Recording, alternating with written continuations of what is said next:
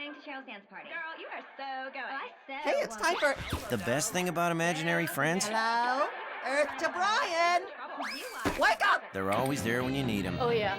And you get a new one every Friday night.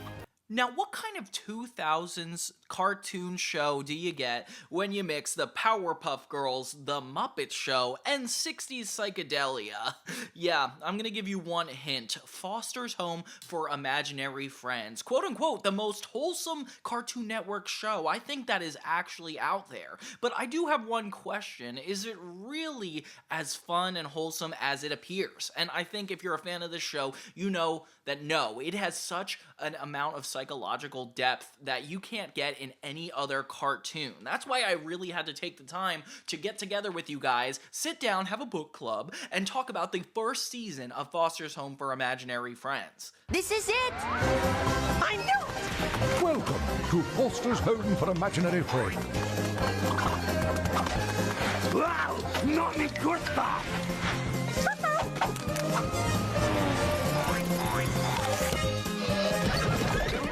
Whoa, watch the eye. Thank you. What's up, everybody? It's Johnny 2000, focusing on 2000s movies, media, and so much more. And aside from my main channel focusing on teen shows, I also want to make cartoon-related shows. That's why I created Johnny Toons, a channel that actually focuses on all the cartoons I like to watch and do the retrospectives I wanted to do. Now, before we start with Foster's Home for Imaginary Friends, we actually have to talk about how it was created. Craig McCracken, who also created the Powerpuff Girls on Cartoon Network, was inspired by a pet adoption agency when he was going to adopt something from the animal shelter, and it made him realize that maybe a show about imaginary friends could be really cool, and also allow some really trippy poster design animation. Something in similar vein to the Muppet Show when it comes to character-driven comedies, like focusing on the individual. Now, Craig McCracken was very hands-on. He directed, executive produced, and story edited this entire show. They have the same sound designer from the Powerpuff Girls, which is probably why a lot of this show feels very familiar. And he describes this as psychedelic ragtime, which is kinda cool. The show premiered August 13th, 2004, and it started as a 90-minute special, a 3-part episode when it really comes down to the production order of it all, which is actually pretty close to what the Powerpuff Girls did. They started with a 90-minute movie as well, but theirs was theatrical, so then they went to series right after, and Foster's did that similar. And this premiere was actually one of the highest rated Cartoon Network premieres from the time. They had 18 shorts produced from 2006 to 2007 in addition to their 6-season run. And there is a reason that Foster's made such a long-lasting impact on this channel. So let's get started with the pilot episode, the first 3, and then just go on through all 13 of the first season. If you guys like this video enough, we could definitely jump into the second and even further, but I really wanted to jump in where it all began. Okay, so we start off with Mac's original home life, something that you probably forgot about if you remember the series for what it would later eventually be, but they actually had a really humble beginning. Bloo is Mac's best friend, but it doesn't matter because he's suffering because of his brother, Terrence. Bloofus? Bloofus? His name is Beauregard Q. Kazoo, and you know it! Terrence is just all around a bully, rude, and doesn't like Bloo, so nobody really wins until Bloo steps up and throws a vase just to assert dominance, and this actually works against him. When the mom comes home, it seems like Blue's gonna get in trouble, but really Terrence, she could see right through him, so luckily the mom knows what's up. But she still has a point that maybe Mac is too old for an imaginary friend. Oh my gosh, that was quick. This part breaks my heart and Blue's heart as he listens in, and it is so tragic. It almost feels like abandoning like your best friend and having it be your mom say it, like she's the one with the boundaries. That's really depressing. So Mac has to figure something out. Bloo is just pretty much devastated. He doesn't know what to do with his life. Because, Mac, you're 8 years old, and you still have your imaginary friend. So what? Lots of kids have imaginary friends. So later that night, Bloo is clicking through the TV and finds a commercial for Foster's Home for Imaginary Friends, a place where imaginary friends could go and be safe and comfortable. Then come on down to Foster's Home for Imaginary Friends, where good ideas are not forgotten. So he takes Mac to it the next day, and right away we get introduced to Mr. Harriman, who is this uptight stickler bunny that just likes to create rules and live structured lives. I mean, I don't know, he's a very OCD character. The head of business affairs at this facility, and am in no way a butler or any other member of the service trade. Next person to meet is Frankie, who is actually the caretaker of the house, and, you know, this teenage girl that just kind of looks after everybody, and her and Mr. Harriman do not get along. Man, one of these days. And she's pretty abused in this role, honestly. It's not fair. You feel really bad for her. Then we meet Wilt, and that's a fun experience because he's super friendly, a people pleaser, and that becomes his personality trait literally throughout the entire show. Well, yeah, I used to, whatever. Hey, how about that tour, huh? He gives the guys a tour, and this is where you get super excited about Foster's home because the house itself is like the biggest character, making a lot of impact and excitement. That's when we meet Coco and understand that she only speaks literally the words Coco, kind of like a Pokemon when you think about it. Yes. Yes. Yes. Yes. Yes, please, with marshmallows. And she joins them too. We don't meet anybody else yet, but Eduardo is definitely meant to come into the series eventually. First off, they keep asking about a scary monster that might live in the house, and that's Eduardo pretty much. But he doesn't really come up quite yet. We meet Duchess, which is the worst friend in the imaginary friend's house. She almost is like the antagonist, a comparable to Terrence type of character, a bully, if you would say. And this is just a testament as to how good the music is and how it works with the animation, because they put a lot of timing into both. From the Swiss Alps, just do it, do it, do it! What do you want? Get out, get out, get out! Mac and Bloo end up getting in danger when Wilt shows them the most dangerous imaginary friend in the whole house. And this is like where the stakes are raised the highest, where there's actually full-on danger to be noticed.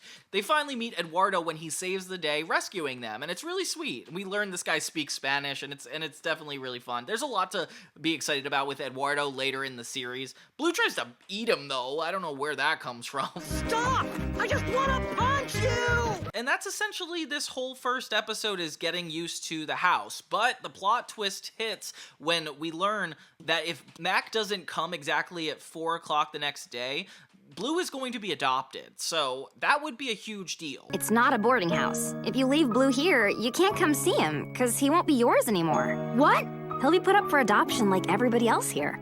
Mac doesn't really have a choice, though. If he brings Bloo home, he's just gonna get kicked out again. So, like, what does he have to do about it? So Mac is told he's gonna come back to Foster's the next day. That's when we get Terrence into the mix in the second episode. The second episode's really cool, too, because it features Bloo with his first day at Foster's, like, without Mac, and it's very lonely. Like, he's not used to it at all. So I like that they actually give the character time to, like, reflect on what this new house is gonna be like, how scary it is, and, you know, he even has a picture of Mac, which is so sad. The next day, some people come by to adopt one of the friends, and this is where it gives me, like, orphanage vibes, where it's like the parents could come in and actually meet the imaginary friend. I like that it's more based on the kid and what they want, and of course, this kid's a spoiled brat. And whenever she tries to create one of her own, she gets a headache!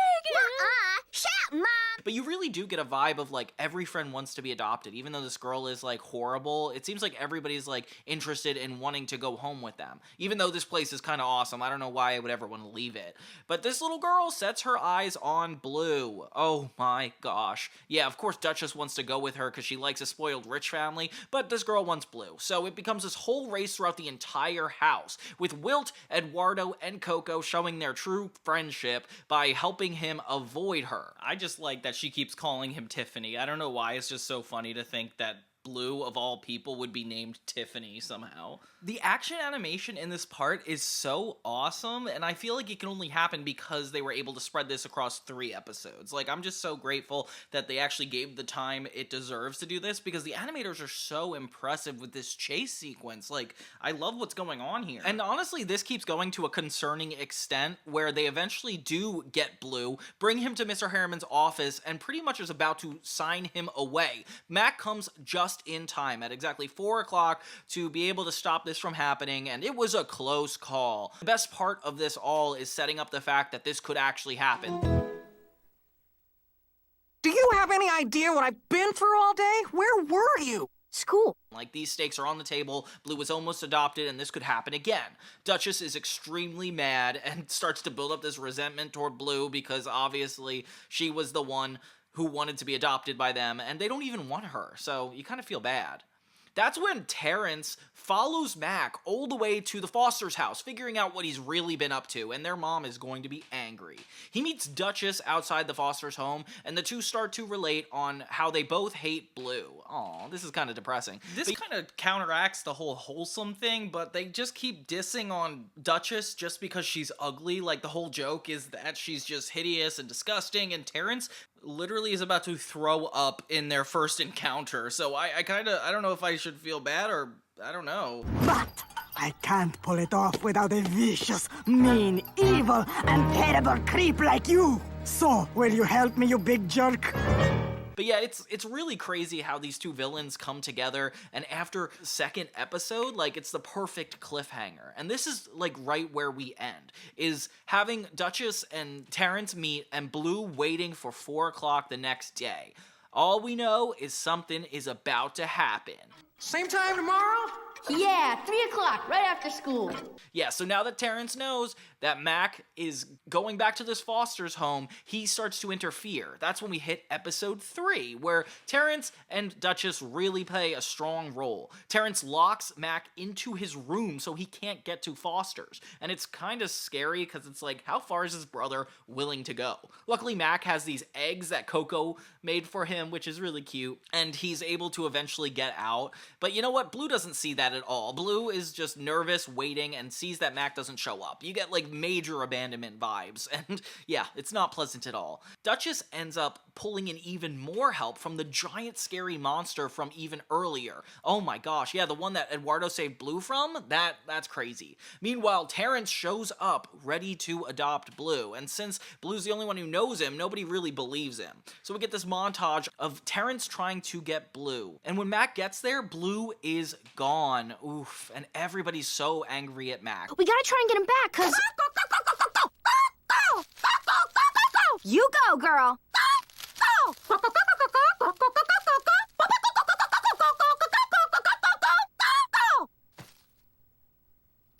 Which, by the way, you guys couldn't have just waited for an explanation. Like, you don't think that there's a reason he came up extra late. They literally try to tell him off for, like, the longest time, and it's like, guys, just give him a chance to talk. That's when they learn exactly where he's at. Duchess and Terrence took Bloo and this giant evil imaginary friends to the junkyard, and they're literally gonna kill him. Oh my god, it's scary at this point. The stakes are so high. It's even worse than him getting adopted. It's like him about to die. So the imaginary friends team up and go to the junkyard. All the people that, like, got to know him, and it's really sweet seeing them team up like that. Mac leads the way, and you know what? Things get really scary for a moment because there's bombs being thrown, everything. But every friend gives something to contribute that helps them get away from either Terrence, Duchess, or this giant monster, which, by the way, looks like a chain chomp from Mario. Like, look at that. Chain chomp from Mario or Pac-Man. Which one do you choose? They look like both.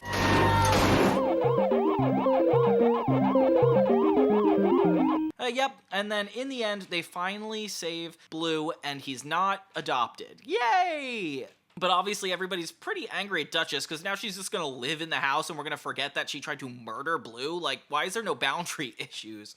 And we talk about Madame Foster throughout this episode, the woman who created this house, like why she created it, to have friends, and it's a very inspirational story. We get to meet her at the very end of the episode, and despite knowing that she's like this crazy kook that we get to meet later with the funniest beats of all, she just comes in pretty chill here. Madam Foster, you're alive! Huh? Well, of course I'm alive. What do you think? Well, just that I've been here a few days and I never saw you, so I just figured. It takes me a while to get down the steps, okay? I am old! And she kind of has this, like, powerful presence that when she comes down, she's, like, just able to get whatever she wants. And I don't know, there's something bold about her. I kind of respected her at this age.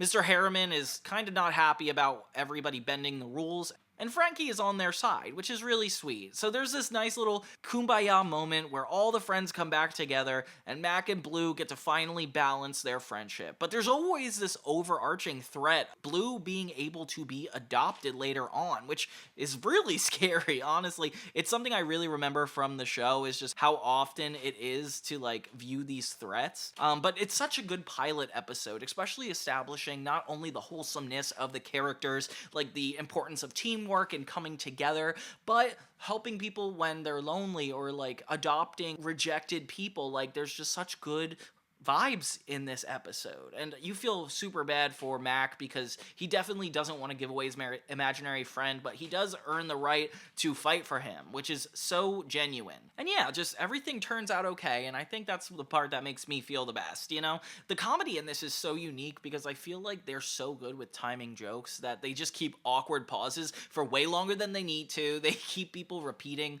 obnoxious phrases more often than you expect. I guess the child is quite bright. Oh, yeah. See? Totally. Yep. Muy bueno. I'll say. Ah. Sure is. It's true. Right. And like, I don't know, it's just a really good way of having its own identity aside from any other Cartoon Network show. So yeah, we got some good characters and a good start. Counted as our first 3 episodes of season 1. It's very interesting because Craig McCracken also created the Powerpuff Girls, and you just know that he's so good at doing these movie arc story starting episodes.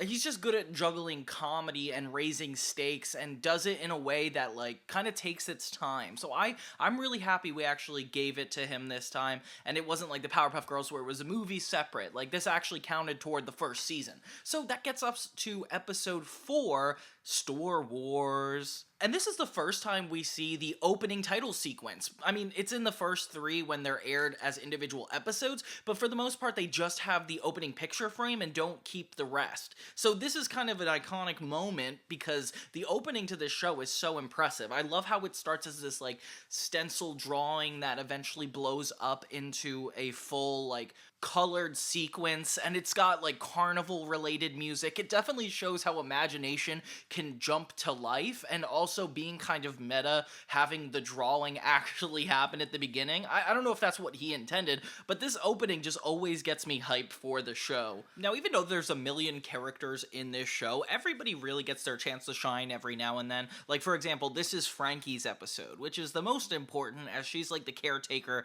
of this house. And not only is it funny watching her keep everything together, just like seeing her anger come out in really crazy ways just makes her such a flawed character in a really relatable sense. Also, having Mr. Harriman always breathing down her neck. Neglecting my...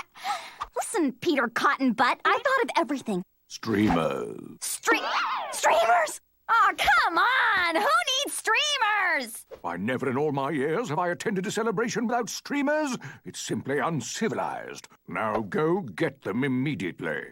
Like, it reminds me of a teacher watching you as you're taking a test. Like, stop breathing down my neck. I'm just trying to ace this. And this guy's ridiculous. So she's setting up for this birthday party, and Mr. Harriman's like, go get streamers. You have a half hour. Oh my gosh. So you get a half hour for the episode, and it also works in Frankie's time, which doesn't seem super realistic to me. I don't even know if she can get to the mall in that time. But basically, she seeks out to get these streamers with this extremely complicated deadline. And now we get to see her true struggle. And this is when we start seeing Bloo become even more difficult. Like, he just gets more difficult throughout the show.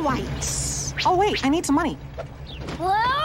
But he's like insistent on tagging along, makes her wait while he gets money. Then he starts inviting people, and next thing you know, all of Foster's just somehow wants to come on this road trip to the mall.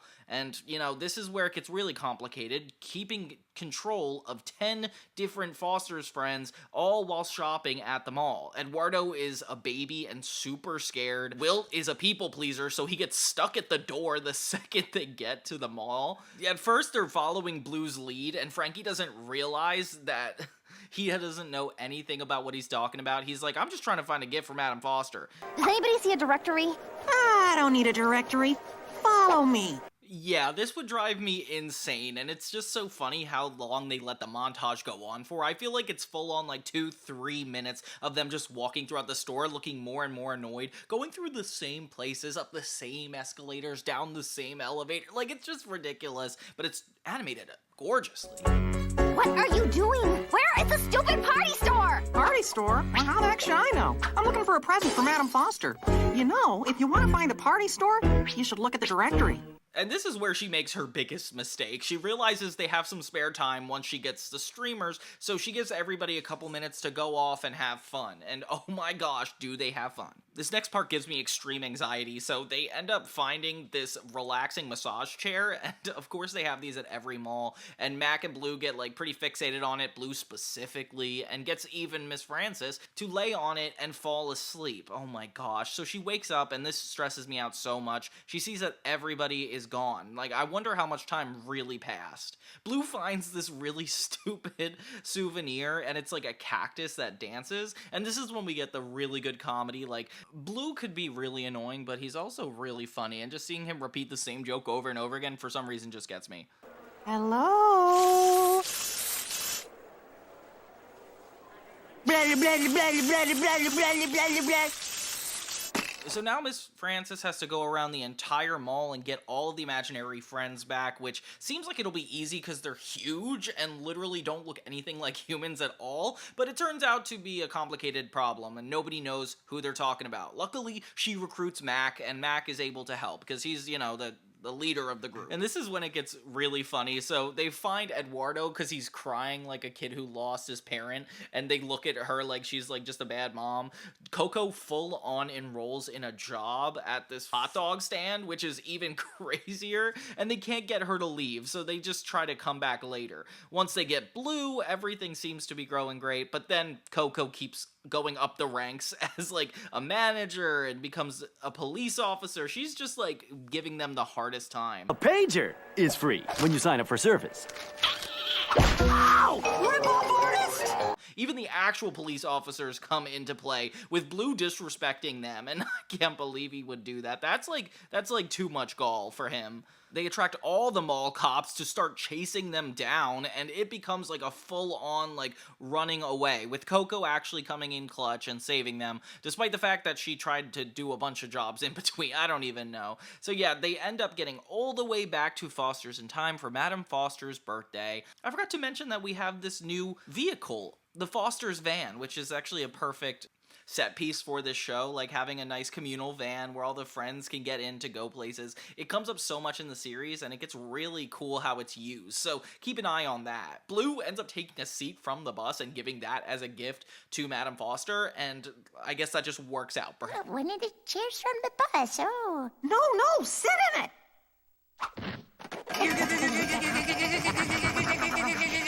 All around, this episode is so funny, because seeing how the friends react to people and how people react to them in this world is just kind of necessary, I guess. How police get involved, how the mall works, like even Frankie and like her relationship to the outside world. Like, she seems like she's just stuck in this house all day. I don't know if she like has an identity outside of this, but you know, it's just cool to see everybody in context, especially so early in the show. We keep seeing everybody waiting for this mall trip to be over for Madame Foster's birthday, and it's so funny watching them just be in silence. All around, it's nice to see that, like, the Foster's house is, like, very communal, like, they celebrate the Madame's birthday, and they can't go out in public. I mean, that's all you need to get from this episode, really. I just relate to the relaxing massage chair part. I think that's the best part of this whole episode. The next episode is a Bloo-related episode, episode 5, The Trouble with Scribbles, and this is one where the curiosity gets the best of Bloo. Bloo is already an obnoxious character, not even like willing to contribute with chores around the house. Even Miss Frankie is kind of getting fed up with him. Quit it, Bloo. What? I'm just trying to clean. Spring air freshener isn't cleaning. If I were Mac, I would like try to talk sense into him because, you know, that's his imaginator, if that's really a word. And yeah, I don't know, I feel like he's just crossing a line. There's a door that basically says, stay away, do not open, and of course it piques Bloo's curiosity. He throws a tantrum, desperately wanting to see what's inside the door, and oh my gosh, he is so annoying sometimes. Secret doors, who needs them? What do I care about silly old secret doors and the unparalleled delights they keep hidden from the world? Let go, man! Asking other people in the house if they know what's up, and everybody starts acting really suspicious. Honestly, the more he talks to other people about it, the more I become suspicious, because I'm like, yeah, what could be behind that door? Curiosity did kill the cat, and it killed Johnny 2000, trust me. So Bloo starts having like really weird fantasies about what it would be like to open this door, and a whole dream sequence even comes into play. So in the middle of the night, Bloo sneaks out and finally gives into his desires and opens the door. Then there's a bunch of little scribblies everywhere, and it floods the entire house. Oh my god. The next day when Mac's over, he sees that Bloo unleashed a travesty across the entire house. And honestly, I don't know what these scribbles are, but they're kind of gross. Like, something about it screams ew, and it's not like an existing thing. Like, I can't even figure out how to categorize what these scribbles are. I just think they're gross. Where is he? What? I told you not to open the door. So sure it was me, are ya? So Bloo gets pretty fed up with them, which is kind of ridiculous because, of course, he was the one who did this whole thing, and now he's just complaining about it. Madam Foster kind of sheds light on this whole situation, and we get backstory. Apparently, this was something that Madam Foster created when she was little, like thinking of a bunch of scribbles, so they had to keep it in this closet. Next thing you know, Bloo and Max start being all justice and think that these scribbles deserve to have just as much space in the house as the imaginary friends. Freedom! Freedom! Mac! Go! Let him go! Let him go! This only gets Mac and Bloo into further trouble and punishment, which they should just be grateful that they're letting Mac stay here. Like, Bloo should be adopted, honestly. So the scribbles start showing promise of being, like, really awesome and caring and doing chores for them. Oh yeah, I guess awesome and caring don't matter as much as that. So they start helping out all the friends with all the chores, and next thing you know, things are just getting done on their own. So instead of everybody in the house, like, actually doing their chores, everybody starts becoming dependent on these little scribbles. And it kind of reminds me of, like, iPad kids. Like, everybody in the house becomes so spoiled with how they're being treated, and now even the rocking chair guy gets this chair rocked with scribbles. Like, I can't believe how far it goes. See? I don't know how I ever live without them. They're fantastic.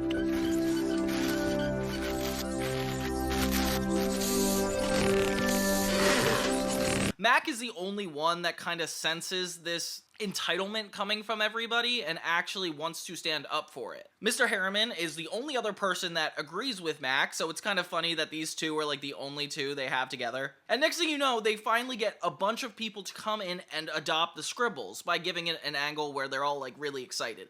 Then everybody gets pretty upset because, of course, their working buddy is all getting sent away to nice and friendly homes. How am I supposed to not do anything? Low-key, I do feel bad for Frankie because I feel like this is the first time she ever got any help at all, so like, maybe she of all people did need the scribbles. Sorry guys, but they all have to go. They do, however, find out that one scribble is left behind. Please, please, please, please, please. Please be the toilet scrubber. Please be the toilet scrubber. Please be the toilet scrubber. I love episodes that emphasize character moments like this. Like, Blue's biggest issue is just not being able to listen to other people and seeing how far it gets him into trouble, and then it later becoming Mac's problem. This show's really good at juggling multiple character goals at once, because it starts out not being about Mac, but then becomes about him and his goal. I don't know, it's just interesting the way the writers do it. It almost doesn't feel like an ensemble show. But the sweetness of Mr. Harriman being Madam Foster's, like, original imaginary friend is very cute, and I feel like the backstory of her being the one to have got this whole thing started way back when is really insightful, because, you know, she ended up opening a whole house for adopted friends. Like, this is a really cool idea. So, of course, Bloo, like, having done this mistake, maybe it's a good thing. I don't know. Oh, God, I don't know. The next episode is another rule-breaking episode, believe it or not, but this time it actually switches to be about Mr. Harriman. Episode 6 is called Busted, and yeah, this is actually on The Sweet Life of Zack and Cody. They break a statue, but this one is very different in the way it approaches it. So we start off with seeing how unbearable Mr. Harriman can be. Like, honestly, I thought he was bad to everybody, but Frankie has the worst of it. He's condescending, he makes her do so many ridiculous things for no reason. I can't tell if it's like his OCD or if he's just straightforward hating her. No, Miss Francis. You are to towel dry all flatware so as to avoid unseemly spots. He doesn't seem to have an opinion about her outside of the rules, so I don't get why he's so rigid, but it's just so disrespectful at a certain point. Of course, Bloo is the most irresponsible out of everybody in the house, so he's gonna have to be targeted, and Mr. Harriman does not let it go. He makes him make his bed multiple times, he makes him tuck it in right. If Bloo knew how Miss Frankie dealt with all of this, I don't know if he could live. Like, it's so crazy how many rules Mr. Harriman has. So Bloo, like, doesn't even know what to do anymore because he's just breaking every single rule. But not only him, like, everybody in the house is getting super fed up because he's just crossing a line, which is kind of crazy because I feel like he's always crossed this line, but it must be going too far this time. There is a rule about standing... Oh, no, there isn't. Very well, carry on. So he tries not to do anything. When Mac visits him, he's like, I'm not gonna do anything, I'm not gonna get in trouble again. Totally like a kid thing to do. Like, if your parents give you 2 rules or punish you too harshly, you like try to make a point. So everybody kind of questions him and sees how he's doing, and Bloo accidentally breaks Madame Foster's statue of her own face. So yeah, as if we thought Bloo was in trouble before, he is screwed now. And of course, Mac, Coco, Wilt, and Eduardo want to help him kind of cover this up because they're good friends. I'm going. I'm packing up. I'm heading out. I'm making history. Hold on there, Hobo Joe. Maybe we can do something. Fix it? How? They make a new attempt to try to fix the statue, all while getting this past Mr. Harriman so they don't get in trouble and or even kicked out of the house. I feel like it's just hard because Mr. Harriman is bullying Miss Francis all the time. And I'm sorry I keep calling her Miss Francis or Frankie, because it's like, I keep thinking from the perspective of Mr. Harriman, and it's honestly very confusing to me. So they try to use toothpaste to put the bus back to normal, and surprise, surprise, it doesn't work? So Bloo makes an entirely new statue out of soap, and I don't know the plan on this one. So they take this soap statue all through the house and try to get it back to the bust in the parlor. But there's a bunch of imaginary friends, and it happens to be everybody with water, which is actually what would ruin the statue. The only possible thing. It's so funny. They even go so far as to ask Madame Foster herself. Thanks for helping out, Madame F. You rock. Oh, aren't you sweet? Now come on, lay it on me. To just wear a bunch of powder and stand there just so they don't get in trouble. And I feel like they should be hiding this from her. Like, why are they worried about Mr. Harriman more than the actual woman the bust is based off of? And she just like stands there and even blows a raspberry at Mr. Harriman, which is kind of a power move on her part. I just love Miss Madame Foster. She like gets better and better the more we see her. Bloo? What? Madame Foster? What about her? All she's got to do is sit there very still, covered in flour for the rest of her life. But obviously she can't stay there, so they need a real, legitimate solution. Later, Frankie accidentally busts them before Mr. Harriman, and everybody's like super guilty. They're scared that they're gonna die, pretty much. So they actually take Frankie and throw her in the closet. Oh, okay, yeah, this is where things go way too far. Things were wrapped up a little too much. So they end up getting an entirely new statue. In the end, when Mr. Harriman finds out, he doesn't even care that much. He just goes back into the office, gets another statue, as if there's like 100 of them and it's not worth anything. And yeah, Bloo ends up knocking that one over too. Mr. Harriman gives Frankie a broom to clean it up, and I guess the moral of the story is that Frankie is the most underrepresented character here. Like, Bloo did all of this, ran all throughout the house, and he still has the nerve to pick Frankie out of the crowd and just bully her. Like, I swear, this is not a working relationship. This is one of those things where it's like, they have to move on, because that's not nice, Mr. Harriman.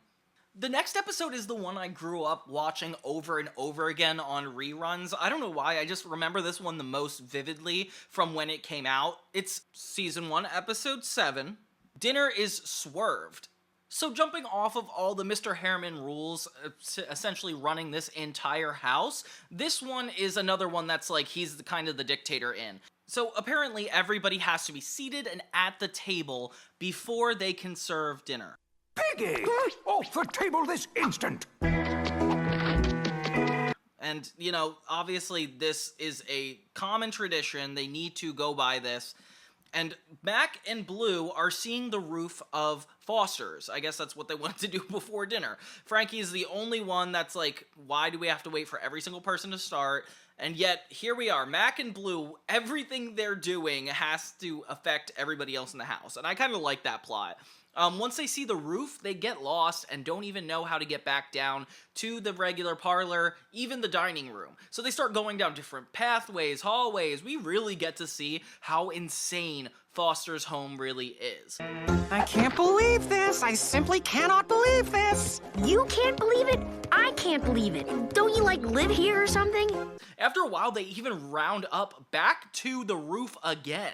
After jumping through this vent system, they end up in the laundry room, which you think is like, okay, maybe they're gonna get back. But no, they just have to use the clothes to trace their steps because they are that lost. And there's just so many different staircases. Like, I don't know how they, like, mark their spots. Wilt, Coco, and Eduardo actually care enough to go looking for them, which is kind of funny. Obviously, they're still waiting downstairs to eat. Miss Frances is getting starved. Meanwhile, Madam Foster is actually taking the food under Mr. Harriman's neck and actually feeding people, and so they have to just pretend like they're not eating. It seems like this is like a normal occurrence that Mr. Harriman is that strung out for power. So they keep looking throughout the house, and they can't find Mac or Bloo. Eventually, Mac and Bloo find Duchess, which is surprising, because she was a huge villain, and now she's just like a one-off character. It's just kind of funny to think about. Yeah, pizza pick out. I'd like to order 12 extra large pepperoni pizzas with extra sauce and extra cheese to Foster's home. Yeah, that's a place. Thanks. Ha! Take that! Not so smart, are you? That's right. Who's got the brains, baby? Uh-huh. Tell me, genius, if you don't know how to get downstairs, how will you answer the door when your precious pizza's arrive? And they end up back on the roof again. Oh my god. The adventure only gets harder as they put a mattress down outside the roof for Mac and Bloo to jump, which, by the way, scary as heck. I can't believe they're even considered doing this. And so they jump all the way down and basically are jumping back up to the top of the roof. So they have to start their adventure all over again. And they get woozy this time. They see an imaginary friend and start imagining it's a drumstick because they're so starved. And this guy is actually a drumstick, which is kind of funny. And he like tries to stand up for himself. We kind of get like a little side character here. Meanwhile, Mr. Harriman is still keeping people hostage at this table. And oh my gosh, Mac and Bloo are going full on insane. Eventually, they finally get back down into the main lobby and finally get back for dinner. But everything has been eaten. Oh well, I guess they don't get their food, which is actually fair. It's karma because they're the ones who made a mistake. I don't know why they made the whole house pay for it to begin with. And yeah, the drumstick guy eventually gets away, which I guess that's like his freedom arc. So funny. And yeah, we learn a lot more about the layout of Foster's home, and honestly, this is when the show got super exciting for me, because I just realized how intense the possibilities are of this place. Like, are there like 100 floors, 50 floors, like what? And I just remember being so curious, like this was one of the first episodes that aired, so of course I was like so into figuring out what went on. And of course Mr. Harriman just has to be like the main antagonist for most of this. Like even Duchess is shown in this episode, but she's not that like negative. It's only Mr. Harriman. And poor Mac getting roped into all this, like he just wants to go home after school. Come on guys, let him live. But yeah, that's Dinner is Swerved. This next one is really fun because it's actually about Mr. Harriman's demise, essentially. It's called Worldwide Wabbit. It's episode 8, and oh my gosh, I can't believe they include viral videos. Like, it's so early for the time. This is what, 2003, 2004? And you could tell it's that old because of the format, the way they look at the internet. Frankie's the only one who really knows how to use it, and Bloo and Mac are just amazed. It's so funny to think of how new it was at the time. Mr. Harriman is going too far once again, bothering Frankie over and over again. And this is actually going to help people get adopted, which is kind of a cool idea. Frankie is going to record interviews with a bunch of the friends, but she gets forced by Mr. Harriman to do something else, so they leave it up to Mac and Bloo. But we get a little reference to Mr. Harriman's lore here, so we gotta put that in. I'll never understand why my sweet, lovable grandma imagined that stingy stick in the mud. Look, I gotta go do this frame thing. Will you get the interviews for me, Mac? And we get a bunch of imaginary friends that we've never seen before, and honestly, they're kind of cool. Like, what the heck? These guys are awesome. Too bad they don't get, like, enough screen time. And of course, Bloo has to be the human version of a meme, honestly. Like, he just keeps messing up with all the background. They end up accidentally recording Mr. Harriman and Madam Foster, and Mr. Harriman is so embarrassing. He does this thing, he does like a dance routine for Madam Foster, and it's kind of sweet, but very embarrassing, and they get it on video. Hippity, hippity, hoppity, hoppity. My tail's quite fluffy, my ears are quite floppity.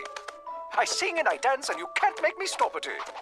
Which is so funny. Obviously, they've got gold here, and when they show Frankie, she is obsessed, and she's like, this is finally my payback. And I don't know, it just gets really scary, because it feels like blackmail pretty quickly. And Frankie gets a little obsessed with power, having Mac be the one to actually calm her down a little bit. But yeah, it doesn't work. She just gets too obsessed with revenge, and once Mac walks out of the room, she shows Bloo that she actually has extra copies. So Frankie and Bloo working together is very interesting. I mean, they're both opposing Mr. Harriman, so that would make sense. But yeah, Mac realizes that everybody in the house somehow has access to this, and oh, of course, it's Bloo. Bloo is charging people to watch it, which is so funny. The most amazingly hilarious spectacle of a lifetime. Bloo, what are you doing? What? Oh, nothing. Eventually, Mr. Harriman comes in, and they are worried they're gonna just get in trouble. But Frankie hides it, and they get away with it. So that's kind of a good situation. And she can't stop laughing at Mr. Harriman because of the video. It almost like ruins his reputation for everybody, honestly. I would say that raised chickadee would be more than quite befitted to the expanding waistlines of the residentity. That is all it is.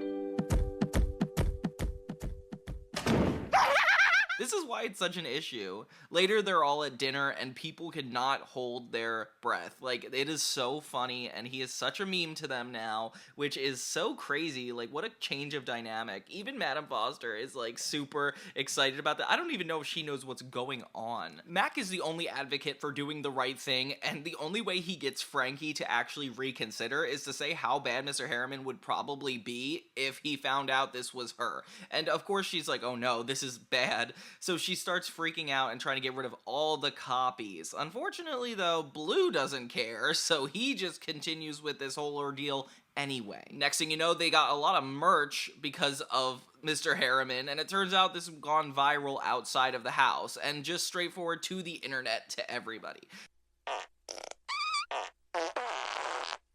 Hey, here's a new one.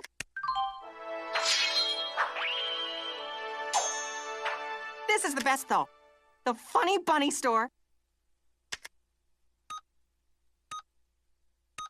And I linked the whole site to the Fosters homepage. So now Mac and Frankie basically have to find a way to get this off the internet, which, oh my god, it's so hard because of all the merch and everybody is obsessed with Funny Bunny. And it's just crazy, like, even Madam Foster just doesn't have any influence over this house at certain points. It's, like, crazy. So they try to hide all the merch so Mr. Harriman doesn't see, but you know what? It becomes way too late. And after they all act super suspicious, he definitely catches up on this fact. They play hot potato with one of the merch so Mr. Harriman doesn't see it, and eventually just is screwed when the camera crew shows up to Foster's. Yeah, I don't know how they're gonna hide it at this point. Excuse me, can we get an interview, Mr. Funny Bunny? Mustard and Waldo! It's basically a race to hide everything, and it doesn't work. Mr. Harriman sees it on TV, and he becomes furious, and it's so crazy to see everything go insane. Everybody's blaming one another, and yeah, Mr. Harriman is just so furious, throwing away everything, and you've never seen him this mad. He is just, like, walking in pure anger all throughout the house, and it's like, what is he gonna do? Oh, he brings out a camera and tries to catch Mac and Bloo embarrassed, but it doesn't work. We'll see how you and your creator like being recorded at your most private moments. Go! So yeah, next thing you know, he's just being interviewed by thousands of cameras and he does not know what to do. Of course, he's like the viral moment. It's very Britney of him. They even get the whole news crew to corner him and he is like having a panic attack. I don't know why, this would be my worst nightmare too. Until he realized that actually people adore him and they're gonna buy from Foster's a lot more, so it's actually a net positive for everybody, which I guess the moral of the story is that internet fame could be good? I don't know. So everybody begins hopping off, and it's just a positive ending for everybody, except for Frankie once again. Mr. Harriman gets all this power, he even releases another music video. My name is Mr. Harriman, and I'm here to say, a hip hop, a hip hip hop. I rip and I rap and I just can't stop. I have great big feet and ears that flop. To help your mom, you can sweep them off. And, of course, Madam Foster loves this, and everybody else is just super uncomfortable as he gets into it. So yeah, it ends on a very positive note, I would say. Okay, for the next episode, we have Very Scary, and this one was a really fun one when I was growing up. It's essentially somebody having a crush on Blue, and how that pans out. Spoiler alert, not super positive. It starts with everybody in the house watching The Love and the Loveless, like even Mr. Harriman's watching it, and Blue's whole thing this episode is just trying to play with this paddle ball and beat a record. And honestly, it's kind of funny, like, look at this. One.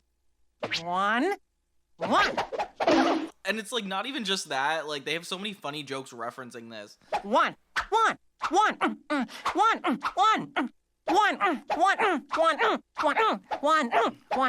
The doorbell rings and a new friend is coming to Foster's, a friend that's pink, and this little innocent girl that keeps saying, I don't want to be a burden, which is actually really funny. And Frankie lets her in, but she immediately has a crush on Blue.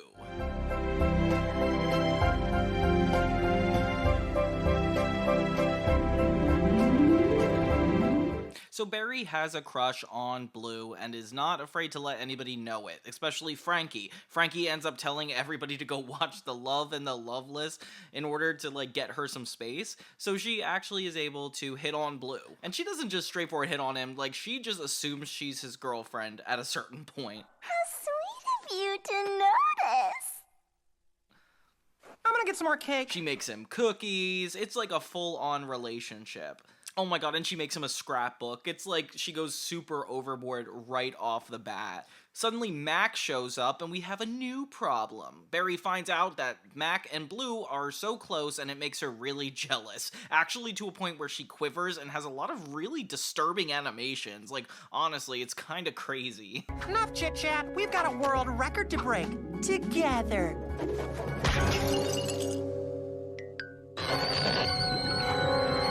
So meanwhile, Blue and Mac are trying to beat a world record. It's the ping pong one goes first, and Barry ends up breaking the entire paddle just to mess with Mac. And honestly, she looks like she's trying to physically hurt him a lot of times. She's like so jealous and keeps getting more and more disturbed. Honestly, it's kind of funny if I wasn't worried about Mac's well-being. Eventually, she just tells him straightforward, like, stay away from my boyfriend, and it gets really weird. You're Blue's best friend. I know Blue's feelings for me could only ever be a fraction of what they are for you. I mean, some might say you're really cutting into my time with Blue, just as I'm carving out a nice little niche for myself, but not for me. I'd never say that. Crispy Rice Square? So she ends up confronting Blue and saying that Mac is the only thing getting in the way of them breaking a world record. And oh my gosh, what a manipulative thing to do. So Blue actually turns on Mac and confronts him and decides to do this all without him. So now he's working with Barry. Oh my god, they see Terrence watching The Love and the Loveless. That part is the most random out of all of these. Then Mac realizes that Barry is out to get him and I guess decides to go back to Foster's. Meanwhile, Blue has completely changed. He's like a boyfriend now, has a sweater vest. And Barry ends up making the huge rubber band ball that the two promised to do together. And it's kinda sweet, I think? Yeah, right as they're about to put on the final rubber band and break the world record, Mac swipes in and cuts the rubber band, actually making this girl fall, which I didn't realize this was like a death match. You may be selfish, you may be self-centered, you may have even sold me out for a giant ball of rubber band glory, but you'll always be my best friend. Later, he has a speech apologizing to Blue, and she gets screwed. Attached to the rubber band ball, they finally break the world record, and she just gets crushed by the rubber band ball. It kind of ends on a very dark note, with her riding off into the distance, but hey, I guess she's a bad person, so it's okay? Yeah, the episode ends with a newscast saying where she ended up, and yeah, that's kind of it. Bloo doesn't care, and that's just where the episode ends, so Mac did all the work this time. I just feel like Barry is the highlight of this episode. Like, having her switch moods at, like, the flick of a dime is just so funny. And sure, she's, like, a very manipulative character, but does that mean she can't come back on the show? Like, she's not really in an episode beside this one, so it's kind of sad to think about. I feel like she played such a vital role in this, because nobody's ever liked Bloo before, or at least on a romantic level. And just seeing him transform for her, like, that's such a classic, like, adult sitcom type trope, and having it been done in Foster's Home for Imaginary Friends is all the more funny. All around, Barry is a 9 out of 10 hilarious character, and I understand why she didn't come back, but still, come on guys, this was such a good episode. Not sure if you know this, but animation works differently than normal episode production numbers. Like, for example, SpongeBob has 2 stories back-to-back that make up 20 minutes, and they're called segments, so 2 segments for 1 episode. Foster's Home works a little differently. It's usually 1 episode for the full 22 minutes. And that's, like, very common and normal, except for sometimes these shows will break that rule randomly. Yeah, so this 1 episode in Season 1 actually splits into 2 small segments. The first one being about Terrence and him getting an imaginary friend. In a way, Seeing Red is a Terrence-related episode and is demoted to 10 minutes, and it's kind of funny because it seems like it's from his perspective, as if it's like an art house film, but, you know, clearly he's the bully, threatening his brother, following him to Foster's, so it's no surprise that Bloo ends up defending Mac and beating him up completely. Where you? Get out of there, you! Oh, relax. Now, this only hurt for a second. Why, you... Sorry, let's try that again. That's when he realizes that Mac is unstoppable with Bloo, so he's going to have to do something to come in between him. In fact, he gets so angry that out of nowhere, he imagines up his own imaginary friend. An imaginary friend! Now, must concentrate. Concentrate. And he's so bad at, like, having an imagination, he almost, like, freaks out during it. It, like, hurts him. And then he creates this guy that's named Red, and Red is a giant square that is red, and his sole mission is to hurt Bloo. Terrence keeps trying to give him advice to do so, but he turns out to be too fun-loving, like, very sweet and caring, so every time Terrence makes an attempt for him to assault Bloo... Only hurt for a second. Red, let me give you the grand tour. No, I want to beat him up. I want to be the one to give him the tour. When Red actually tries to hurt Bloo, he starts getting hurt by accident.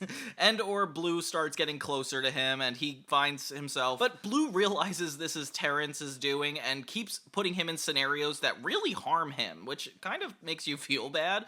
Like even dropping him into a giant fish tank. Oh my gosh. Feed a little fishy food. Big fishy. Feed a little fishy food. Yeah, so this is kind of like a revenge episode, starting out at Terrence's point of view, just becoming Bloo's relationship with this giant red guy. When Terrence finally breaks in because this red guy's not enough, the red guy gets really sad and feels bad because he actually cares about Bloo and Mac. Aw, so he's told off by Terrence and he defends himself. So for the first time, this guy has a big argument. Red not like Terrence words. Red not mean like Terrence. Red not bad like Terrence. And in the end, Terrence runs away and the red guy sees the light and is just a nice friend from now on. Yeah, that kind of felt more like a short than a full episode. Definitely made sense that it was broken up this way. Not much to say on this episode since it was a lot shorter and it was more so commenting on like a parent-child relationship, like expectations that like an adult might have for you versus what you might have for yourself, especially like when you're developing and decide to make your own choices. Like Terrence was clearly taking advantage of this guy that he created. But let's move on to what the next segment is. This one's actually really insane. It's called Phone Home, and basically it starts out being about Wilt saving imaginary friends. It's really sweet. He goes all throughout the town and saves imaginary friends in danger, like this one Bone that's running away from a bunch of dogs. As you can imagine, that's a very comparable position in which this guy is the victim. And yeah, Bloo is not that supportive of Wilt. You know, he's getting a lot of praise for all the work he does. He's so charitable. And honestly, like, I feel like Bloo is just insecure. Like, he's getting his masculinity taken from him. And bring in as many of those needy and abandoned friends as we possibly can. A contest. No. So, what's in it for you there, Wilt, old buddy? A new car? A trip to some faraway and exotic land? Cash monies? No, nothing like that. So he decides to make this a competition, in which Wilt doesn't even want to do, but Bloo insists on it. Whoever brings home the most imaginary friends. And it doesn't even look like Wilt takes this seriously. Bloo just heads out and tries to find one. He thinks a fire hydrant is one, and already you know that this is going to be flawed. Go ahead, stand there all day. See if I care. But when those dogs over there who've been eyeballing you decide to make their way over here, don't come running to me. He ends up finding this guy dressed up as a cell phone willing to promote cell phones, and it's so funny because obviously it's a guy dressed as a cell phone, and this is not an imaginary friend, clearly. But Bloo thinks he is, and he's just stuck in the costume. So Bloo takes him for his, like, charity case and forcibly drags him back to Foster's, in which he expects a lot of praise and hype, but everybody's like, what the heck? Freedom and weep, boys. Take a look at the new friend of the month, me.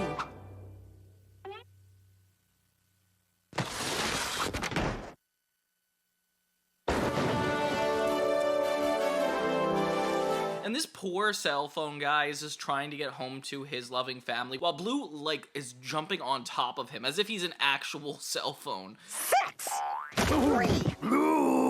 Next thing you know, it becomes like this escape for the cell phone, trying to get out of this new place. And yeah, Mr. Harriman, Wilt, and Frankie come back only to tell him that, hey, this is not an imaginary friend. He runs off into the distance, and finally Bloo's capturing days are over. Oh my gosh. So he didn't even find a good friend. And Max somehow won the competition just by bringing home a little fuzzy green guy. I think Bloo learned his lesson this time, because that's honestly fair. Now, let's go see your new car!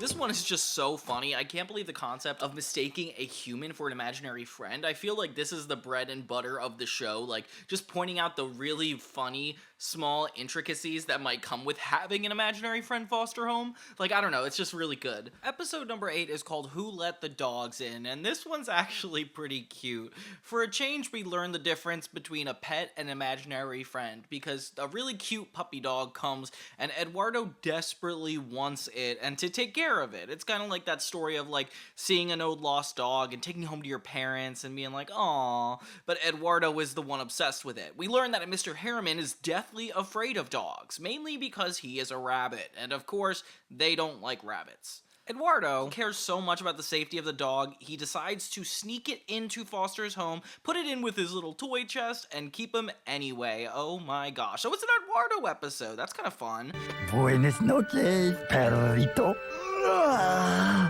He goes missing the next day, so there's a dog loose at Foster's, and Mr. Harriman is immediately on the alert. He doesn't know that the dog's there, but he feels like there is a dog. So now Eduardo has to somehow keep this lost dog away from Mr. Harriman, with using excuses of the other friends. Honestly, there's some really funny bits there.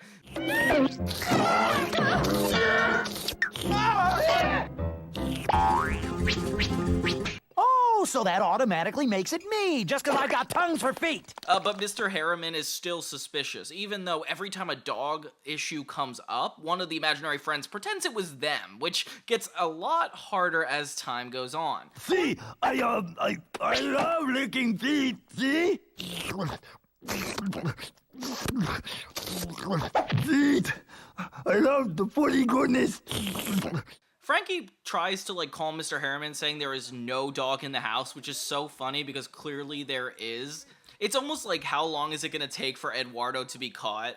There's literal foot paw prints all throughout the house, so I would be terrified if I was Mr. Harriman, and a broken rabbit's head on his desk floor, which is insane, and everybody's freaking out.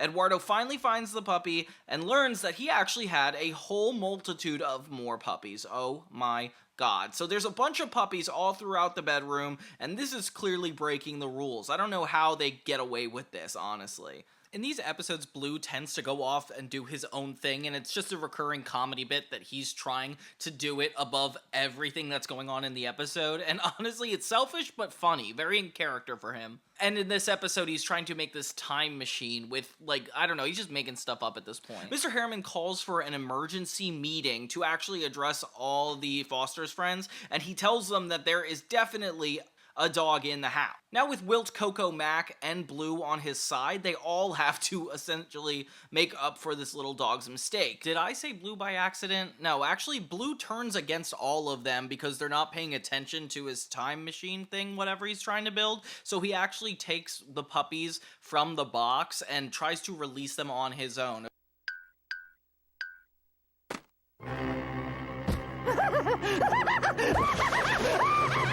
Essentially sabotaging this whole operation. So yeah, right as Mr. Harriman's making a speech about this whole thing, yeah, an actual dog is let loose. Someone has attempted to commit a most heinous and contemptuous act. An attempt has been made on my life! What? What on earth are you— Silence! It's a pretty funny presentation. For most of it, the dogs are actually out running amok already, and all the friends are just covering up for the mistakes, which is just honestly just hilarious. Okay, so oh my God, I don't know how you cover this much up. But then, yeah, at the end, they get out of the box, exposing to Mr. Harriman, and eating him. Or not actually eating it, they just lick him sweetly.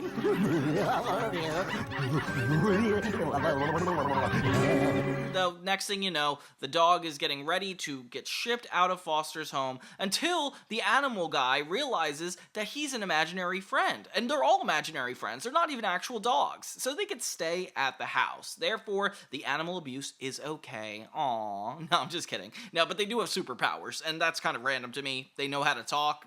Random episode. But it is fun to see the animals and the Foster's imaginary friends, how they get along. Because, like, honestly, I was wondering. I always loved you best, Bloo. I always loved you best too! Honestly, I kind of feel bad for Mr. Harriman. This is the scenario that he was the most vulnerable, and I feel like nobody was that helpful. Now, one of the last episodes is called Adoptcalypse Now, a parody of the famous movie Apocalypse Now, and this one is fun because it's like a whole convention day for Foster's home to get, you know, friends adopted. It starts the episode off with Mac and Bloo laughing at this clown imaginary friends jokes, and it's just so funny. It actually like sets up later for Mac just trying to fit in without jokes, which is heavily relatable.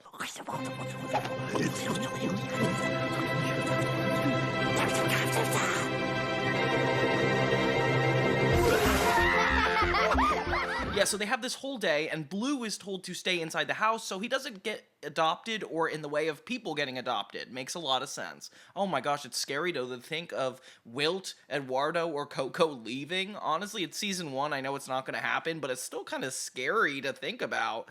Yeah, Mac doesn't know how to fit in with everybody because he doesn't have the right jokes. Relatable. So he just goes around looking for the clown. A pecan pie? My brother? Get it? Well, you just should hear the way Jokey tells it. But then the clown gets adopted. Oh well. And of course this episode is exactly what I started out with feeling. It's Mac and Bloo trying not to let any of their friends get adopted because clearly they care so much about them, they want to keep them in the house. So that's kind of a selfish move, but it comes from an emotionally understood place. Like, I feel like it's kind of sentimental to see it happen. Oh, Jokey's gone and he's not coming back. Of course he's not coming back. It's Adopt a Thought Saturday, the day they come to take all our good buddies away. Now Jokey's off being all jokey with who knows who. So through a series of tricks and full-on manipulation, these friends get lured back into the house, all led by Bloo, of course. And then, yeah, it just gets a little bit more diabolical than you expect. With Eduardo actually getting along with one of the little girls. Oh, it's so sad. But then he's scared, so he scares the girl. Okay, this is actually a lot more negative than I thought it would be. Wilt finds out all of this is going on, and yeah, they just put on the guilt trip. You know, I'm sorry, Bloo, but it's Adopt a Thought Saturday, and well, a lot of our friends may finally have a chance to find new homes to call their own. I know. That's the problem.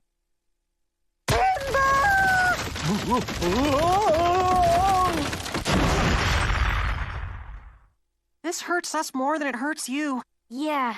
Sorry, Wilt. Eventually, they try an even further trick where Bloo goes out to distract all the kids and just lures them away, which is even more disrespectful, honestly. I feel like they're gonna have a good talking to after this episode.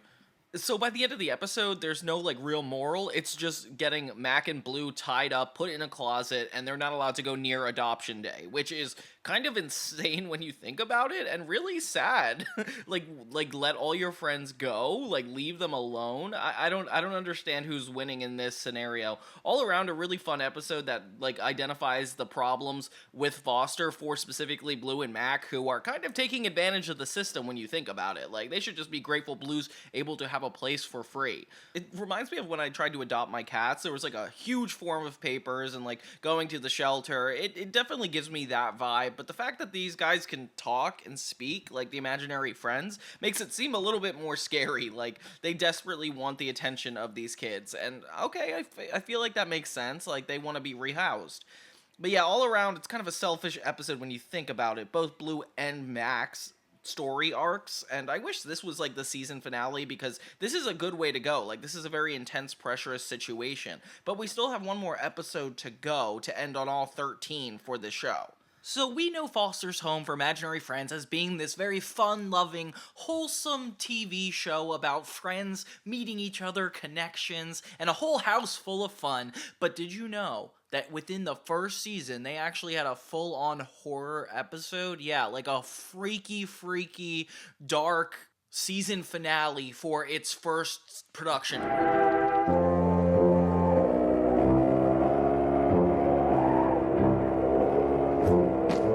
I'd completely forgotten about this episode until I did this retrospective on the first season that actually shed light on why they have this really disturbing episode put out. It's season 1, episode 13, Bloo.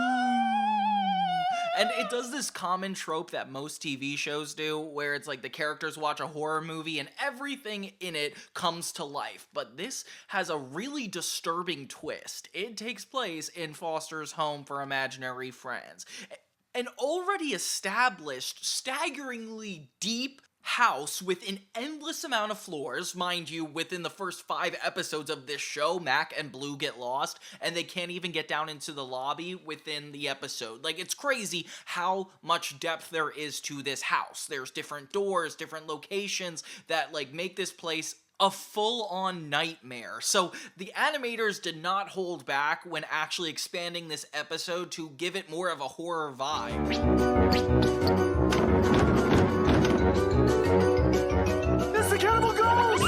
I gotta say, I love it when TV shows do this trope. You know, like the hash-slinging slasher episode of SpongeBob. That was always a classic. Even my favorite show, Shaolin Showdown, has an episode or two that just takes a turn to the horror direction. I don't know what about it is that kids just love being scared and or like horror-related things. You know, like take the entire series of Five Nights at Freddy's for an example. Yeah, see? Exactly. Now let's explore how dark this really gets.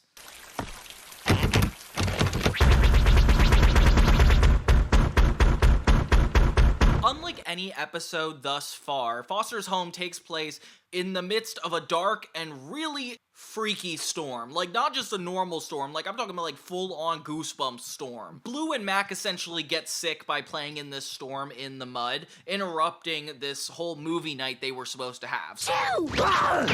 Gesundheit! Thank you. Gesundheit! Thank you. So Frankie ends up taking Mac home because he's clearly sick, and so is Bloo. Frankie drives off into the night in the Foster's bus, which could only need 2 good things. Meanwhile, Bloo is still suffering, having the same issues that Mac had. He's like sniffly, and it's perfect timing because Wilt, Eduardo, and Coco are watching this horror movie called The Curse of the Cannibal Ghost of the Haunted House on Horror Hill.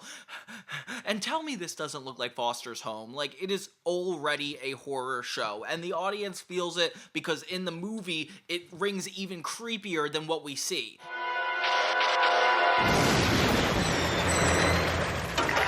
Now hurry on inside and get yourself to bed, okay? Frankie drops off Mac and has this whole scary B-plot of her being stalked by somebody. Yes, like she's driving through the night, the windshield keeps getting foggier and foggier, and honestly, as a viewer, I'm pretty terrified. She essentially drives past this man in a trench coat and swerves to a point where she's pretty convinced she killed somebody, and I am too.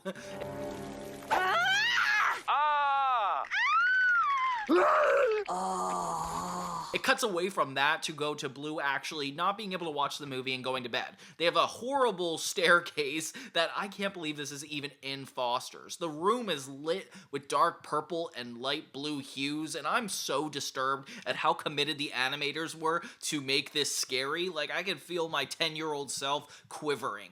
Meanwhile, Frankie is still trying to figure out what's going on and who she hit, and it's not comfortable because we see at the same time this horror movie playing, and it gets really freaky vibes. For the rest of the episode, Coco, Eduardo, and Wilt are pretty convinced that Bloo might be a ghost, mainly because he's pale and sickly now going from blue to just being full-on white, and it's really disturbing. He starts groaning and walking throughout the house, even sneezing, and yeah, he rubs his boogers along the wall, and it's really gross. I don't remember if this is like timed out to be a Halloween episode, but it for sure is not a normal one. Bloo even looks in the mirror and has a conversation with himself. Whoa, I feel dizzy. You gotta get oxygenated. Deep breath, deep breath. Not through your mouth breather, through your nose. Which is downright trippy. I'm being freaked out just watching this. Of course, the show has its comedic moments, as it always does, and I always love that about this show. Frankie is unable to get into Foster's, which is kind of crazy to me that there's thousands of people living in this house, but nobody could let her in. Okay, sure, fine. But she's scared she's being stalked, so clearly this is a very prominent moment. Meanwhile, Wilt and Eduardo can't even find Bloo, just the snot he left behind. And once he comes out of the mist, he is terrifying. Like, Bloo looks like the stereotype of a ghost you expect. A sheet actually does fall on his head, kind of making it even cheesier and adding to the comedy beat. But yeah, it's just about them mistaking Bloo for this ghost and essentially starting this chase to either get away from Bloo or find him. Mr. Harriman ends up coming out, not believing anything that's going on.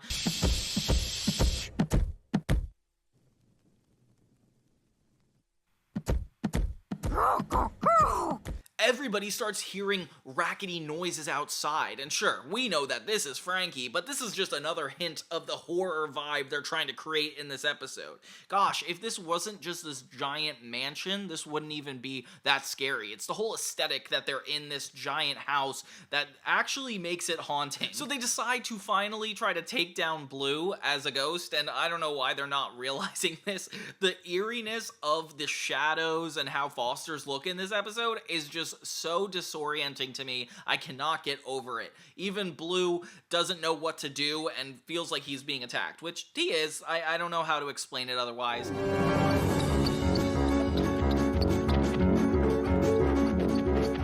Run, Bloo, run. Meanwhile, Frankie actually tries to climb the Foster's home to get in, and that doesn't work either, just causing more disruption throughout the house. And honestly, I'm really scared for her because she could actually be dealing with a stalker. She runs off and trips into the mud, which, if you've seen horror movies, doesn't usually lead to positive things happening. Bloo ends up sneezing over all his friends, and it looks even worse on his part. They try to suck him up, but it just doesn't work. It actually pushes him in the opposite direction, and he looks more and more threatening. I don't know why he's actually worried about being taken by this vacuum when really he's not a ghost, so what does it matter? We have you now!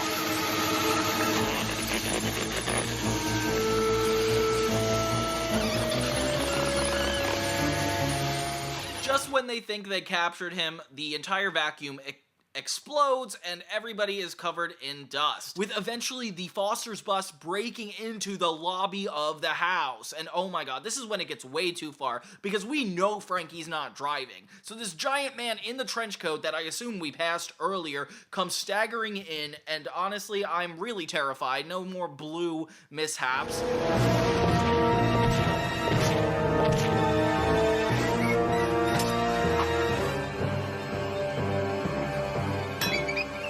I've been trying to get my hands on you all day! It turns out to just be an imaginary friend, and one of the goofiest of all at that. Like, it's so weird. Yeah, this friend even gets scared of Bloo, thinking he's a real ghost, and the episode abruptly ends with a nice little sneeze from Bloo. Nobody gets resolved, nothing is actually talked about and figured out, which is kind of trippy to me. It actually makes the experience a little more horrifying, but it's still cool that they committed so hard to doing this horror-related episode, given everything in the first season being so family-friendly and uppity and exciting. Like, it's so interesting to see all of the aesthetics take a wild turn into the horror direction, and having it be around this scary mansion is, I don't know, it just gets worse for me. Like, as somebody who's scared of scary movies, this one really takes the cake. And with all that said, this is the final episode of the first season of Foster's Home for Imaginary Friends. Can you imagine if it got canceled after all this? Like, it would almost seem like this episode itself is responsible for it, because this would have been the last one that came out. Obviously, they had 5 more seasons, so it doesn't really matter in retrospect. But the thrill of this whole episode has got me on my toes, guys. I almost forgot. No wild parties. Wild parties? In 2005, Foster's Home took a complete 180 from being just a really good Cartoon Network show to one of the best cartoons of all time. I'm just gonna say it right here. It wasn't until I rewatched this season that I had such a newfound respect for everything that the show is setting out to do. Whether it's introducing new locations, concepts, or even having somebody threatening to beat Bloo up, Foster's takes this whole season to the next level. We even get characters that will stay forever in the zeitgeist of this show. I can guarantee if you grew up in the 2000s, you saw at least 2, 3, 12 of these 13 episodes. Now, Johnny 2000 is going to personally walk you through the best moments that make the second season of Foster's Home for Imaginary Friends one of the best cartoons ever. It's like I knew he would. So then we threw this great party. Bloo, we gotta talk. Just a sec.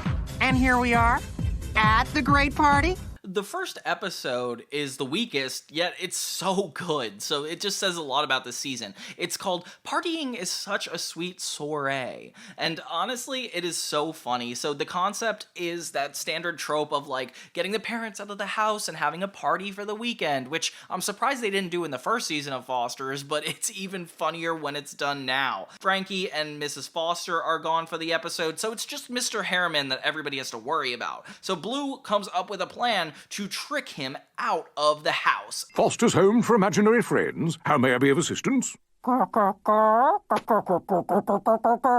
Is my refrigerator running? It is honestly, like, the most boring plan I've ever seen. They just call him on a prank call and tell him his fridge is running, and that makes him run out. I can't believe that's even how it happens. Within the first act, the party already starts, and Mr. Harriman is gone. Everybody at Foster's is having a good old time, and honestly, it's a huge house, so what a great place to have a party. Mac comes in and is the moral compass for this episode, thinking that this has gone way too far. I mean, he knows Bloo, so obviously Bloo takes things too far pretty often. And Mr. Harriman's letting you throw a party? Yeah, right. I mean, yeah, right. It was all his idea.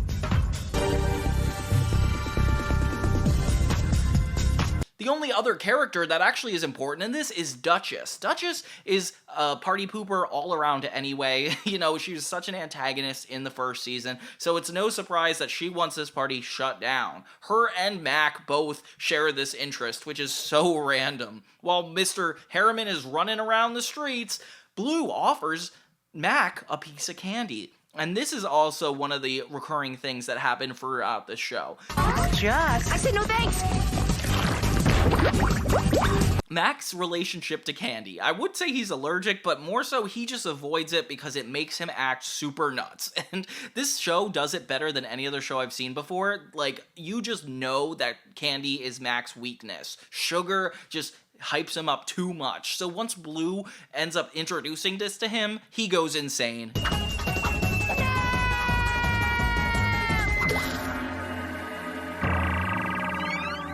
Yeah, Mac is even worse than Bloo, and the party gets out of hand because of that alone. Oh my gosh. So yeah, Bloo definitely created a monster, and the party would have been great if Mac never had sugar. So now it's pretty much just Bloo needing to team up with the rest of the cast to get Mac under control. Now dial the number, quickly.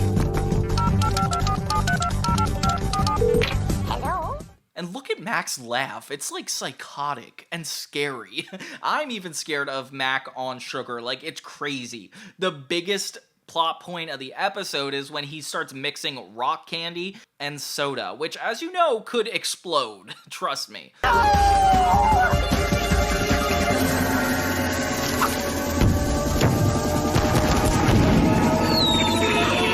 We find out later that Mr. Harriman comes back because he does eventually catch the fridge that the prank call was about. Something I was not expecting to resolve the episode. So yeah, Mr. Harriman comes in and the party, he is busted. Bloo is in big trouble. But it seems like everybody kind of has to work together because the party's not over until they could stop Mac. Your point? The house is in shambles. Everyone's favorite 8-year-old is off tearing through the town in his birthday suit, and you're gonna have to explain to sweet old Madam Foster how it all happened on your watch. So Mac is running loose in the streets, and I did not expect this to go outside of Foster's. He's gone crazy, and Harriman, Wilt, Coco, Eduardo, and Bloo have to find him. I can't believe they let Bloo drive a car. This is like the scariest part of the episode for me. Like, I do not trust him behind a wheel. But then again, imaginary friends should not be behind the wheel. Precious sugar!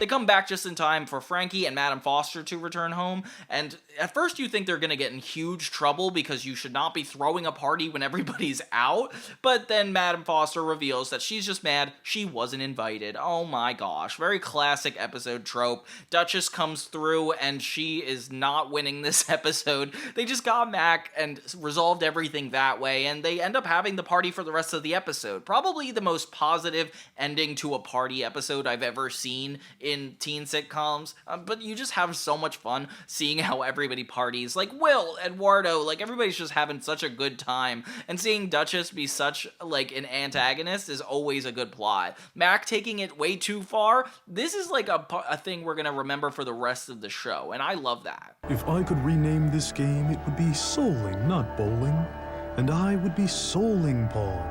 And we would all be at the souling alley, throwing our souls down the lane to the pins of life, seeing which way they fell.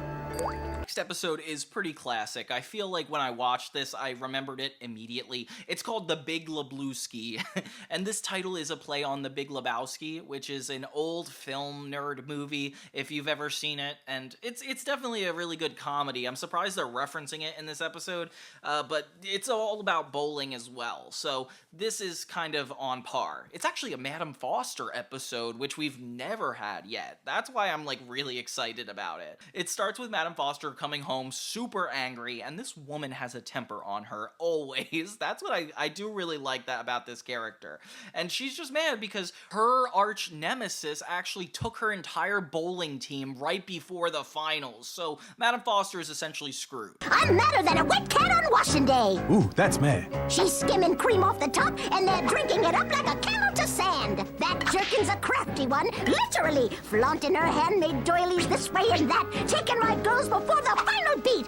But you know what? It's so funny hearing her talk. I never realized how many metaphors she spoke in, and it's so natural for her and just straightforward funny when nobody understands her. It definitely reminds me of like Coco in a way. Mac is the one that's like really caring and knows about the situation, so he's like, okay, maybe we could do something about it. Everybody but Bloo is in on this and willing to support Madam Foster, except for Bloo, who was offered this home for a good reason, and you know, I just think Bloo needs to be more more grateful. Hey, this is tough.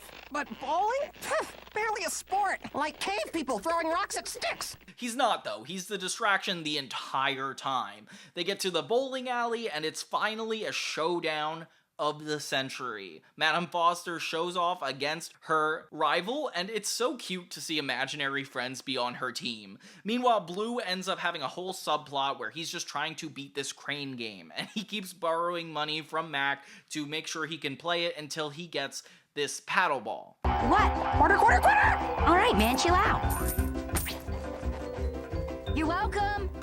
If you know this show super well, you'll know that Blue gets really annoying with this paddle ball, and for the rest of the series, he has an obsession with paddle balls. So everybody ends up doing really well except for Mac, which is so funny because he's the one who decided to do the good gesture in the beginning, so it's like everybody's bullying him for not doing well. Everybody is in Madame Foster, so they have like a really good match, but like nobody wants Mac to play. What?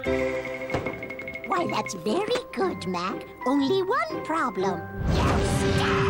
While Blue is begging Mac to get money to get this paddle ball, it turns out he's actually the best at bowling, and he does not want to do it. He's still annoying about it. He's in, you're out. But I want to be part of the team. Good. Go polish the balls, go shine the shoes, go get some nachos. Wait, you're a smart kid. Go keep score. Just don't bowl! The best character just like ends up getting the worst end of the stick every time and kicking Mac out of the team, which is so frustrating, honestly. So Mac ends up getting the B plot while they're all playing, and he wants to be the best bowler ever. So he finds his bowling imaginary friend who has a bunch of awards based off of him. So he's like, hey, please teach me. And it becomes this whole like Sensei and Jedi episode where they're just trying to teach Mac how to be good at bowling. And it's so funny because this man is just so suspicious this entire time. Like, you don't know what his goal is. The question is, are you ready? I'm so ready.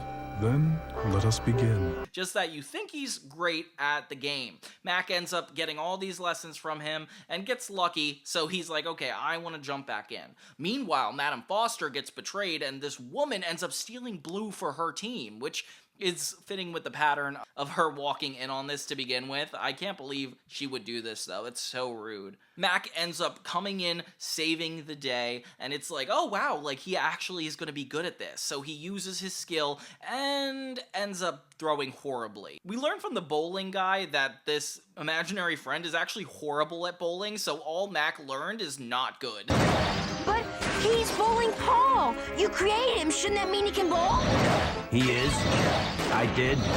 It should, but it don't. So Mac is about to ruin the whole thing, and everybody's super upset until he accidentally gets a strike. Oh my gosh. So yeah, Blue is left behind, gets his paddle ball, thank God, and Mac ends up saving the day. So everybody wins, and we get a nice little bowling episode. It ends on a really funny tag where Blue meets a pinball guy. I can help you, my son. I am Paddle Paul. Oh, that's such a funny callback on the joke. All around, like, the Big Lablooski is one of the best episodes ever.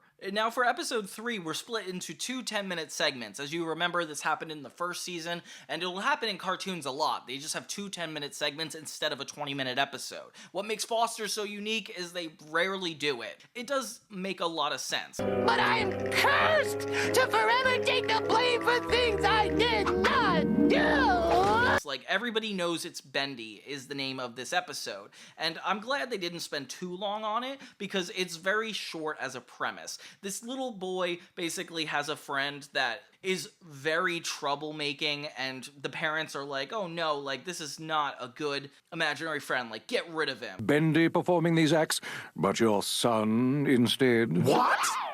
So this poor kid has to leave his friend behind, and this guy, Bendy, his name is super innocent seeming and very Dr. Seuss looking, honestly. Like, he's definitely the most Dr. Seuss looking character I've ever seen. Frankie and Mr. Harriman feel bad for him because he's being framed for all these horrible things, and, you know, he's just been down on his luck. So he goes to a bunch of friends and starts creating trouble, like knocking over a plant and then crying to Frankie and Mr. Harriman, saying, like, he is the victim of it. Hey, I'm sorry, buddy, but we saw you knock over those flowers. What? Me? Why, I would never knock over... But I was in the... Oh no!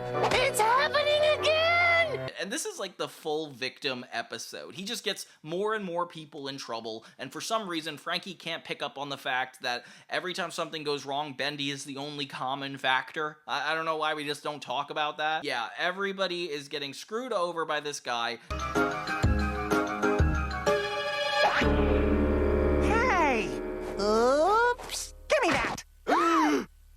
Oh, for goodness sake, Master Blue! And Blue is like, we need to take him down.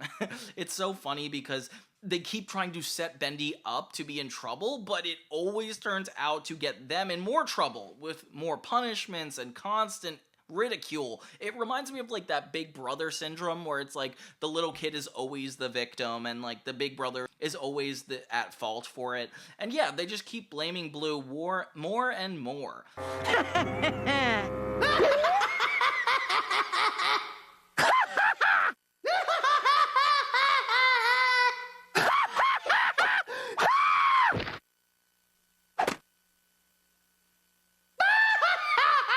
Blue, stop all that laughing right now! Until they finally set him up to cause all the chaos in the entire house, which we find out at the end is technically Blue's fault because he set him up for this. Therefore, all of this relies on Blue. I put glue on the photo, I sabotaged the marker, I loosened the faucet handles, I clogged the drain, I backed up the pipe system so I could expose him for the fraud he is. Blue? You flooded the house! Yeah, but Bendy took a cookie! So poor Blue, like, this never ended up working out for him, and yeah, Mac is at the end of the episode, and it's kind of a funny way to end it, but yeah, I'm just glad this episode was extra short because it wouldn't go on for that long. And then we got If There's a Wilt, There's a Way, and this one is actually pretty iconic too. It definitely sets the tone for the entire character of Wilt, who would eventually run away in later seasons, but it's still cool to look back on and see how he got his start. He's just a character that does not know how to say no. Hey, Wilt, think you can help me out? I've got something stuck in my eye. Sure thing. Not that eye. And it's like really hard to get mad at a character like that because it's a people-pleasing thing. Like, we all have a little bit of ourselves that cares about how other people feel. And Wilt just gets taken overboard. In this episode, he wants to watch the big game, and it's exactly what he wants to do. But other people come in with chores or like obligations that they don't want to do, and Wilt finds himself pretty much answering to other people and their issues. Well, you do need a trim. Well, it is genuine cubic zirconium.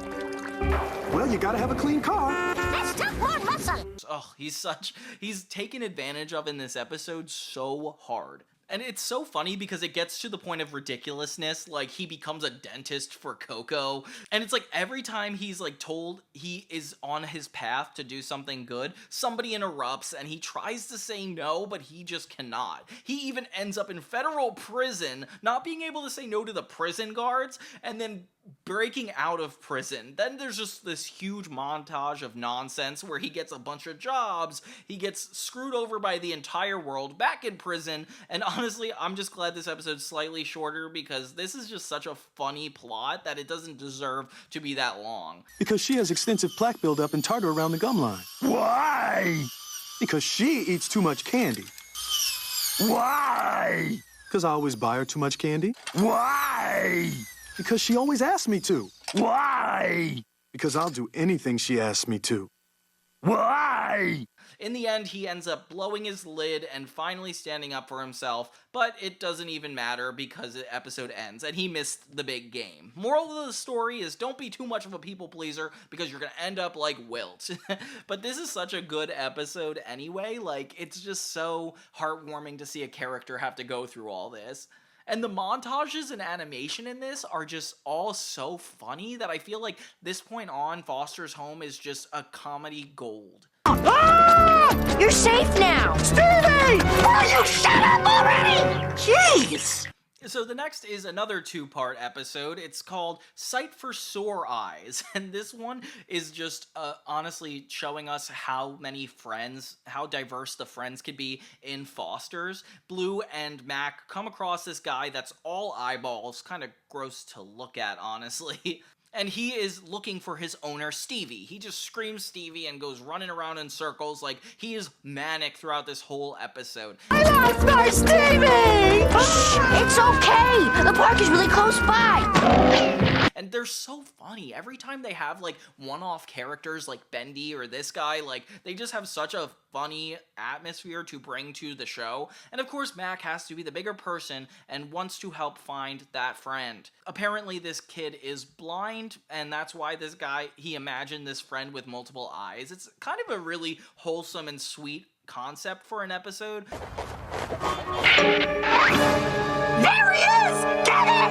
Get him! No! Blue! But he just drives Mac and Blue crazy. Like, he is so dependent and just, like, will run off, and they can't even keep track of him. For such a short episode, it's crazy that this has a B-plot, but Eduardo, Wilt, and Coco start thinking that Blue is being abused by his owner, Mac, so they start turning on him. Yelled at me. Go, go, go, go! Go, go, go! And then he got his big brother to beat me up and throw me in the... So while Mac and Blue are trying to reunite this eyeball guy with Stevie, they've got people trailing Mac for being an abusive owner, which is kind of dark when you think about it. They end up telling him off at a park, and it's so disrespectful. Like, Mac has done so much for Blue, and to be, like, given such a bad rep for this, it's just crazy. So they end up starting a food fight at this birthday party at the park, and oh my gosh, of course, this guy just ends up going nuts, only to find out that his owner, Stevie, is there at the party. Aw, that's nice. So he ends up finding his owner, and this is like one of the more wholesome episodes of Foster's that just takes a hilarious turn. What happened, Ivan? Why'd you ditch me? I was right here next to you, then suddenly there was this horrible blinding light, and then I don't know what happened. Stevie, Ivan, say cheese! In the other short segment, we have the Blues Brothers, which is so funny because it's spelled like not the way the actual Blues Brothers would be. Yeah, you know what I mean. So Mac brings Blue in for show and tell to talk about their friendship, and everybody is just obsessed with Blue. For a list of imaginary friends available for adoption. They all want an imaginary friend like Blue, and this is essentially a commentary on commercialism. No, I'm just kidding. No, but it is like everybody wants and desires Blue, and it kind of goes throughout the series that everybody wants Blue, and I can't imagine why. Maybe because he's so basic, like they could just project onto him, but like what a weird power he has over all the other friends in the house. So they start calling attention to Foster's home, actually getting people to adopt more friends, which becomes really cool at first because everybody's like, oh yeah, I want an imaginary friend. But then they start getting an influx of new characters wanting to have a home, and they all look exactly like Blue. He's weird looking. You're no knockout either, kid. Yeah, I'm done with this.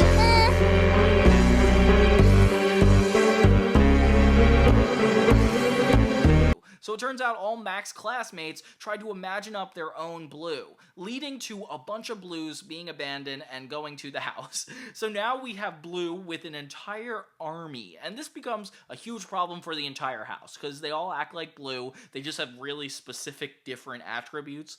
Holy guacamole! Take 5, everyone. Blue, what have you done? And there even ends up being like a really rude Blue. So Mac comes in and tries to settle everything, as he usually does. I've noticed a pattern with Mac. He just needs to come back and solve all Blue's issues. And, you know, he's the one who has to decide which Blue is the right Blue. No, it's me. I'm the real Blue.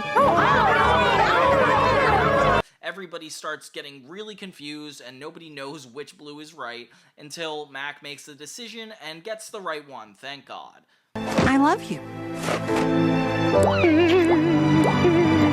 Yeah, okay, Sappy, it's definitely not you. You're the real Blue. Let's go. Yes! Eventually, this really rich guy comes in and basically buys all the other Blues so it doesn't have to be a problem anymore. He wants them to be a blueberry in this giant fruits on ice display, and it's just so funny because Blue obviously loses in the long run by losing his army, but he just has so much fun with them as during that time that I don't even care. So, you know, like, come on, Blue.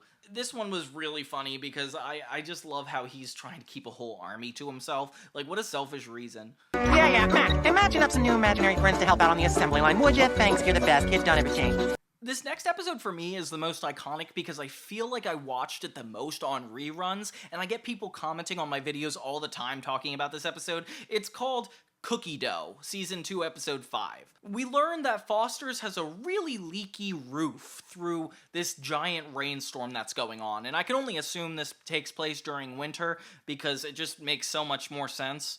When Madam Foster wants to repair it, we find out that she spent all of the repair money on a safe to hold the repair money, and that's the kind of comedy I really think this show thrives well on. You spent our emergency fund on a container for our emergency fund? That would be true. So we have no money for a new roof? So Bloo is like, I want to help raise money to stop the leaks. When Bloo has like a good intention, things just go haywire automatically. So he's like, I'm gonna start a lemonade stand. And during this storm, he like gets a whole table, and turns out the lemonade is frozen. So this business does not work out pretty quickly.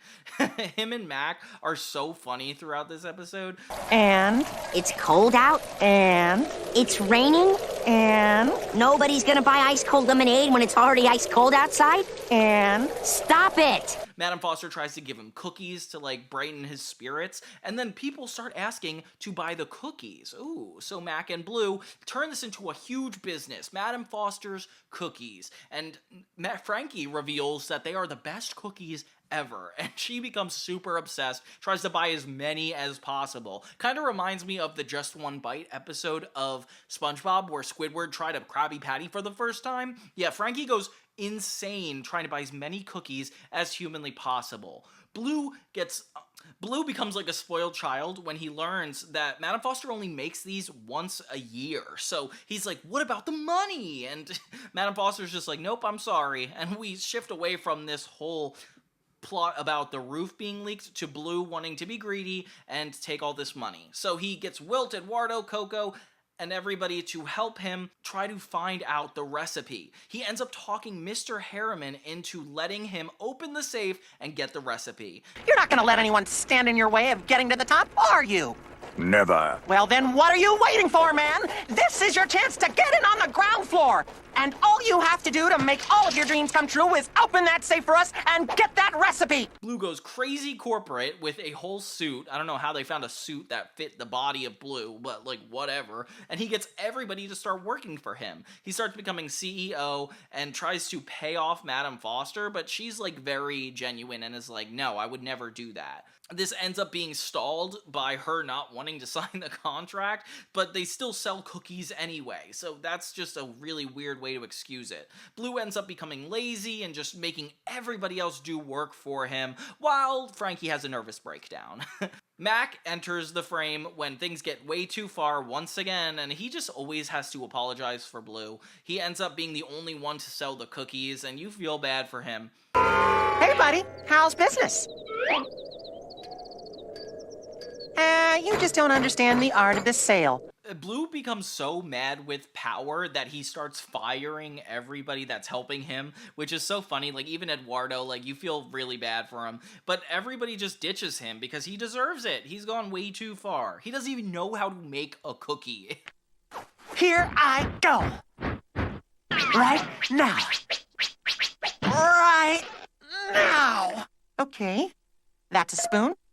It's so funny because it looks like the shot from Chowder where the cookies are baking, and Bloo just doesn't even know what to do. So he makes these horrible cookies that nobody wants to buy. Oh wait, no, they burn down the entire house. He doesn't even make them. So they have to raise money for an entire house now, which is just the moral of the story. Like, don't take advantage of your friends, and if you're trying to do a good deed, don't make it crazy, I guess.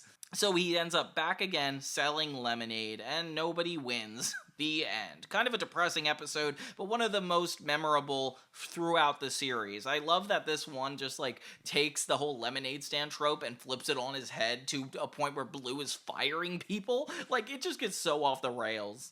She's so awesome. And hot! She's so nice. And hot! She's so cool. And hot! Okay, the next episode is my favorite, and I do consider it a Valentine's Day episode. It's episode 6, Frankie My Dear, and it's my favorite because it is probably the funniest episode I've ever seen. So as the most abused character probably in this whole show, Frankie is upset that she can't go out another Friday night with her friends, and I would be upset too. She's a teenager. I don't know why she has to be a housemaid. But Mac offers to help do her filing for her so she can go out. She gets super excited and kisses him on the cheek. And being a growing boy, of course Mac is going to develop a crush on her. Bloo immediately can tell something's up, but he doesn't know what. And once they see Frankie come down the steps, you could tell obviously that Mac has a crush on her. And then suddenly so does Bloo, just because of the outfit she's wearing. Okay, kind of random. You're the best.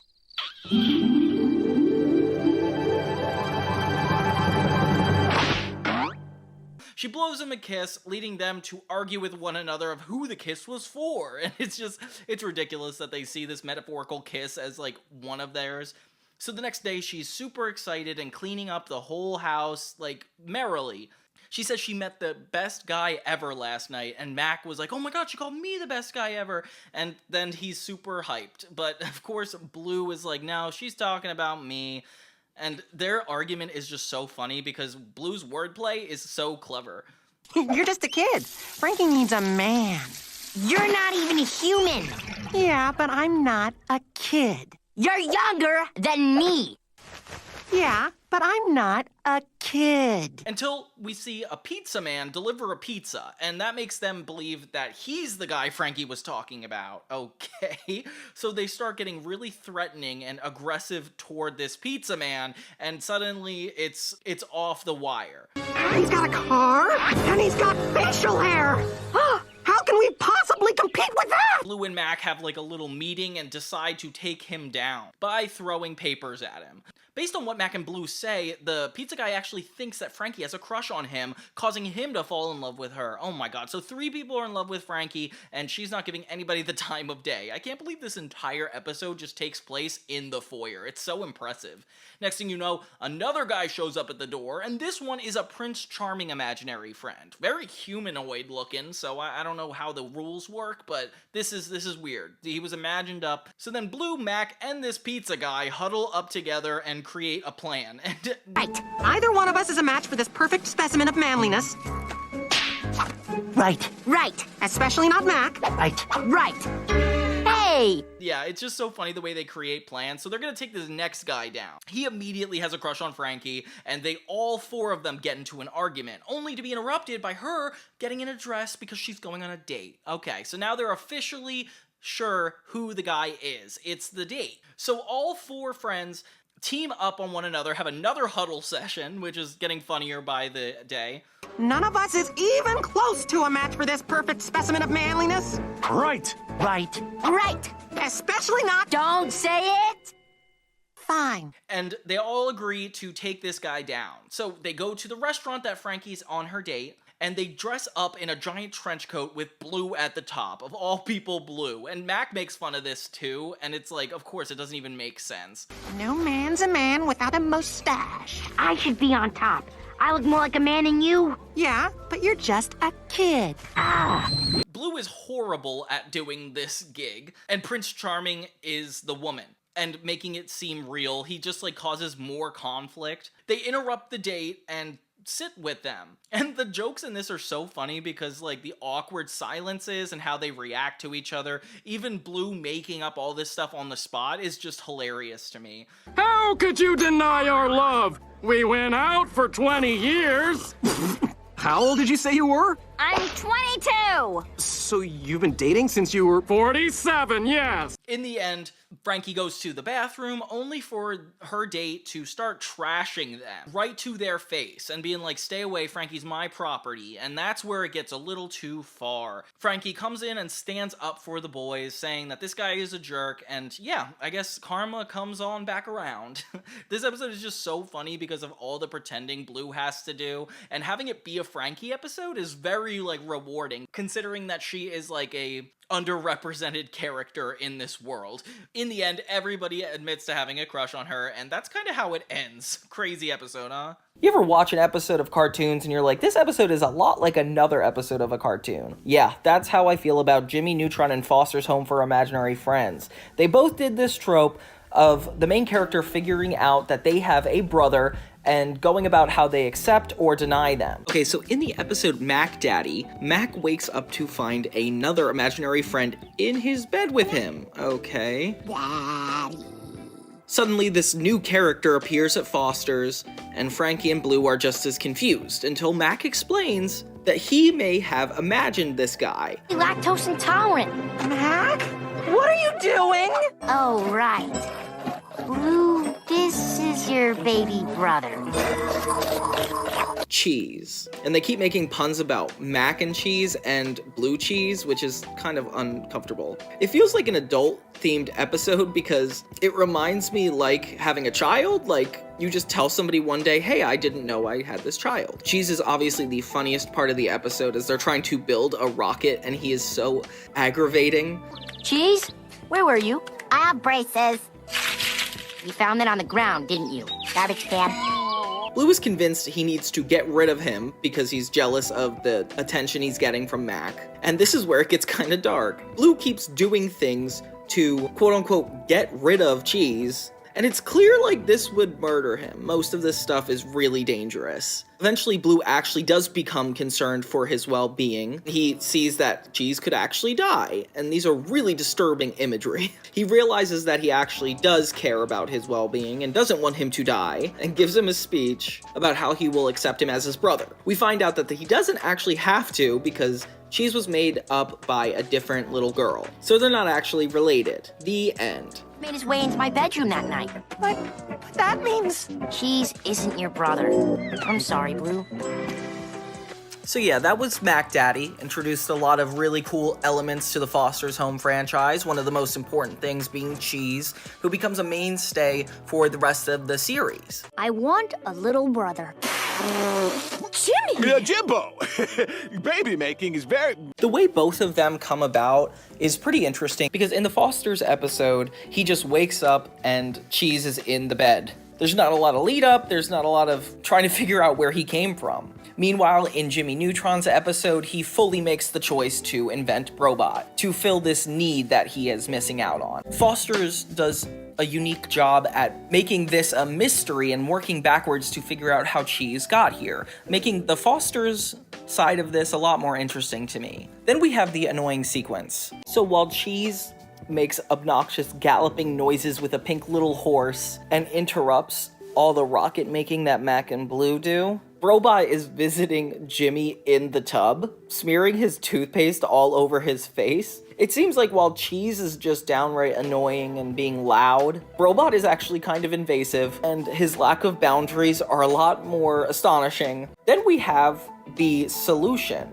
So the solution to both Bloo and Jimmy's problems seem to have the same solution, which is to get rid of them. They both seem like they're trying to murder them, while Bloo is intending harm on him. Later, both come to their senses when they realize that this human being can actually be harmed. And when Cheese goes missing, Bloo starts having guilty feelings, imagining Cheese actually being harmed. This allows both characters to stop trying to get rid of the other person and do what's best for them to kind of counterattack their first method, which is a really good lesson. And Bloo learns to accept Cheese, which I feel like is a lot fairer. Like, Jimmy just gave him parents so he would leave him alone and not come back, while Bloo is actually accepting Cheese and inviting him into his life. I'm gonna give Foster's that one. I would be more annoyed with Cheese, the way he makes you take care of him. Like, it's very stressful to imagine somebody following you everywhere and doing that. Although, I don't know if I would find Cheese super entertaining because I think he's actually super funny. Which one lasted longer? I would definitely give another win to Foster's here, where cheese is always mentioned when you're talking about Foster's home, and Brobot is rarely talked about since. I even see people forgetting the episode. But it's weird because cheese ends up coming back in at least 5 or 6 more episodes, where Brobot only comes back like 1 or 2, so he's not necessarily an integral part of the series anymore. Overall, I give the win to Foster's home for imaginary friends on this one. We have to admit that they had 20 minutes to establish what they wanted to do, while Jimmy Neutron did this entire episode in 10 minutes, so obviously there's like a fairness gap there. Are those Dracula teeth? No. You're so selfish. This episode I actually remembered really well. It's season 2, episode 8, Squeakerboxxx, with 3 X's. Yeah, I don't get the spelling, but yeah, whatever. So they go to an arcade called the Honey Hive, and this ends up coming back a couple times. It's like this really fun place where you could win tickets and turn it in for prizes, as we all once knew and loved. Bloo, of course, being the selfish kid he is, doesn't do any work and insists on everybody giving them his tickets. He even tries to like turn in 1 ticket for like the huge prizes, and it's like not even fair. He gets these Dracula teeth out of everything. How's about wrapping me up those novelty Dracula teeth? And get yourself something nice with whatever's left over. Coco ends up winning a bunch of tickets, or putting them in the egg. I don't really know. They combine their tickets and get this giant squeaker toy. And of course, Bloo takes part ownership for his 1 ticket contribution, but every character loves this toy. It's just a little elephant that's pink and squeaks. No, Frankie, we'd never argue over something as silly as that. Wait, come on! When do I get it? Don't we get it now? We already had a time. So they agree that they're all going to share custody of it. It's a very good divorce episode. No, I'm just kidding. So all the friends are kind of arguing over it, but more so Bloo is causing the tension, honestly. He's the only one not playing fair. Like, we follow his perspective as everybody gets a turn with it. Coco just wants to stare at it, making Bloo super frustrated. You're just gonna sit there and stare at it for 2 hours? Coco.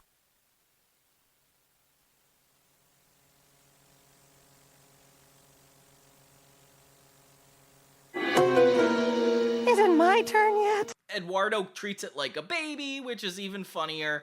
Wilt uses it as a basketball, which you could have just got a basketball, Wilt. And Mac just uses it to drive Bloo crazy, even funnier. Once it's Bloo's turn, it's like he tries to get the most out of it, like using it as an instrument in a band, squeezing it, and just all around having fun with it. Everybody else is like looking at it and concerned, especially Eduardo, who actually cares about this thing.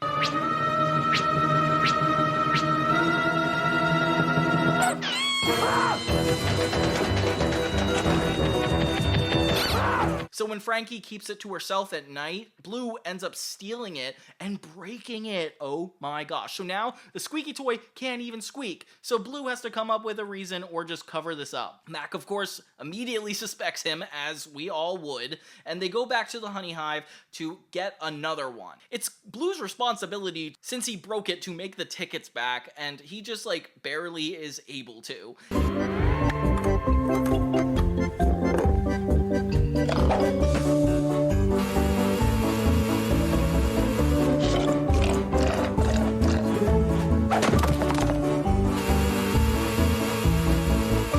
You've got 15 minutes left. He ends up getting the teeth for himself, as selfish as he is, and yeah, no, so he tries to bargain with this little girl who ends up getting the last one, and next thing you know, like, she ends up punching him. So he replaces it just in time, and Bloo is the one that ends up getting the squeak. The thing goes into his mouth, and then they have to use him as the toy. And that's just how it ends. Kind of crazy, right? Yeah, this one's really funny because I just remembered the winning tickets bit, and just how selfish Bloo could possibly be by constantly going back and getting more tickets just to use on himself. Like, what a jerk. But you owe me big. Thanks, pal. Oh, and don't forget the hat. It's kind of an ensemble. The next episode is tackling bullying, which is so funny because, of course, every kid show needs to do this at some point or another. It's called Beat with a Schtick, and honestly, you'll see how this ends up being the title by the end. It starts out with Bloo making fun of Mr. Harriman, which is kind of a funny bit. They end up getting a new friend in the house that is huge and really intimidating, scaring Bloo. He's not scared at first. Bloo and the new guy are gonna face off at 4 o'clock. Relax, fellas. It's no biggie. I get called out all the time. Bullies, criminals, old ladies. If anything, everybody's like, dude, he wants to beat you up, and Bloo is very much like, so does everybody. And he does not believe that this is even possible until he goes into the friend's room, where he finds a bunch of weapons and really dark lighting, which, as you know, is the biggest threat to society. Eduardo admits that he is probably one of the scariest people you could ever know, and yeah, this guy is no joke. He is intimidating and stressful. So Bloo ends up wanting to hide just to get away from him. Hiding in the blue clothes, hiding in the washer, like he just does whatever it takes to try not to be in his line of sight. You're getting exactly what you deserve. A race car bed? I'm finally getting a race car bed? No, you're getting your just desserts. So this guy is ready to fight Bloo at exactly 4 o'clock, and Blue's kind of losing sympathy from some of his friends, like Wilt. Well, hey, that's what happens when you're selfish. So Bloo decides to destroy every clock possible, as if that would stop the time from happening. But Madame Foster ends up buying a giant clock. Bloo has a bunch of nightmares about running away from this guy, and you know what? It is just terrifying. I am actually scared for Bloo, because this is not normal. Even he doesn't deserve this. So he dresses up as Mr. Harriman, only for this not to go well. So Mr. Harriman pulls him into his office, and he's about to get in trouble. That was you? I thought Jolly Buttons... Nope, me. I just framed Jolly. We had him deported. I know. He still sends me postcards. Bloo uses this to his advantage, hoping that he'll get punished and away from this guy at 4 o'clock, which would actually be the perfect solution, until Mr. Harriman realizes what he's trying to do, and that he's scared of being beaten up, and he's like, actually, I'm gonna let you be beaten up. Which, it's kind of crazy that everybody just wants Bloo to be beaten up, unless they all know what's really going on, which doesn't happen yet. Matt comes in, and he tries to support Bloo, but, you know, clearly... is not super helpful. So Bloo goes to Terrence, of all people, Mac's brother, who got him in this house. Oh my gosh. Keep going! For I am a lowly pile of booger brains. Please, let me bow down before you, O great ruler of Terrancania. And a wise, just ruler he is. They ask if he could beat him up, which I don't know where this is going, but yeah, okay. So Terrence comes over to the house, and he's ready to beat up this imaginary friend, only to come back 2 seconds later, finding out that he's been beaten up. And that's just it for Bloo. He just runs away completely. He's like trying to get out of town.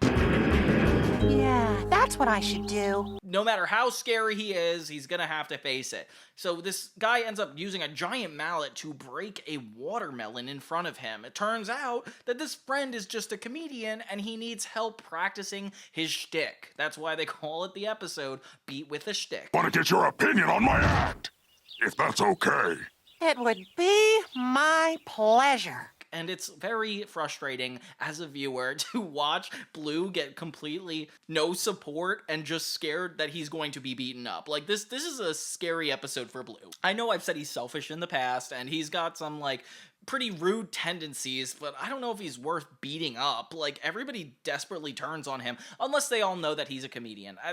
In that scenario, it's actually okay. But yeah, so this episode was really fun to introduce that, like, dark and scary element that this season really doesn't have that much of. Like, it's more fun and games and a lot of excitement, so this one was definitely a change of pace. It just reminds me a lot of the SpongeBob episode, The Bully, where SpongeBob is scared of flats, and that one is pretty similar in tone, where it's like him just being paranoid the whole time. But hey, that was a 10-minute episode, and this is a 20, so I guess there was more effort put into this, so we're gonna have to give this one to Foster. Sorry, SpongeBob. Interesting episode all around to begin with. I'm painting it orange before Junior comes home, so he doesn't find out I accidentally flushed his goldfish.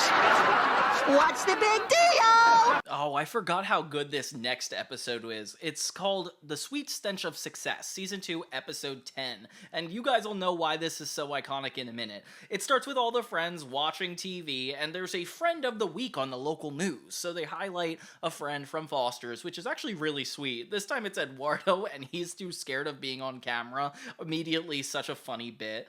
Bloo is super jealous right off the bat. Like, why is he the only one that's not been featured? What the heck was that? You gotta be on TV? The TV?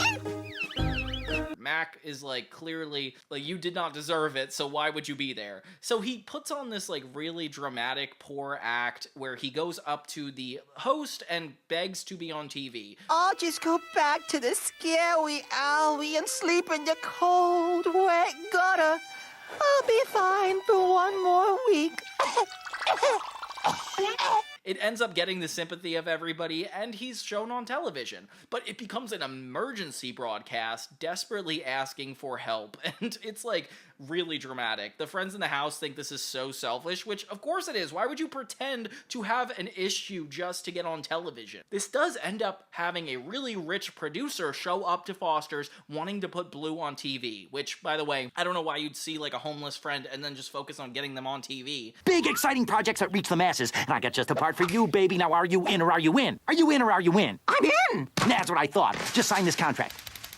He gives Bloo a contract, which Bloo of course, does not read, and just signs away. And next thing you know, he is the lead brand for a deodorant commercial. Yeah, Bloo looks exactly like a deodorant. And it's called Dio, and this is like an episode I really liked growing up. It's like so funny, Dio with it. So he becomes super famous, and next thing you know, forgets about all his friends at Foster's because he's just featured in all these promos. And now back to Inside the Actor's Brain with special guest Dio. You're a true triple threat. Acting, deodorizing, and acting. The animators must have really had fun with this because all like the articles that get to be shown out in here is just, it's just ridiculous. And seeing Bloo go from Hollywood to being interviewed on late night, like it's just crazy how far this goes. The friends just watch from the home and get super excited for him, but then he doesn't want to see them. Very rude. There's no Bloo here. That's a Dio. That's what I meant. He's my best friend. Sure. He's everybody's best friend. He ends up missing his friends, but the producer is like, you can't go home. So Bloo actually is really sad, and it starts to be treated like an animal. Really relevant to Hollywood, huh? So now he's doing this against his own free will, and he's really resenting it. Even when his friends show up, they think he's being selfish and doesn't want to see them because they're escorted off the property. Of course, it's this giant producer behind all this, but you know, that doesn't stop them from being upset. Bloo has like this really sad montage of looking into the stars, and you feel really bad for him. He's just like trapped in a cage this whole episode. Doctor, my wife thinks she's a porcupine. Well, that's a prickly situation. Doctor, I just swallowed a roll of film. Well, let's hope nothing develops. Doctor, Kip the producer forces me to sleep in a cage. Well, sounds like you're too tense. Mac is just furious and just wants to confront him. So right when he's doing his like world premiere of the Dio commercial, Mac shows up and tries to stop everything. He even gets a bunch of musical numbers, like a live show. I don't know why they're using Bloo so hard. And then all the imaginary friends team up to save him from this whole career. Like, they all dress up as their own bathroom appliances, all to dance on the sink. And of course, Bloo realizes he's going to be saved and has a good time with it. It's a really fun number at the end of just everybody having a good time. There must be more to life than odors to mix. Oh, I'm just another used up deodorant stick. Mac is the floss, which is just ridiculous. And the producer guy ends up getting arrested, which I don't necessarily understand because he did have a contract, but hey, I'm not on the producer side here, guys. I'm just not. Just taking this Foster's home to Hollywood is just such a funny premise, and I'm so glad they got to do this. Even all the gags in it are just so quick-witted and funny that I feel like this deserves to be one of like the best episodes of Foster's ever. Like, do you guys remember seeing this one constantly on TV? Because it was just so good. I'm not a nerd. Oh, really? Then why do I have a picture of you wearing ugly, taped-up Coke bottle glasses? You drew those on me with a marker, plus a mustache. This next episode is just Bloo going way too far against Mac. Like, we've seen it over and over again, but this time I swear it's just ridiculous. It's called Bye Bye Nerdy, Season 2, Episode 11, and it actually follows Mac in his school. It almost feels like a cheating episode. So Bloo goes to find Mac at his school, only to find out that he stayed after to do homework, while all the other kids are playing.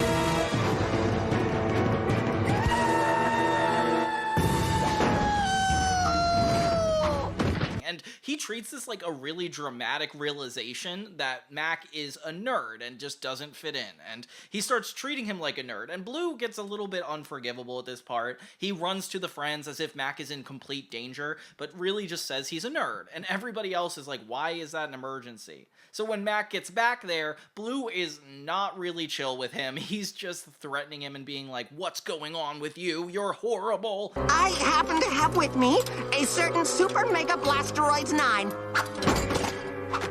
Please read aloud the name of the high scorer. Coco. Exact. What? Frankie, Harriman, Madam Foster, Stinky the bad at video games guy, Eduardo?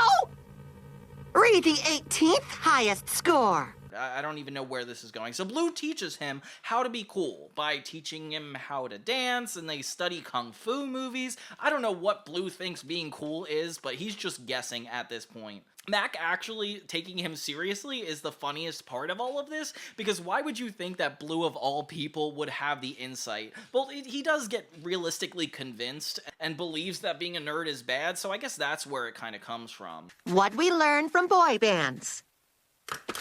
It's cool to express yourself through art and creativity? Again, wrong!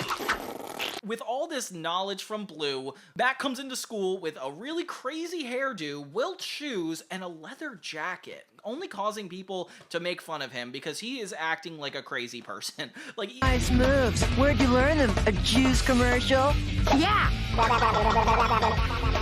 Ew. This is a kid in middle school, like not high school, like this is such a crazy thing. So Mac runs into an actual cool kid who asks him to hang out, which actually excites Mac a lot because apparently he cares about people's opinions now.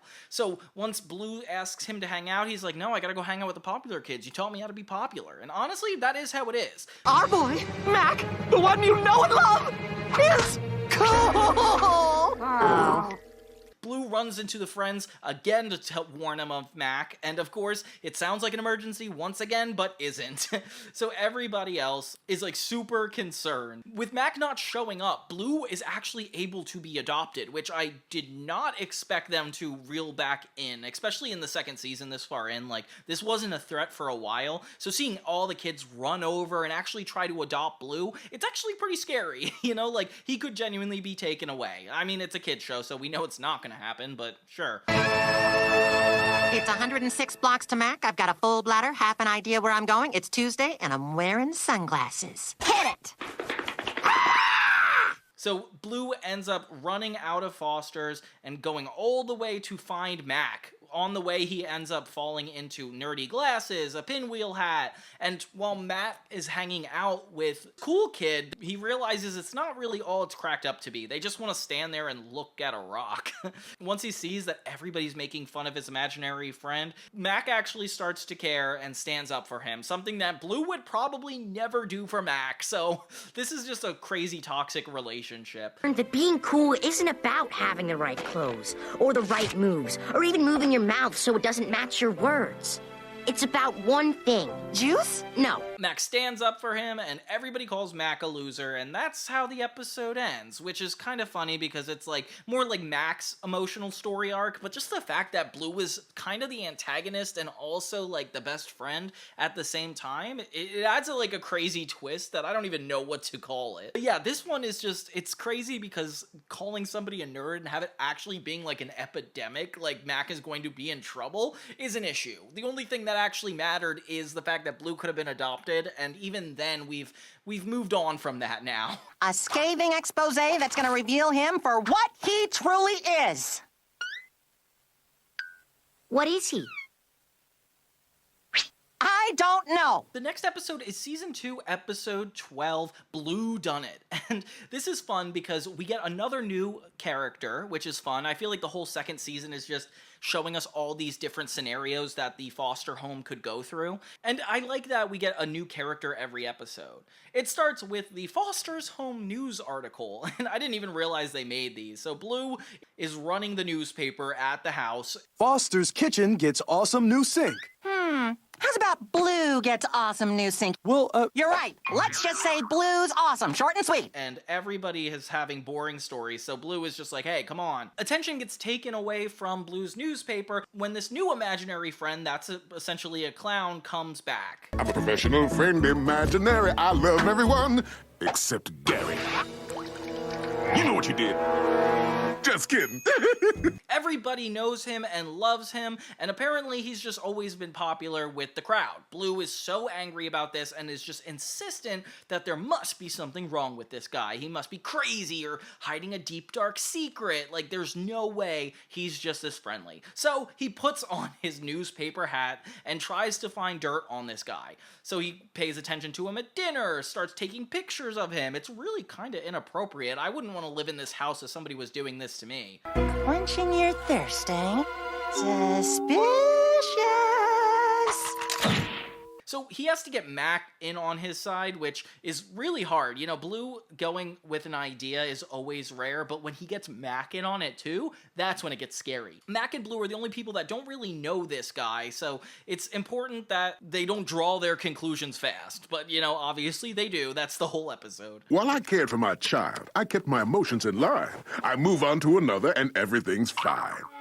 Don't touch that! Yeah, I'm sorry, I just, there's nothing to look at. Now, off, I bid you adieu. I have a few things that I need to tend to. Bloo even sees Madame Foster with him, and it looks like he murdered her. Oh my gosh. So he starts suspiciously going to a bunch of different people, and Bloo takes note of everything, warning Mac and finally getting him on his side. Okay, there's a boy. He lies some more. Again with a line. Finally tells the truth. Nobody believes him. He gets eaten by a wolf. Well, that was a colossal waste of time. What does that have to do with anything? And it's just so funny because he's reading The Boy Who Cried Wolf, and that essentially is this story in the episode. So late at night, he follows this guy through the back of Foster's, only to see that he's burying something. Oh my god. It's so suspicious and just insane. So Bloo runs in to confront him, but hey, they're having a whole celebration party for him, so it doesn't seem like anybody's gonna get away with this. Bloo ends up having a dream that this guy is actually evil, and he needs to become a superhero to stop him, which is so funny because it leads him astray, especially when he accuses him and looks like a fool. I fought valiantly, but alas, I was defeated, because Pockets is a cheater. A big stinking hit you in the face with a shovel, cheater! They dig up what he actually buried, and it turns out to be a train set. So this guy really didn't have any negative intentions. Bloo just accused him for no reason. So everything that made him suspicious turns out to actually paint him in a good light. And the knife that you saw, it was merely a gift, a trip to the day spa. Mac comes through and actually stands in for Bloo, saying that he did more investigative reporting and learned exactly what this Uncle Pockets was really out here to do. It turns out he was just trying to collect mementos, which is actually a really earnest thing to do. I don't know. Uncle Pockets is just suspicious this whole time until now. I'm kind of suspicious of him, honestly. So the newspaper gets out, and it's just another positive article, with Mac not getting credit for the entire moment, which of course just has to keep happening. I'm telling you, Bloo and Mac are very toxic together. Or, I guess Mac is just in a toxic position when he's with Bloo. I don't know. Let that guy get adopted. Once a child dreams up a friend, he becomes real. But they're imaginary friends. They're supposed to be imaginary. How do you expect me to donate money to something I can see? So in the season finale of Foster's Home for Imaginary Friends, we have My So-Called Wife, Season 2, Episode 13. Coco's recent craziness begins to annoy Mr. Harriman and all the residents.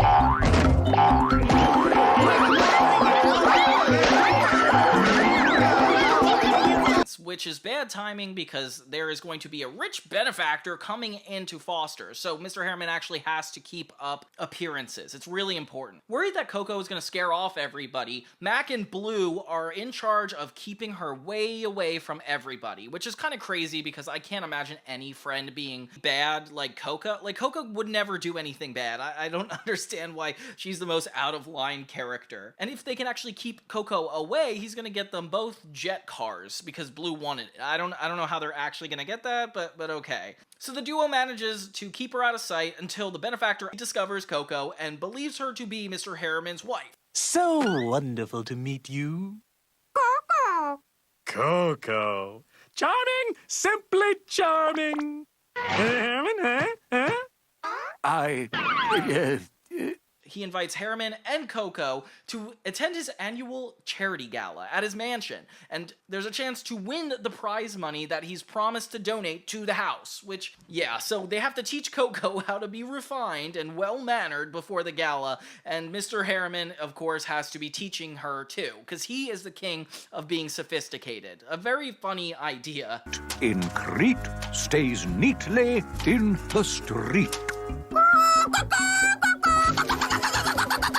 No, that is not proper English. Meanwhile, on the side plot, Mac and Frankie educate Bloo on sarcasm because he really doesn't understand it, especially when Mr. Harriman was being sarcastic. Like, he's not getting a jet car, okay guys? He's not. At first, lessons are for both Bloo and Coco, but then Coco manages to be just as sophisticated in time for the gala, and Bloo manages to understand sarcasm. All rich people have jet cars. How do you think they got rich? Are you being sarcastic? Man, I don't even know anymore. So he and Mac decide to join the gala as well, under a charity named Jet Cars for Tots, which is so crazy. Can you imagine promising jet cars to children? Like, that's crazy. During the gala, Coco accidentally hits her head, and it turns out that she's crazy again. So, of course, this ends up being a huge problem for the benefit event. In the end, the benefactor is actually revealed to be a phony, and the money he promised was nothing more than mere garbage. Oh my gosh, what a crazy twist. I was not expecting that. Oh. Well then. Realizing his mistakes, this guy has a crazy retreat, and the real owner appears only for everybody else to be arrested, which is a crazy shock at the end of the episode. I can't believe it ended up being this way. Like, it's almost like a true crime episode. It doesn't matter that we didn't win money for the house. What I've won is so much greater than any financial donation. I've won the friendship of a wonderful lady. The group returns to Foster, and they just resume their normal lives.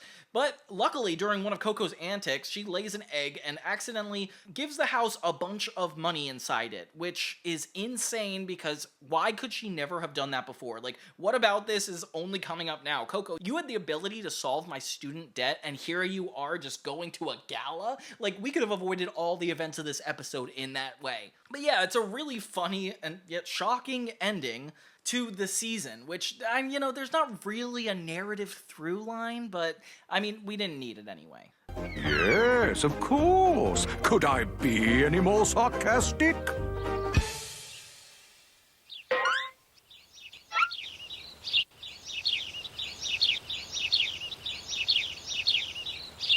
For me, it was just enough that we had so many new characters, understand the house a little bit more, and got a little bit toxic when it came to Bloo and Mac's relationship. With only a little bit of, like, stakes and threat, it almost is completely out the window compared to the first season, but I don't know how I can applaud that anymore because it's just working out so much better than I thought. The cookie episode, adding cheese to the mix, like, this show is just gone from good to amazing in one season, so it's even more exciting that we're just at the beginning of this journey through Foster's. We'll never be able to see each other again. Oh my gosh! And you'll be put up for adoption. Oh my gosh! And you'll be adopted by some other kid. Oh my god! Wait, what kid? Because if it's that cute blonde girl down the street, that wouldn't be so bad. Foster's Home for Imaginary Friends has taken on many, many different genres before. Whether it was like that horror episode in season 1 where Bloo was a ghost, or the Big Lablooski, which was essentially like a Big Lebowski parody. This season covers, you know, quote-unquote con artists going to a whole new country, an entire wartime sequence, even Mr. Harriman battling with addiction. This whole season is just throwing me for a loop because I was not expecting half the episodes to take place that did. While I deemed last season probably the funniest, I would definitely deem this season the most wackiest because they are not afraid to take you places that you didn't even know Foster's was meant to go. So let's jump into the third season of Foster's Home and see just how far they're willing to push these imaginary friends and just why it gets so crazy. Hey now. Yeah, yeah. Shana, red robot. Hey, wait a minute. I know you.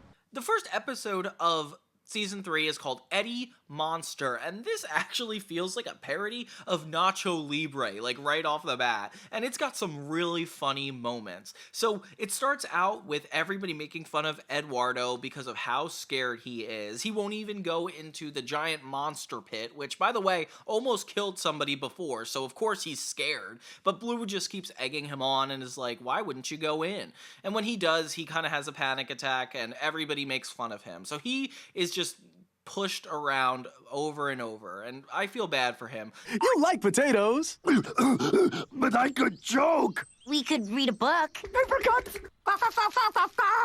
Yeah, can we stand? Is standing all right? Blue eggs him on to actually run away from home, which is way too far, Blue. I can't believe he does this. Meanwhile, Terrence, of all people, comes back. You know, Terrence from the first and second season. I am Terrence's imaginary friend. See? You just can't see him.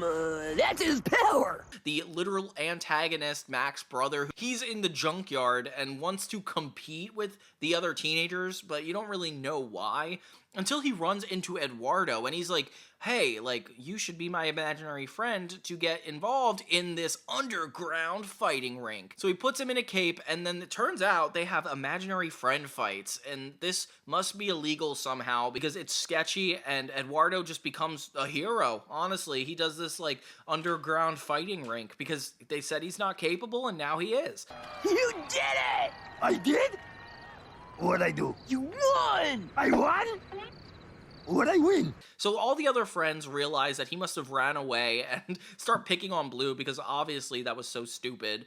Meanwhile, Terrence is actually making Eduardo successful, but he's the one gaining all the success from it. So of course, like, this villain just has to take it on, and Terrence just becomes like a horrible manager. But then, you know, of course, he accidentally breaks it to Mac, and everybody knows exactly where he is. I mean, why would he want all these potatoes? So he could eat them all before he fights the Extremosaur Ultimate Battle Tournament? Where do you come up with this stuff? I didn't. You did. So they go watch him do the fight of his life and actually dress up as the fighters, which is so funny. I love it when Blue dresses up as the other characters. So yeah, Eduardo is ready to take down another imaginary friend, and yeah, it's Blue this time. So he gets super violent, and his fears end up taking him to the next level. There's a bunch of parody moments in this too, which I was not expecting, like Ed, and Eddie make an appearance in this, and then Pikachu, of all things, start threatening him. But Eduardo ends up saving all his friends from this, like, little Pokemon-like imaginary friend, and Terrence just goes haywire. No way! Not a scaredy baby like you! I am no scaredy baby! With Eduardo actually standing up for himself, and all around, like, it's a fun episode of watching Eduardo get his confidence back. It feels like a whole parody of Nacho Libre in the best way. Like, it's definitely really fun, and watching the friends road trip to try to save him, but, like, it's just crazy how dark it gets. The fact that they pit imaginary friends against each other in a rink, it reminds me of, like, animal fighting, like, where you would bet on it. Like, that can't be legal, especially in this world. But yeah, Eddie Monster, fun episode. I know the perfect guy for the job. What do you mean you won't do it? I told you, I'm just not into the whole pageant scene. But you subscribe to Pageant Scene magazine. For the free perfume samples. The second episode in this season is actually super crazy. It's called Hiccy Burp, and I don't even know why this is a plot. So there's this really pretentious rich kid at school named... I actually don't know his name. He talks about his imaginary friend more, so his imaginary friend is named Blake Superior. So Mac has to listen to this guy brag about his imaginary friend all day long throughout school. But because Blake Superior is awesome and he's got this intense focus and he's like the best video game player there's ever been, he still managed to get the high score on Turbo Motor Racer 3. And it's so funny the tone of voice he uses when he's bragging. He's like not even interested in his brag. Like, it's so ridiculous. So Mac one day is like, stop talking about it, it's so annoying. And this guy is just like, sorry, I'm superior. And he gets his imaginary friend who is extra cool, and he's like this superhero flying tiger, which is, it feels like Tony the Tiger, honestly. Things actually heat up when we learn that Foster's is going to be doing a pageant for imaginary friends. Mac is already doing sign-ups, and Blake's superior comes on by, and this rich kid is like signing up just to prove Mac and Bloo that they are the superior friend. You remember Blake Superior? Of course you do. Oh, and isn't that your imaginary friend over there? Bloo is super competitive and definitely wants to be involved in this. His hiccups end up being like a huge detriment to the whole thing, so Mac is like, we gotta get these to stop, because if you don't have these during the pageant, we're gonna have a problem. These? Yes, them. Are you telling me you've never had the hiccups? No, never. So they tried a bunch of different things to get rid of these hiccups, and it does not work, which this is such a relatable thing for me, because I hate hiccups. They're so frustrating. Eventually, Bloo realizes that these hiccups are actually their key to success. Everybody thinks that they're a work of art and they should perform them in the talent show, which I can't believe this is even making a turn. Seen anybody do that with hiccups? What artistry! It was okay, I guess. So Blake Superior and this rich kid show up to Foster's very suspiciously, and you're like, what's going on here? Right when they decide to do the hiccups as their act, Bloo realizes that he's completely out of them. Oh my gosh. So then it's pageant night, and Mr. Harriman and Madam Foster are the judges, with Wilt being the host. It's actually really kind of funny, because he like stumbles a lot, and he gets taken off the stage. Ladies and gentlemen, gentlemen, sorry. That's lardies and gentlemen. Soiree. I mean, Sarzy. Oh, no, sorry. That's not right. Sorry, Sadie? And then, yeah, Coco ends up announcing instead. So everybody involved in this pageant just like has to look superior, answer a bunch of questions, and it's just so hard for Mac and Bloo to keep up because he needs to get his hiccups back. Next thing you know, Blake Superior steals his act and starts hicking up himself. Oh my gosh, is hicking up even the term? Ends up starting to interrupt Blake Superior once he does get him back, and actually wins over the audience.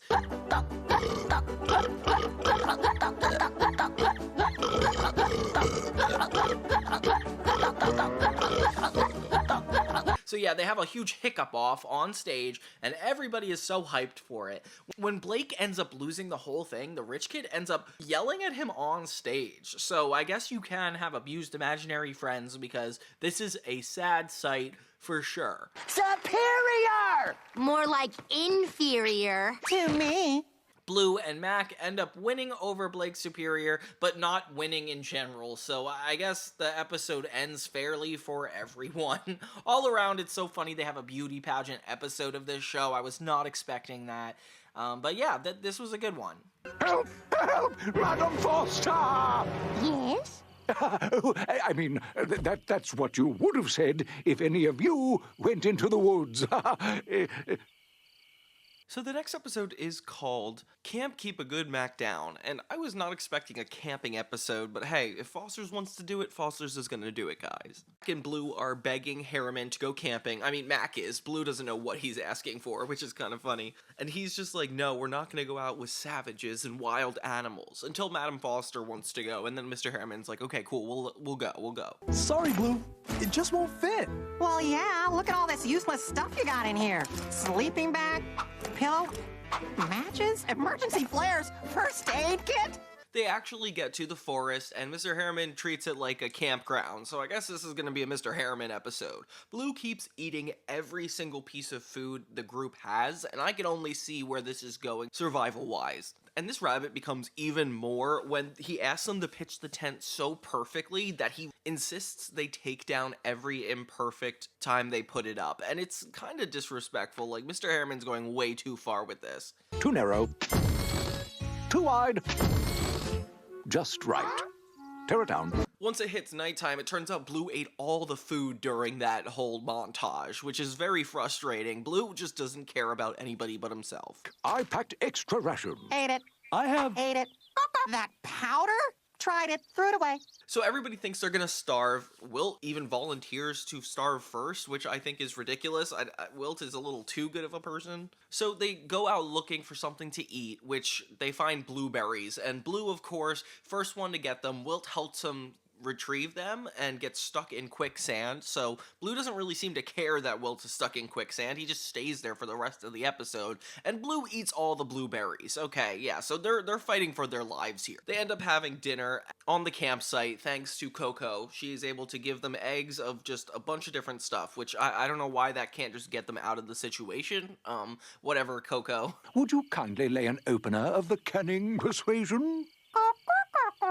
What do you mean you don't take requests? Things start going haywire when Madame Foster tells Mr. Harriman to go into the woods and get food instead of complaining, which, hey, I'm on her side. So he heads out into the woods, and we don't really see him again for a while, which is actually kind of stressful. Mac tries to make Bloo forage for food because he's the one who ate everything, which is fair. I agree with you, Mac. Everybody starts getting a little bit more paranoid in the woods as things get more and more dangerous. Wilt starts sinking more. Max starts hearing voices. It gets a little horror themed. Mr. Harriman has an existential crisis when he runs into a bunch of actual rabbits and like you don't know what to make of it. You found honey? Why didn't you bring it back to eat? Because I needed it for my beer, duh. Meanwhile, the actual crew just gets so paranoid that they get stuck in quicksand. Yeah, and then they just, I don't know, their lives are over, essentially. Of course, they're still mad at Bloo, as anybody would be. But surprise, surprise, Mr. Harriman comes out of the woodwork and starts saving everybody as a full wild animal, which I'm a little confused about because I thought he was an imaginary friend. Like, how does he have this primal instinct like this? They're helping, they're helping! The funniest part of the episode is revealing that this was just in the backyard of Foster's. Like, they didn't end up actually going anywhere far. Like, Frankie just walks in and it feels like nothing mattered. It's a funny ending to the episode, honestly. But yeah, this is a really interesting one. I didn't expect Foster's to do a camping episode. Hey, who's a kid? I'm one of them make-em-up pals. See, here's one of us make-em-up pals. The next episode is actually super funny. It's called Imposter's Home for Make-em-up Pals. And this is like a Frankie-centric episode, and honestly, like, I don't even know how to describe it. It just kind of solves a lot of mysteries I have about Foster's. It starts out with Frankie proving to Bloo that she's always right. Like, they both have this jar of whenever they're right, somebody gets change, and Frankie just keeps building hers. I knew this was a bad idea. Well, you should have said something. I did. That's a bad idea.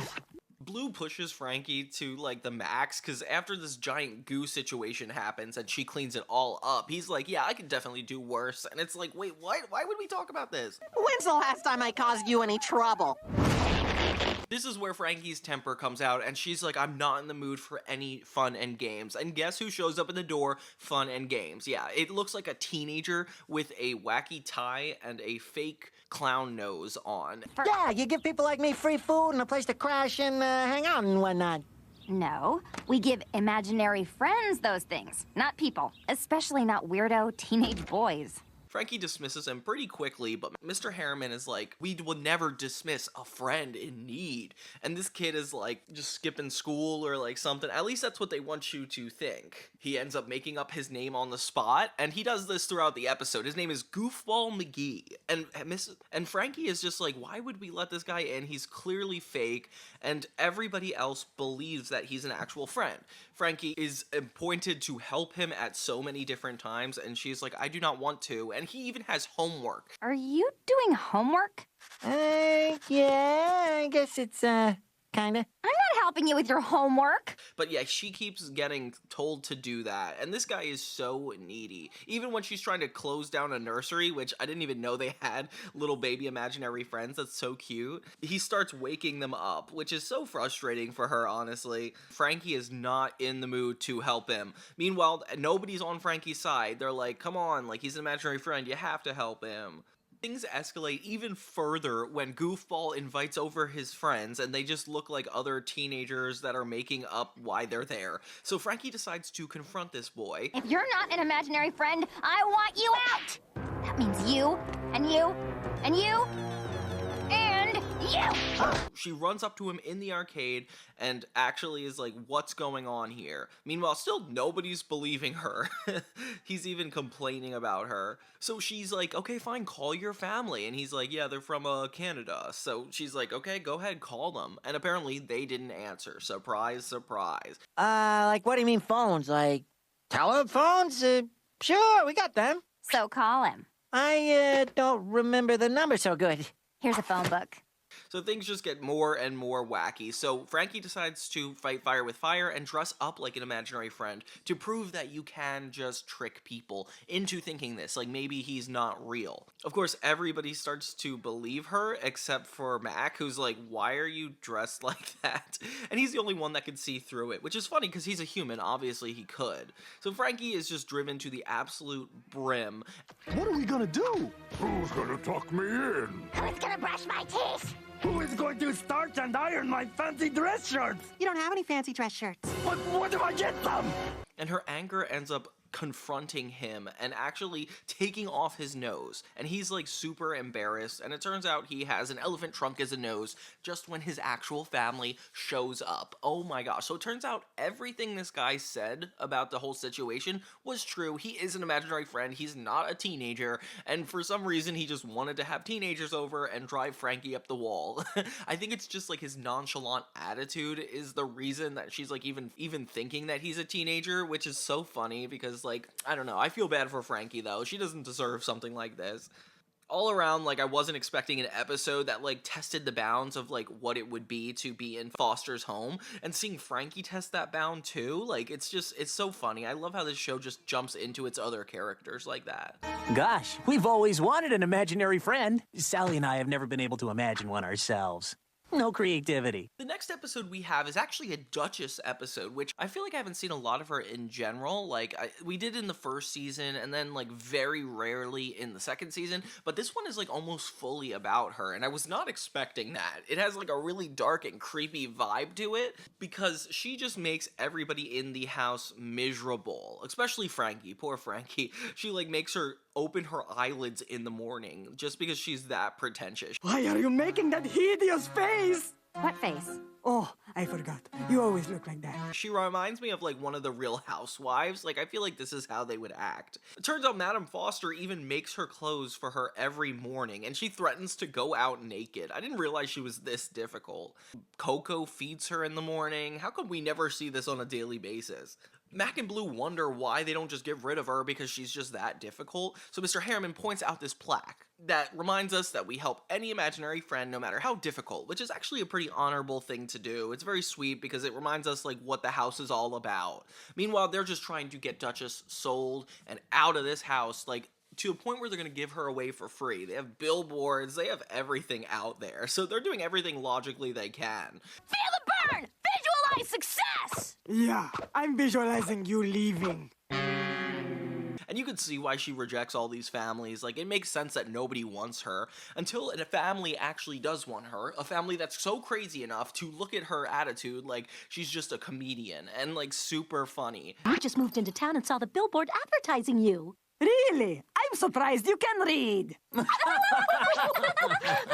Oh, what a charmer. And I think that's, like, such a good metaphor for life, is that, like, people view people from such different lenses, and I do believe that somebody would look at Duchess and be like, wow, that's somebody that's really funny. This ends up in a complicated result where it turns out they live in the apartment building Mac does. Duchess moves into that same apartment building. So he's kept up all night listening to Duchess be pretentious, and the mom's, like, going crazy and is like, if this is kept up, we are going to have to move. So Blue and Mac have to hatch a plan to get her out of this complex so Max doesn't have to move.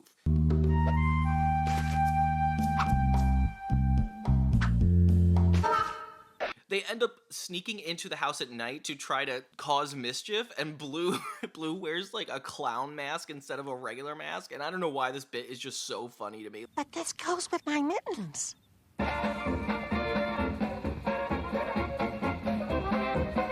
He's so entertained by absolutely nothing. They cause a scene in the house just to make her get in trouble, but it turns out this family is actually super into it and is like, wow, thanks a lot, Duchess. And it's insane. Why, great-grandmother Appleby looks so much more like her true self. Wow, thanks, Duchess. You're the best imaginary friend we could have ever hoped for.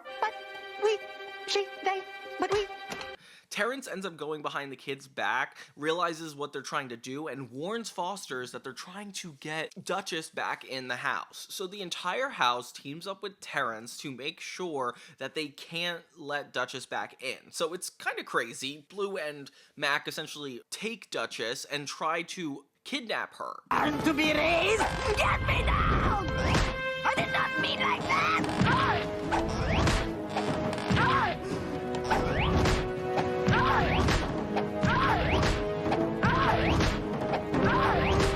I love this next scene because it turns into like a war movie where all the people in the house are teaming up against Mac and Bloo, and they don't really know what's going on or why they're trying to get Duchess back in the house. They just don't want Duchess back, which is kind of disrespectful. This poor woman is treated like a toy in this section. But like, you feel bad for Mac and Bloo because Mac clearly doesn't want to move, and they're talking about moving to Singapore, which apparently Terrence says is in Wisconsin. But we can't. If we move to Singapore, I can't go to Foster's anymore, and then Bloo will get adopted, and then I'll never see him again. Better say goodbye to your dorky little buddy, Runt. We're moving to Wisconsin. Which is the funniest thing ever. And there's just a lot of funny bits of like them trying to charge their way into the house, but it doesn't inevitably end up working. All the friends and Frankie end up foiling Mac and Bloo's plans, and Duchess ends up going back. And once they realize why this is happening, they actually feel bad for Mac and Bloo, and they're like, we definitely would allow her to stay if that's the case, which is very sweet of them. I didn't think they needed to do that. But yeah, Duchess episode, wasn't expecting that. It will be a shining day because I'm going to Europe. I am going to the... Sorry, changed my mind.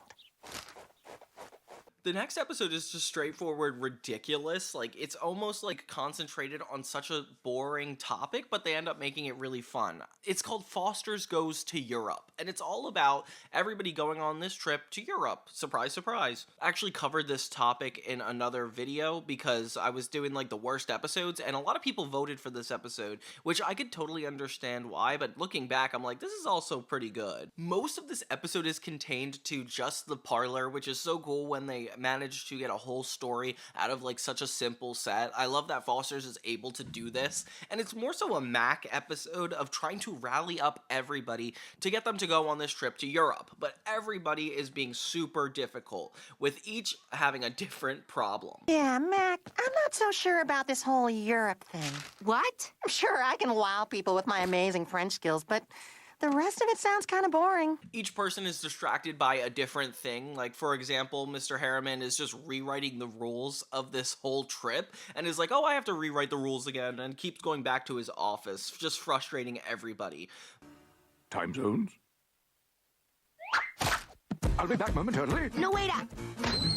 Wilt and Eduardo don't know what to pack, so they keep packing like horrible things.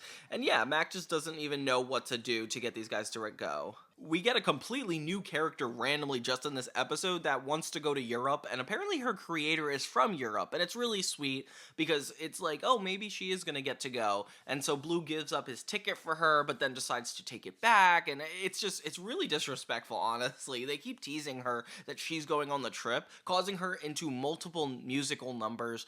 I'm going to Europe! Sorry, changed my mind. Bloo starts getting difficult and is like, I'm not gonna go anymore. And so, like, because of this giving up the ticket thing, everybody's confused. And then Wilt starts giving up his ticket, so does Eduardo. And next thing you know, Mac is, like, dealing with a whole new scenario. Then right when it comes down to the actual wire, everybody has to go to the bathroom. So they all go to the bathroom, then they all have to go again because it took so long. Okay, we got the tickets. Everybody went to the bathroom. I could do with a spot of lunchtime fare. We'll get food at the airport. Airport food? Ah! Mr. Harriman keeps rewriting the rules to accommodate for this going to the bathroom thing. Next thing you know, they get to the bus and it is broken down. They can't get to the place. So it's like almost as if it's too late at this point. Like there's no way they're gonna get there on time. Somebody who cares about time a lot, this would give me a lot of anxiety, and I super understand how Mac is dealing with all this. Like, what is going on with these people? Come on, Mac! We've been Right when everybody actually gets ready to go, the bus is fixed, it's time, Madam Foster gets a hug out of Mac and starts hugging him for like super long, and it's just so awkward. And at first it seems like a comedy bit, but we learn later that she just took the tickets from Mac, and her girlfriends are headed off to Europe without them, and so they're stuck at the house, which is kind of really disrespectful. I don't know why Madam Foster would do something like that, but also be capable of opening up an entire house for needy friends. Like, what is going on with this character? Not done!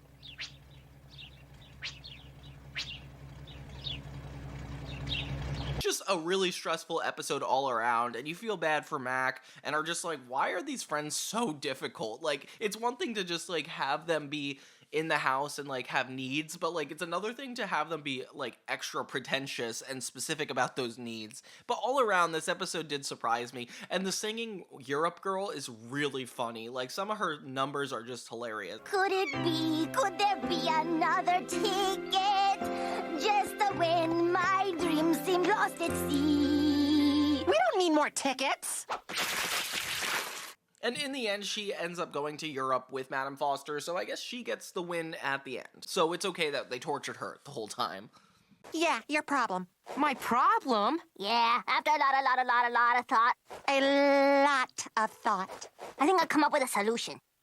Now, Season 3, Episode 7 is actually a really important one because we get introduced to a complete new character. It's called Go, Goo, Go, and as you guys can remember, there is a character named Goo who just has the imagination of a sweet little girl, and it just comes up with everything right on the spot. It's actually pretty wholesome and leads to a lot more problems than you would think. The episode starts with Mac trying to get a giant canoe or like sled out of a tree, which is crazy. Like, how did Bloo get that up there? It's so funny. How did you get an 8-man toboggan stuck in a tree? And 2, why do you need it right now in the middle of June?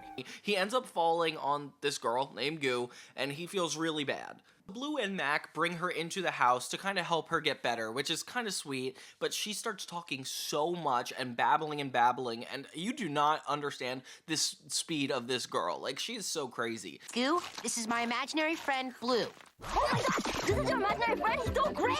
He's so simple and cute and economical, Mac. How in the world does someone like you come up with an imaginary friend as great as this? I mean, look. Having Bloo and Mac never met her before, it makes sense why they're so entranced by this concept. She starts quickly imagining up a bunch of friends at like breakneck speed, which means there's a bunch of people who need homes, like homeless Foster's friends, which is kind of insane. Bloo just loves this about her, and he thinks she's so sweet. Pretty much excited by every time she comes up with new friends, and of course Bloo would love the most inconvenient person ever. Frankie comes out really frustrated because apparently they know this girl, and she's the reason the house is so full, so she's technically a public nuisance. Mac thinks she's a good person and feels like everybody's kind of being a little bit rude to her, but his kindness kind of bites him in the butt when she keeps ending up inventing even more friends and letting her in the house, which is kind of crazy that like it's causing such an issue. She becomes completely overstimulated and thinks and creates and imagines willy-nilly. No, see, my creator's name was Kevin. This girl is just so hyper, and of course her selfishness attracts Mac for some reason. He's just as drawn to selfish people without realizing it. He actually does care about her. He feels like she's like not given a fair shake just because she's annoying, and it's not really cool of her. But, you know, obviously he gets why this is going on. And we don't want to hear about the warm, fuzzy feeling you get whenever you're with her. She's got to stay out. I got it, but listen. And don't even think about telling us how wonderful it is to daydream about what it will be like to kiss her. Ugh. And he feels really bad when he notices that the friends in the house start having to sleep on the bus because she's just making too many friends. So while we think Max is a good person for like trying to keep her in the zeitgeist, it is kind of problematic that everything she does is screwing everybody else up. So he ends up making a huge scene of it and yelling at her, which is actually kind of crossing the line, and you feel kind of bad for her. I don't like you!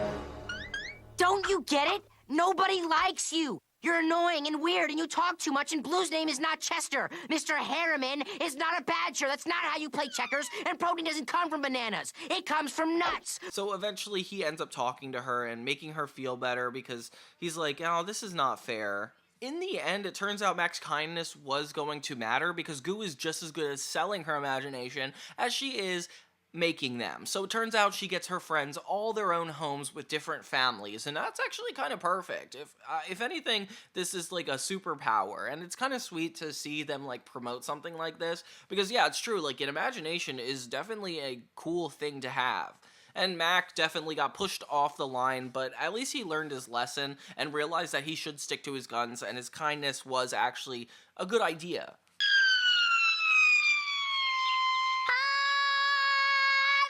Now we got this new character of Goo, which I think is super funny. I love how she just talks at like a speedy pace, and the fact that Bloo is obsessed with her is even funnier because everybody else doesn't like her, which is not fair. Come on, guys, give her a chance.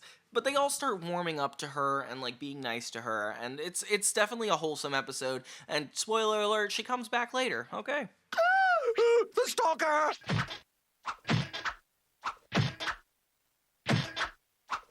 The next episode is kind of like a harem addiction episode. It's called Crime After Crime, and at first I'm like, this has to be about Bloo, it has to be about like something he's doing, but it's not. It's about Mr. Harriman. It's kind of crazy. There's a bunch of recurring jokes in this episode, and the main one is that Frankie is trying to make a dish that is really good, but requires carrots to be made, and since they don't have carrots or constantly out of them, she cannot make this dish.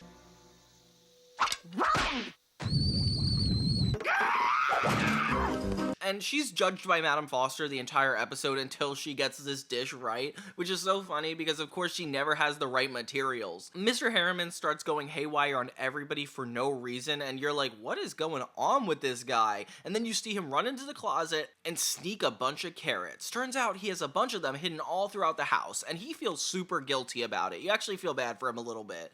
Then I'll now be fitting of the name imposters, be rid of all remaining carrots, and never again fall into temptation.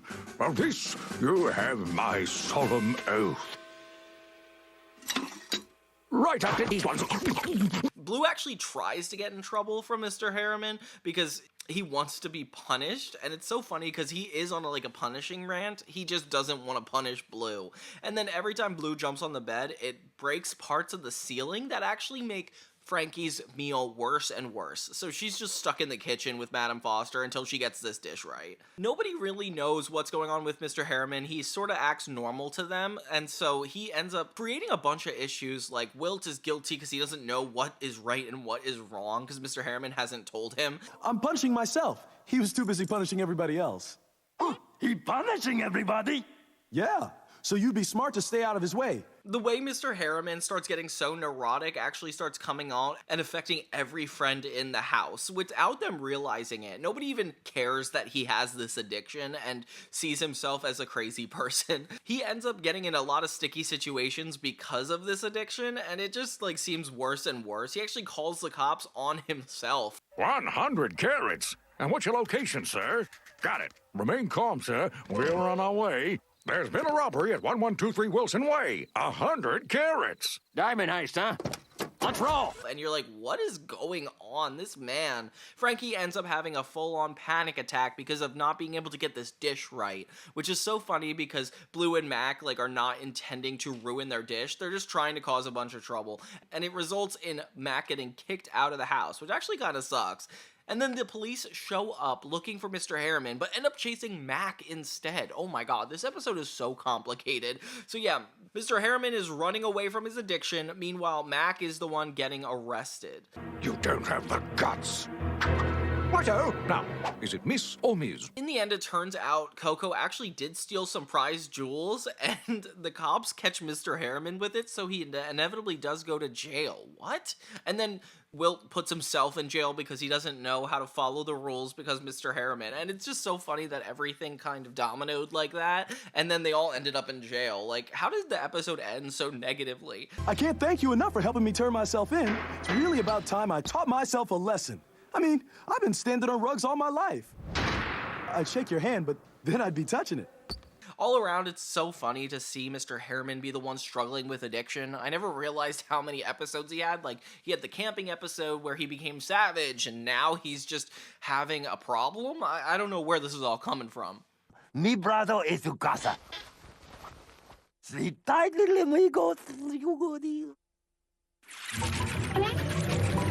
This next episode actually makes me really uncomfortable. So it's called Land of the Fleas, episode 9, and it's about Eduardo. I like that we got another Eduardo episode. This season's really good at giving each character like 1 or 2 episodes, which I like. Eduardo is getting his hair care done, or his fur cur. I don't know, he has fur, so it's different. Eduardo has a little puppy that's his imaginary friend. He was actually introduced in season 1, and I forgot that he even came throughout this episode. This dog ends up getting fleas that end up running onto Eduardo. So he starts itching, and it starts becoming really gross. He uses the entire bathroom, and starts to affect everybody in the house because of his itchiness. Oh, you took my fleas? Oh, you big meanie! No, but I wish we did. Man, I want fleas so bad. He tries to ignore it, go to sleep, but, you know, it just gets worse and worse. And these fleas end up starting to build a home on his body, which is insane. So, yeah, he has a bunch of family of fleas living on him, and he, like, talks to them, befriends them,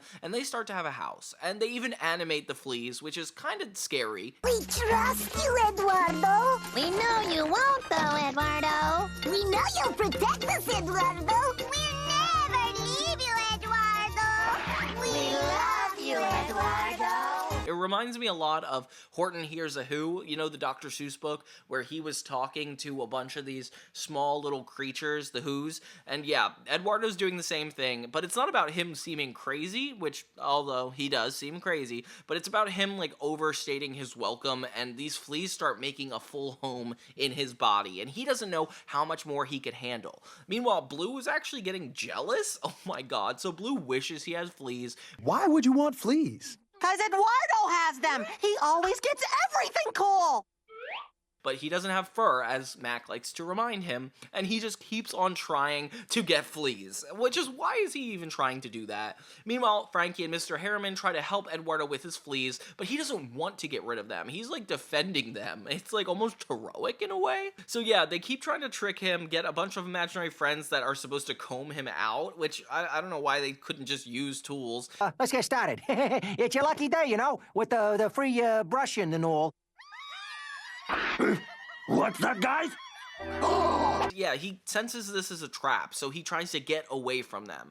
Meanwhile, Bloo ends up shaving all of Eduardo's fur off so he could have the fleas, which I don't know why he wanted them, okay? So yeah, Eduardo's fully naked, and Bloo is stuck with all the fleas. The fleas start an entire colony and live on the fur, and it's kind of gross, but they end up having like a town hall, and Bloo is just horrible as a host. So the fleas end up ganging up on everybody in the house, even getting Mr. Harriman to beat himself up.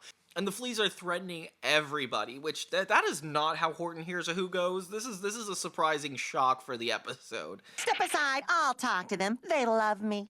Ow! Shut it, Bloo! We do not love you! You destroyed our city!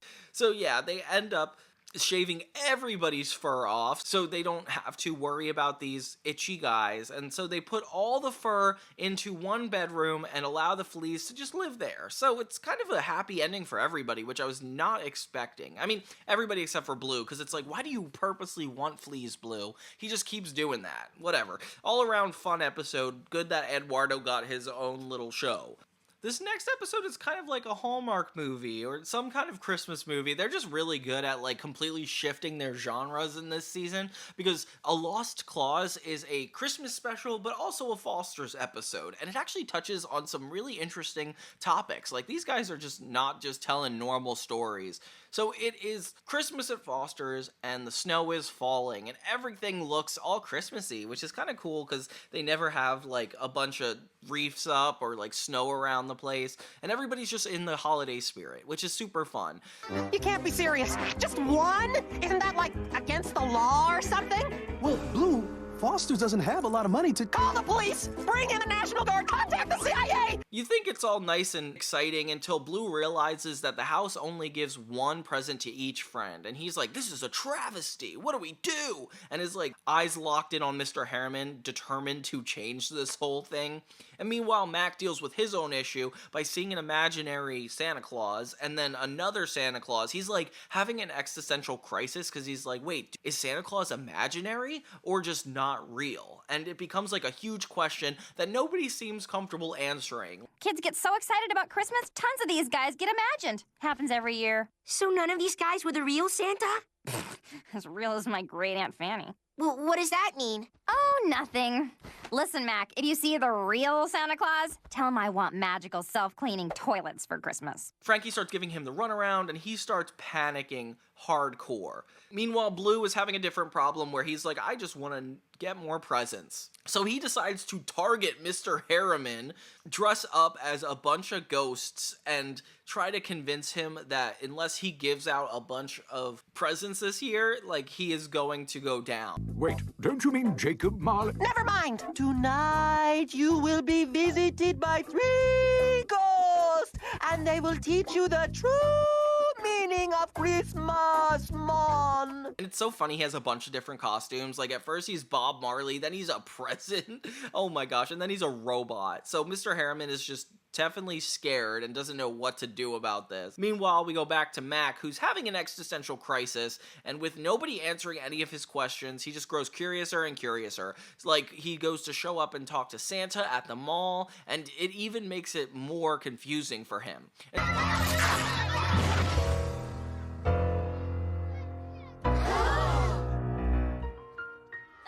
You lied to me. You're not really Santa Claus. You're fired. Madam Foster kind of gives him a really sweet talk about, like, you'll find out when you're meant to find out, and whatever you're supposed to know, you'll know, which is kind of crazy. I'm so interested in, like, if Santa Claus exists in this universe, or they're portraying him to be this imaginary friend. Like, it could go any route at this point, and it's so interesting seeing Mac care so much. Like, he's waiting all night to figure out if he's gonna get presents. He actually asks Santa for underwear, just to prove he exists. I would totally be cool with underwear. Seriously, I would love underwear. That would be a perfect sign, Santa. Like, he's like, give me something I don't even want. So then the next morning, he's looking through all his gifts, praying that he got underwear to prove Santa is real. And, you know, he's just so sad, and we're, like, worried about him. We don't want him to not have a good Christmas. And then, of course, Blue's plan backfired because Mr. Harriman is getting rid of all Christmas stuff. He's just scared of Christmas at this point. So Bloo ruined it by being selfish. Oh, well. Exactly. I don't want one present. Not one single present. Oh, the imaginary friends will be terribly disappointed. No, they won't, Pop. They'll love it, Boop. In the end, they actually have everything being solved by Santa Claus coming through, giving all the presents to everybody in Foster's, bringing back Christmas, and even Mac believes in him again because he gets his underwear, as he expected. But they do build up anticipation to make you think that he doesn't get his underwear, which is so funny. But yeah, he does, and it's so perfect. Yes! Santa is real! The real Santa Claus would never give someone as naughty as you anything but coal. Bloo ends up getting a bunch of coal, and that's kind of funny with the way the episode ends. And it's definitely necessary. I like how that actually, like, comes into play, and Mac is able to believe him because, of course, Bloo deserved coal. Like, that's crazy. First, he has to build up his strength so he can save the world from robots. Got it. And... action! The next episode is definitely one of my favorites of Foster's, for sure. It's called One False Movie. And you get to really see how much of a kid Mac really is, which you forget because he's always being responsible. But yeah, like, he's just an innocent kid. He's making a video report on his friends at Foster's. And of course, you know, like, everybody doesn't know how to act on camera, but it is cute seeing, like, him go around and record stuff. Hi, I'm Mac, and this is my movie. That's Foster's. Every day after school, I come here and hang out with a bunch of He shows Bloo, and Bloo is like, no, this is horrible. And it's like, come on, Bloo, be nice. Bloo ends up taking over and is like, let me edit this for you, and I'll make a real movie out of it. So the next day, Mac shows up with a tape, and Bloo is like, okay, here you go. And it turns out to just add a bunch of farts to the stuff Mac already recorded. Just be yourself. All right. Hello there, Mac. My name is Eduardo. Which is not creative at all, but the entire class starts laughing, and he gets sent to the principal's. Okay? Principal is not mad. He's actually like, hey, we want to enter you in the film festival. And then it's like, why in the world was that inspiring that. So now Mac actually needs Blue's help because he doesn't want to be embarrassed, and obviously Blue made that video, so why would Blue not be the one to help? Eduardo, meanwhile, is obsessed with this, Dora Explorer ripoff, and he just, watches this kid show all day long. It's so funny. Can you say red? That's right. Red. Red. Red. People make fun of him and he feels bad about himself, which I do not like. So Blue ends up using a bunch of money and as much as he could possibly get his hands on to create the craziest movie ever. And we actually get to see what a movie producer's experience is like because Blue keeps asking Mac to bring back money. I have the strength to go save the world. Cut! Perfect! Good job, Cordy. Blue, what does any of this have to do with friendship? Oh, that's the name of the spaceship. We get little interspersed scenes of what Blue's filming, but we never get to actually understand it. And it makes so little sense with the more he films. Yes? What is it? It's so funny because the imaginary friend that is the camera is the one filming it. Of course they have to have that. Mac ends up doing a bunch of illegal things to help Blue make the money he needs, which is so sad. Honestly, it's a really depressing episode for Mac, seeing him go through all this. You spent our entire budget on that? Don't be ridiculous. I also got this beret. He even has to revert to stealing from Foster's, which actually crosses a line, and none of this stuff is enough for Blue. He's just so unimpressed by everything, and you feel horrible for Mac. Eventually they get to the school and they play this whole movie, and it is the most ridiculous thing you'd ever seen. My movie is called T-Rexatron Alien Wolf 3, a prequel in time, The Unrelenting. I hope you like it. It's about Wilt being this action hero, and it doesn't make any sense. He transforms into a bunch of different things. It's clear the money was spent in unnecessary places, to a point where we don't even know what's happening.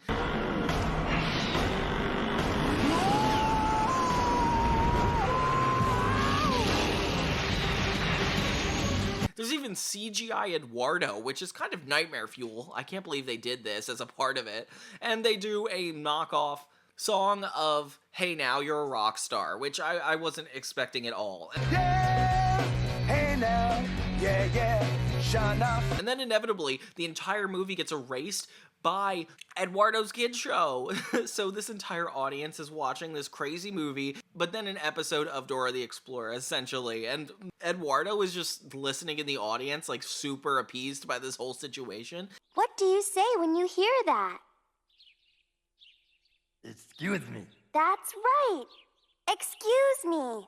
It's just so funny. In the end, Mac tries to make it up to everybody, but it turns out Madame Foster was the one who bought all of her stuff back, so there's no actual problem. He's lucky to have gotten out of that. It's just so funny seeing him in that, complicated adult situation where he's I need to provide as a producer, and it's I can't believe Blue is that difficult. It is the relationship between a director and producer, though. I'm not surprised to see it. All around, one of my favorite episodes. I love episodes that involve, trying to make a movie. It's always done in a hilarious way. SpongeBob did it really good. A lot of shows did it.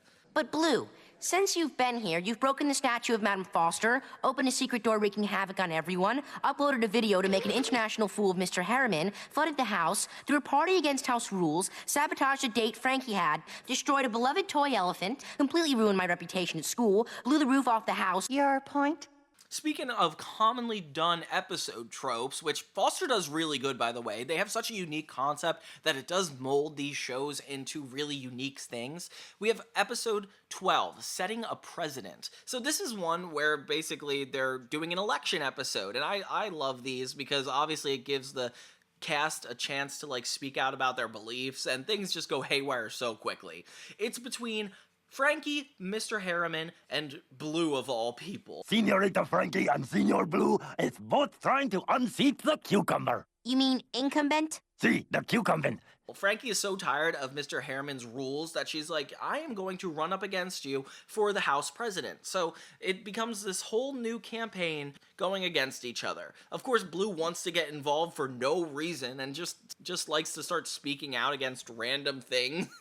I'm sick of the way things are run around here. It's like it's purposely designed to get me into trouble. No, it's not. You just break all the rules, Bloo. Exactly. But yeah, this whole campaign just starts going to everybody in the house. Bloo starts bribing people. Mr. Harriman realizes he's not liked. And Frankie honestly just deserves it the whole time. They do this funny like newscast, like updates on the election, and it is so cute because they use like a cardboard cutout, and it's like, what's going on here? Bloo just starts to dress up as Abe Lincoln, which is so funny, because at the first debate, they're all, like, fighting with each other, and it's very clear that Frankie is the only one sane enough to win this. This is for Frankie. What is 2 plus 3? 5? Senor Harriman? Well, of course it's 5, you numbskull. Azul? Well, Ed, my opponents say 5, but you know what I say? 5 is not good enough. I say 6. Mr. Harriman actually gets really freaked out because he's gonna lose his job, and he doesn't have any other reason to exist. And this is so funny, it's another Mr. Harriman episode. He begs Bloo to team up with him, and the two start trashing and slandering Frankie. Yeah, they even invent a whole song. 22 years ago, she could barely speak a word and spent most of her time sleeping and crying. Let me ask you, residents of Foster's, do you want a big, dumb crybaby running this house? I'm Mr. Harriman, and I approve this message. And it's just so funny watching their smear campaign against Frankie, because she's just like, what am I supposed to do about this? And so she ends up calling the entire house and trying to give a good speech, which is actually really sweet. I feel like Frankie always has deserved to win. In the end, she ends up winning with most of the votes, and everybody else is, like, kind of sad. Well, not everybody else, just Mr. Harriman. So he ends up going off and trying to find a new reason to live, which is kind of sad. And then you see him, like, actually scrounge for a job. Like, he wants to work at the races as the rabbit, as, like, the Santa Claus, which is crazy, because we already had the Santa episode.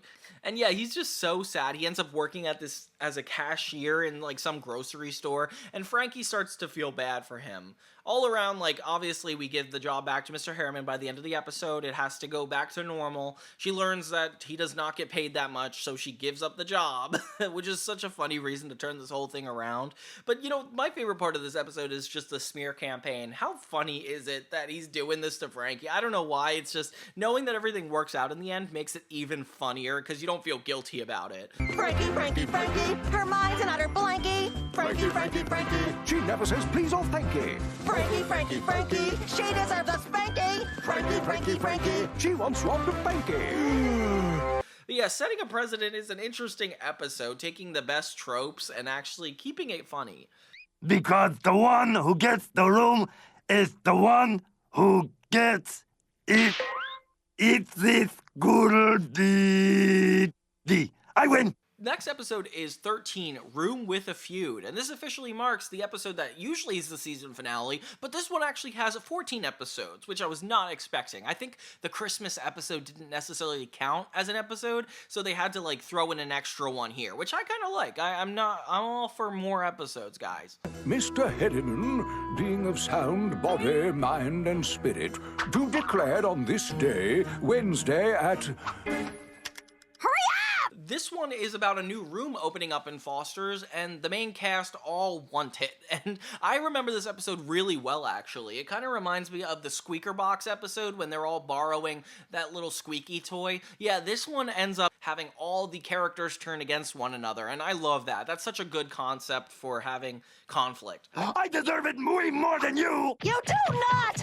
I've deserved it since the beginning of time! It's my birthright! It's so funny because nobody's interested initially. Like, we learned this guy Poindexter had just gotten adopted, and Bloo realizes that now that his room is empty, it's a single room. Like, he could take it. since nobody else knows about it. Until Coco hears about it and is like, why don't I deserve the room? And then Coco starts complaining to Mr. Harriman, and Frankie starts backing her up, like, hey, she's a girl, she deserves it. And Mr. Harriman gets like super flustered. I had no idea there were so many female concerns. Miss Francis, please move Miss Coco's possessions in post-haste. Next thing you know, slowly, one at a time, people start realizing why they want the room, and it's such a delayed reaction. Like, at first, Eduardo is like, wait, why wouldn't I get the room? I deserve it. And then Wilt starts realizing that maybe it's meant for him, because it is dressed up like a basketball place with extended roof. Master Wilt, why would you desire a room with such tall ceilings, a long bed, and basketball wallpaper? Ah, I do see your point. I do feel like I'm on Wilt's side with this. Like, he does not sleep in a bed. He literally is under on the floor. Like, why wouldn't he get the room? But yeah. Then there's this, like, fifth imaginary friend that is just not involved at all. We've never seen him before, but he wants the room too. And it's so random that he's, like, involved, but whatever. So Blue ends up trashing the room so that nobody else wants it, which I don't really understand why. But then they kind of still do. And then they start competing with each other in nonsense things to try to decide who will get the room. Mr. Harriman's like, you decide between yourself, and it's like the worst idea ever. I don't know why Mr. Harriman would suggest that. So Frankie is like, what are they gonna do? They create such a mess all throughout the house, and then she gets them to do chores for them just through deciding, like, who will get the room. There's a new rule? No, it's the same rule. Go back to work. And you, get out of here. Dear me. Whoever gets the house wins the room.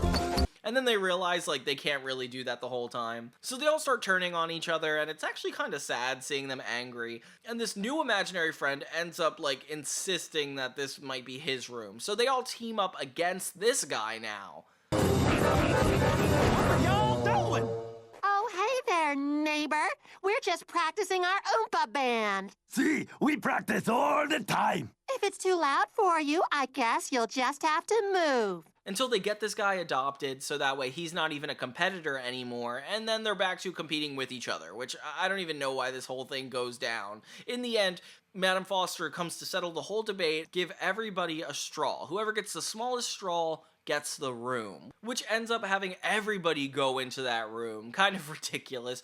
Blue is alone in his room and realizes he's terrified of sleeping alone, so he never really would have worked with the room anyway, which I think is really such a funny ending to the whole thing, because of course he got the karma by the end. But it is funny watching them, like, all fight for it. I really like this episode, like, especially since none of them really wanted it at first. Like, seeing them turn into wanting it, that's just so funny to me. Guess what? I'm gonna be the first one to collect them all. This next episode is essentially like a Pokemon parody. It's called Cuckoo for Cocoa Cards. I'm not sure if you guys remember this, but I actually remember this really well. It's one of the funniest ones I forgot, honestly. Over here. Da-da-da. Da-da-da. Da-da-da-da-da-da-da-da-da-da. So Mac is inviting a field trip to Foster's home. Blue takes advantage of this situation and tries to get the most attention out of it, and he's brutally upset when he doesn't get it. Yeah, everybody is entranced by Coco, and I get it. Coco's pretty interesting. Coco is pretty upset with how much disrespect Blue is giving her, so she creates Coco cards and gives them to all the kids, which actually turn out to be a phenomenon. Everybody but Blue gets these cards, even all the friends at Foster's. I got 2 sloppy bows. Oh, I don't have him. I'll trade you for a George Mucus. Trading cards are totally lame. And these cards are actually really cool, like just as cool as Pokemon cards, if not better, because the stuff on the back that's written, honestly, I wish I had a card based on myself. Blue is bitter and will not apologize, so everything keeps escalating worse and worse. Like, he can't get any cards from Coco, so he keeps going to everybody else in the house, and he starts whining and starts being a little baby about it all. Come on. No, Blue. Come on. No, Blue. Come on.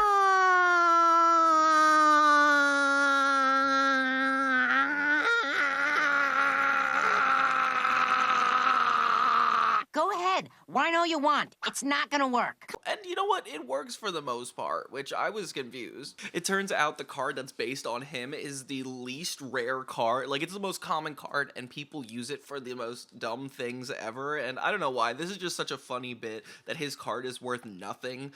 Blue, blue, blue, blue, blue, blue, blue, blue, blue, blue.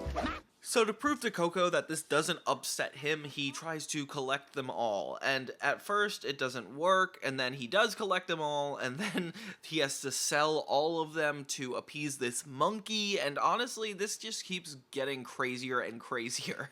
Coco even invents a Series 2 edition when he collects them all, and honestly, Blue, I would give up at this point. Every time she, like, turns the tables on him, he just tries harder and harder, and he honestly gets more and more desperate. I've never seen Blue, like, this stressful. Like, honestly, it stresses me out, too. I collected them all!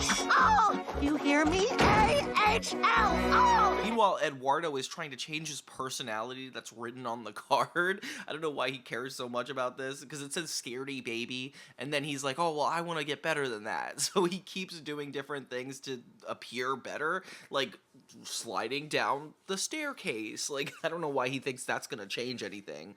And then he ends up with this gigantic roller coaster outside of Foster's to prove himself.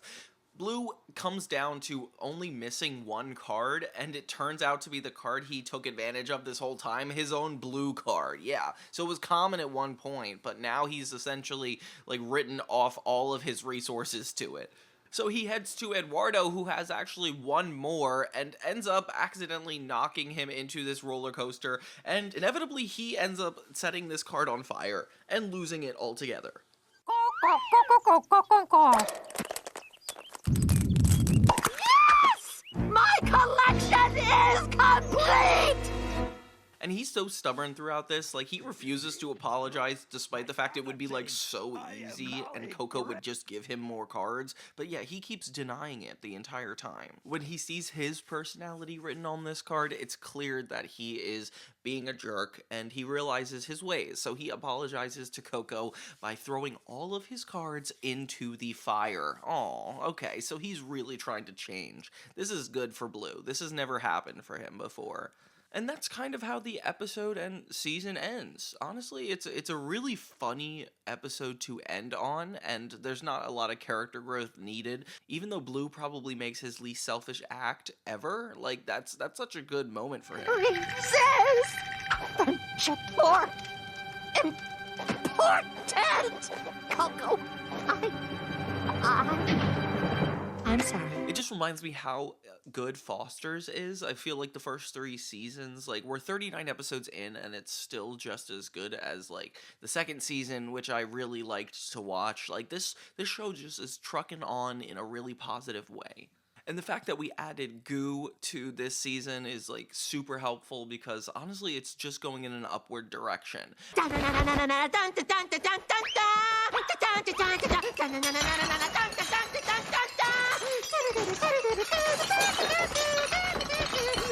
Okay, so season 4 starts out with episode 1. It's called Challenge of the Super Friends, and honestly, it's a big bang to start off a new season, especially with all the imaginary friends, not all of them, I mean just Wilt, Eduardo, Coco, and Frankie, off in the city to save an imaginary friend. The city is in turmoil. Now, you'll know this creator, Craig McCracken, also created the Powerpuff Girls, and honestly, like, you could tell, especially with this, he almost alludes to it a bunch of different times, starting with the narrator at the very beginning, Tom Kenny. It already gives us the vibe that it's going to be more of a superhero episode, which is kind of fun. So they're trying to save this giant imaginary friend, which is actually pretty threatening.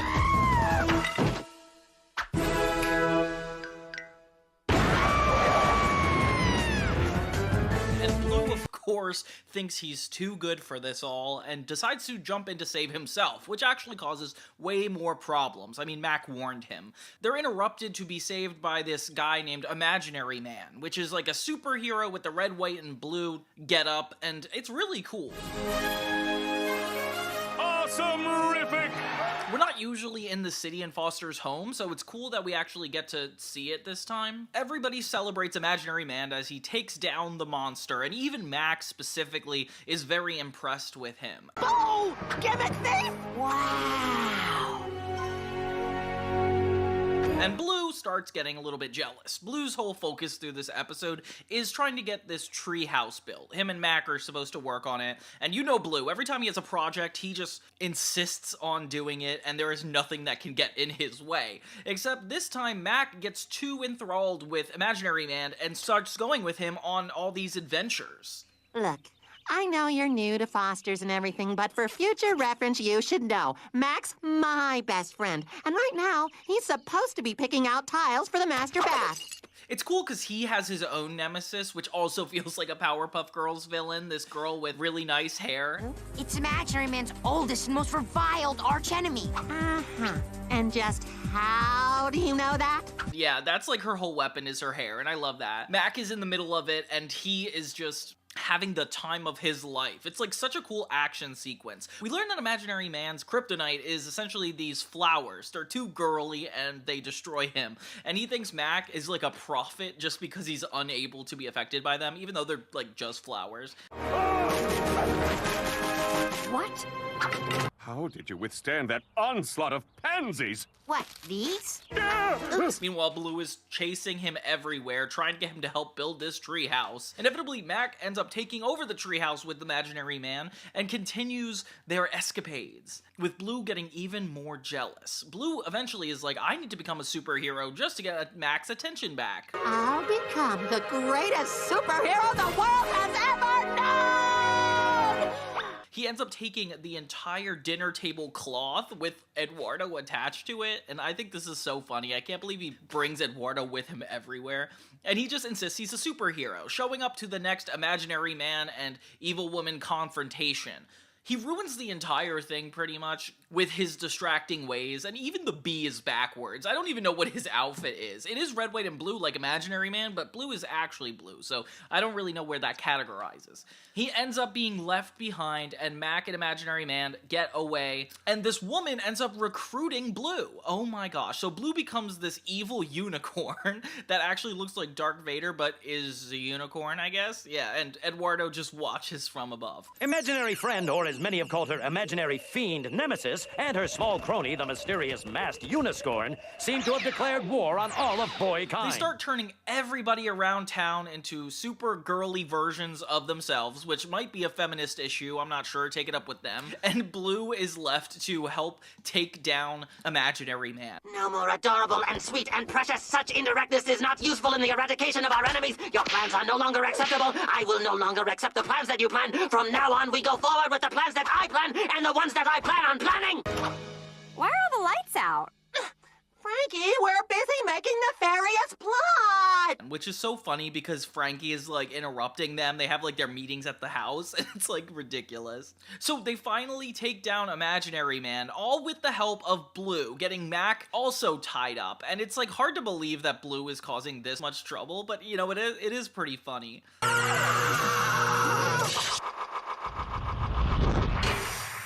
Blue?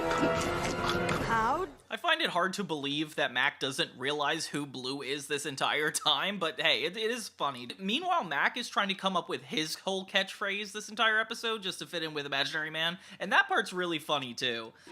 What you talking about? And knowing is half the battle. Hey, hey, hey!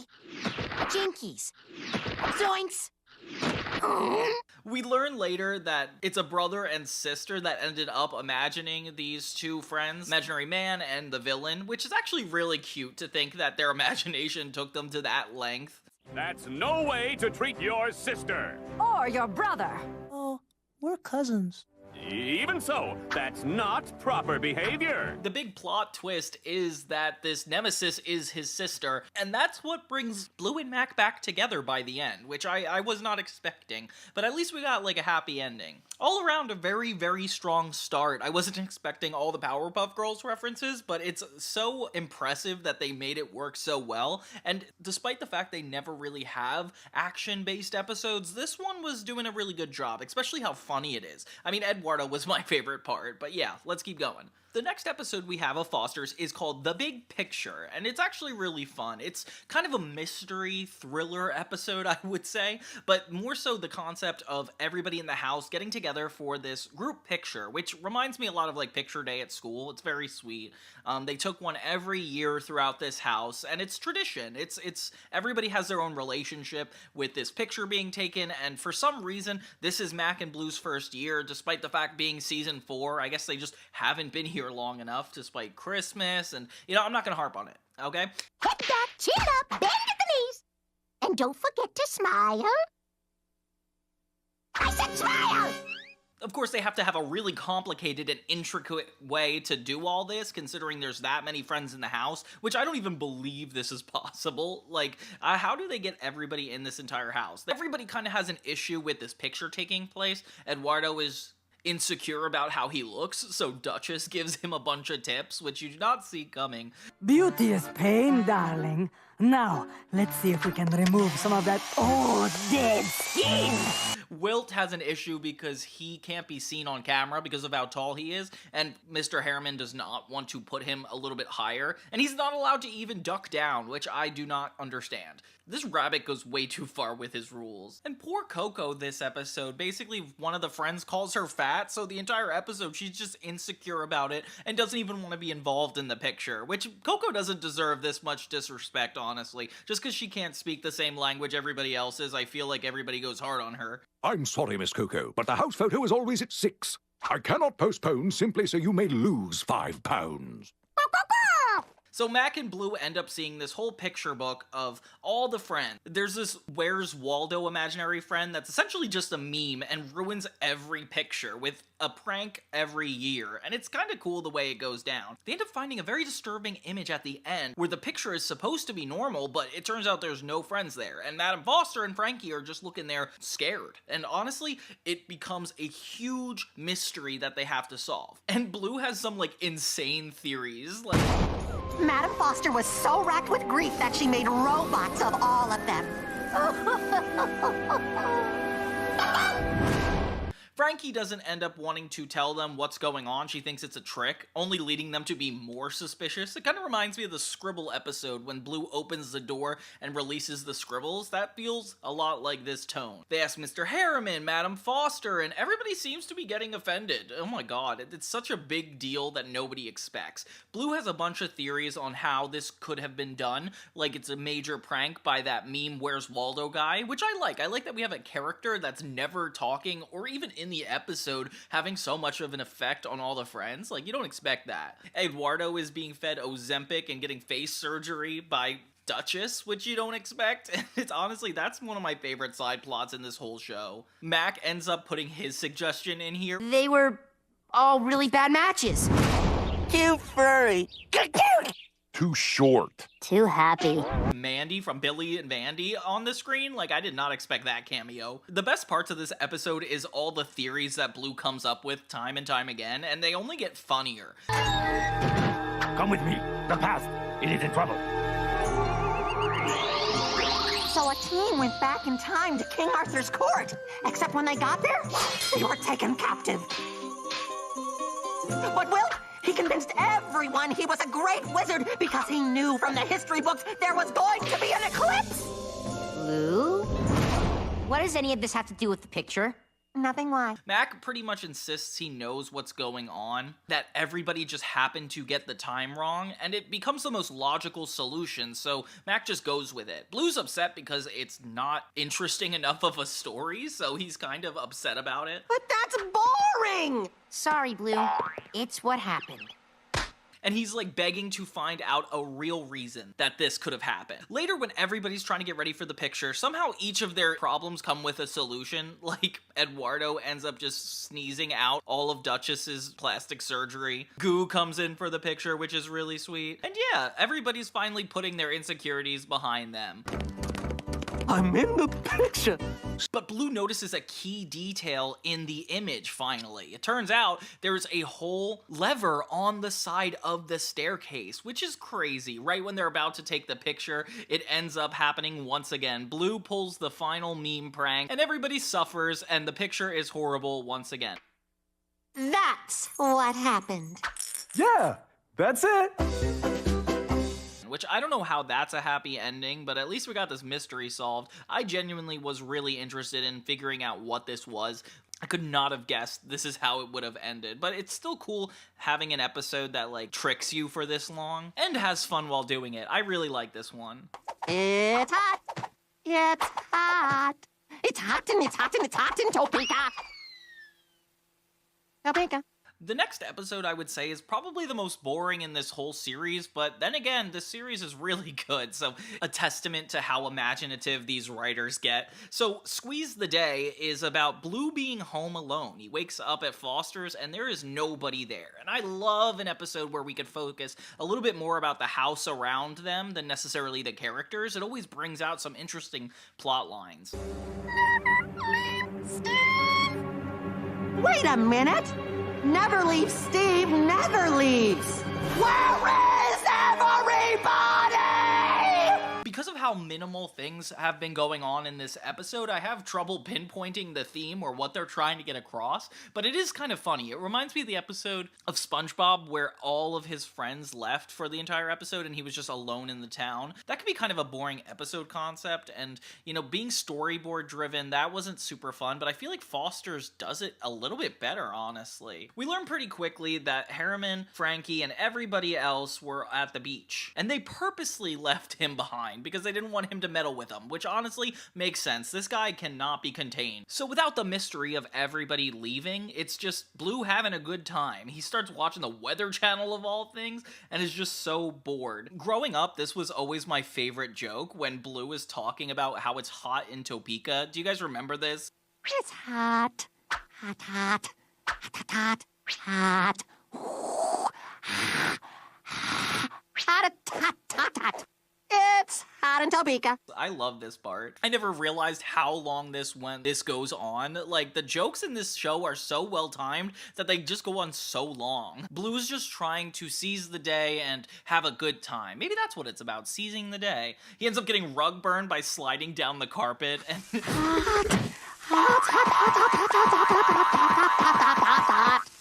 It's hot in Topeka. Yeah, he doesn't have a lot of fun on his own until Max shows up and joins him on the festivities. Nobody's here, so they get the whole place to themselves. They see it as an opportunity to try to figure out the best things they could possibly do. I feel like this episode is like about time anxiety and how there's so much pressure to fit a lot of fun within a single day of activities, and I don't know, that's kind of a cool concept to me. Despite all the fun they're having, they have more stress about doing stuff than actually doing it. They watch like a drama where Bloo gets emotional, and honestly, I did not see that coming. They want to devote their entire day to pulling this one small, simple prank where they put the bucket on top of the door, which they did in Drake and Josh, if you could remember. That's really funny. Then they just pig out and eat a bunch of food, only to realize that this is not how you should be spending your day alone. Like, they only have so much time. But no! What do you want me to do? Dump it on myself? Climb out the window so you come in the right way. Oh my god, they end up breaking the elevator and dropping millions of feet below, and I'm not sure if you guys have this nightmare, but I've seen this in my dreams, and I could feel the elevator falling. It is so stressful. They go all the way to the top of the staircase and try to surf down with this board. I love the idea of, like, surfing on staircases. Did you guys do that when you were younger? Because maybe I took it from this show, and I did not remember this until now. They use the picture frame of Madame Foster only to break it at the very end. They end up finding a map that actually leads to treasure. Bloo keeps harping on this throughout the whole episode. He's like, I want to find treasure. And Mac is only giving it a chance now because they found a map. It's really cool that they actually get something to do, but when they find out that it's just Uncle Pocket's treasure, which, if you remember from the Uncle Pocket's episode, it's such a random continuity detail, but thank God the writers were on top of it. It's so impressive. Yeah, Bloo and Mac end up freaking out knowing that everybody's about to come home, and they didn't make the most of their day. Oh no! So they try to have an entire day's worth of fun within like 5 minutes, and you know what? It is not fun. I don't care, just something awesome that we're not allowed to do! Play ball in the house!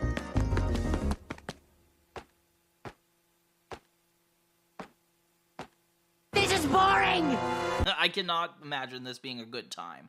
Everybody ends up coming home early from the trip. Turns out Wilt ruined it this time, which can't be fair. That's probably why he runs away by the end of the season. Spoiler alert. And Frankie just tells Mac to live life to the fullest, and honestly, it looks like it scars him even more. They end up just in front of the TV, both watching the Weather Channel, and that's how it ends. Honestly, a very relevant episode that I feel like applies to us now more than ever. Like, this is so topical to try to seize the day, and Mac and Bloo epically failing is probably half the fun. Babies, you have children? 64! Yes, 64. Or is called Neighbor Pains, and it's cool because they actually bring back the whole Adoptathon tradition. If you can recall from the other retrospectives, it's the day where all the friends get to meet the different kids that want to have imaginary friends, and they have a bunch of adoptions that day. So it's actually really important for fosters to have a successful one of these. This time, we have Goo involved, and this is the episode that solidifies her for me because she's not just like a silly character that makes up imaginary friends randomly and just kind of is an inconvenience like in other shows. Like, she was made to have friends meet other families, and that's so cool for her because it just makes her a three-dimensional character. Bloo has to stay in the house because he can't be adopted, and I like that that continuity is kept intact. It's so perfect. He feels extra left out because everybody's having such a good time and getting adopted, and he just doesn't understand why he can't go outside. Why does everyone else get to be outside except me? Because you are not the one up for adoption because you already belong to Senior Mac. You got an answer for everything, don't you? What's the capital of Pittsburgh? Potatoes. Leave me. This has been like the 5th adoption day he's involved in, and he still doesn't realize it. He sees a little kid across the street. Bloo ends up trying to face off with him, ends up bothering him so much that he ditches his bedroom, runs through Adoptathon, and right toward the next door neighbor's house. Frankie stops him, and that's when we learn that they actually have beef at Foster's with the next door neighbor. And that's why the episode title Neighbor Pains comes in. It turns out Madam Foster and this old man keep fighting, and this old man is like 2 steps away from calling the police and essentially ruining adoption day, which would be really sad because all these friends need to have homes, but at least the stakes are a lot higher than you would expect. Bloo is so focused on paying back this kid that he keeps involving himself with the neighbors, like fully getting into a paper fight, which is so ridiculous. If you need to throw something, maybe I can get you something else, like a ball or anything else, really. You imaginaries, cut that out! Cut it out! Keep firing, boys! It goes too far when Bloo ends up using all the adoption papers to aggravate the neighbor. The plot kicks in when we learn that all these adoption papers are thrown at this old man's house, and the only way to get them back is to probably go in there, which Bloo needs help to do. So he enlists Wilt to help him dress up as Orlando Bloom, which I cannot believe is coming back out of all characters, and Eduardo is just trying to stall. Goo is kind of the main antagonist in this because it's the first time we're doing an Adoptathon her way, and she has a great way of getting all these guys adopted. So a lot of stakes going on in this episode, honestly. And you listen to me with extra special hearing, because there is a system in place to make Adoptathon Saturday run super smooth and super fast. And the system works because I know, because I made it. Except it's not working super smooth and super fast because you're not giving them the adoption forms. So, give them the adoption forms! Mac finally shows up, kind of upset that Bloo did Orlando Blue without him, and he decides to help Bloo get these papers back. Goo and Mr. Harriman get into an altercation when Mr. Harriman is just so sick of all these new rules when he wants the old rules. I don't understand this rabbit. He should be happy about all this. Mac has a plan to go in and actually meet up with the kid. Bloo will sneak out of his backpack and get all the papers. But one problem, Mac ends up getting too angry at this kid because this kid is just provoking everybody and starts hitting him with dirt. So this old man basically kicks Mac out, and Bloo is alone in this house with the old man, so he is in trouble. Goo finally picks up on what's going on and that all the papers are in the house, so she helps by prank calling the old man and getting him out of the room long enough for Bloo to steal the papers back. Yes, so finally, when they get all the adoption papers back, the people start to calm down, which, by the way, it is once the old man finds out that Bloo was in his house, he ends up calling the police, which actually is going to ruin the Foster's event. Luckily, Bloo, turns out one of the papers he took is a love letter to Madam Foster. Ooh, embarrassing. I love you more than my refrigerator's automatic defroster. I love you the most, Madam Foster. So him and Mac end up using this as blackmail to get this old man off the phone, and yeah, it's just so weird that this guy has a crush on Madame Foster the way they fought, but hey, I guess it's fair. I don't know why he would want to get Foster shut down, because wouldn't that mean she left? I don't know, there's not a lot of sense in this, but at least we get Orlando Blue again, and poor Eduardo at the middle of all of this. Another good Adopt-a-thon episode. I can't believe how many plot lines are really good in this show that could be repeated. Thanks, Governor. And in the end, Madame Foster and this old man have a little confrontation, but it doesn't go anywhere. They just end up staying enemies, and that's the end of that. We never see this guy ever again. The end.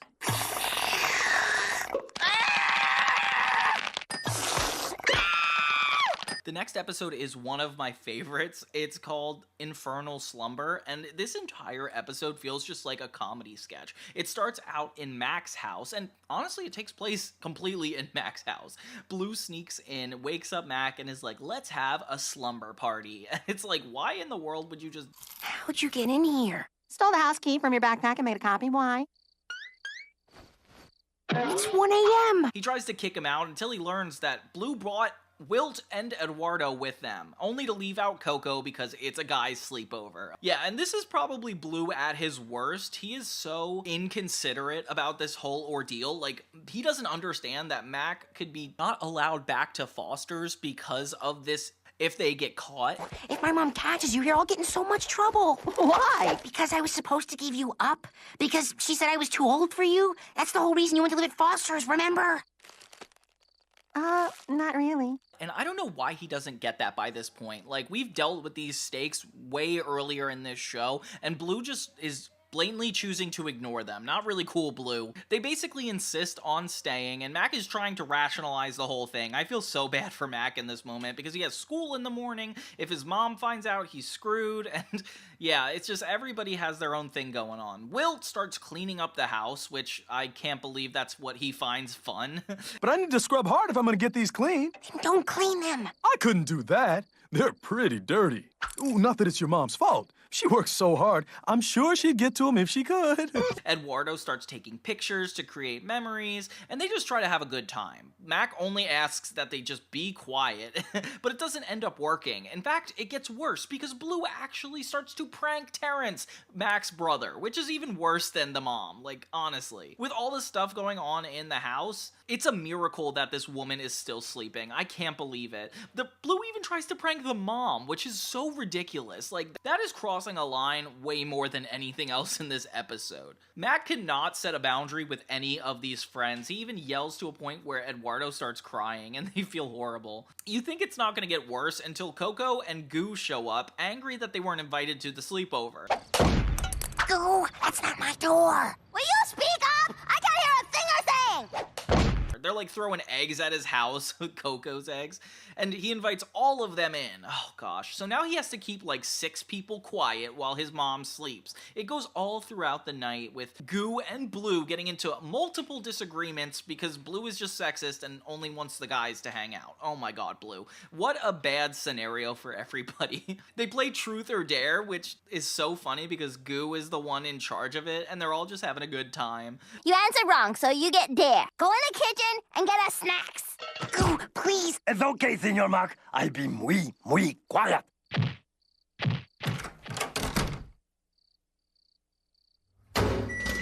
Meanwhile, Mac is still trying to keep things quiet throughout this whole episode, and they don't let it go. Like, it is so hard for them to keep down. They end up having a seance, which is even crazier. Apparently, there's ghosts in Mac's house. Next thing you know, Cheese, of all people, shows up, which, if you guys know me, I love Cheese. Cheese is one of my favorite characters, but you know what? In this scenario, it's horrible, because how in the world are they going to keep quiet with this insane person? Shh! Okay, you can stay.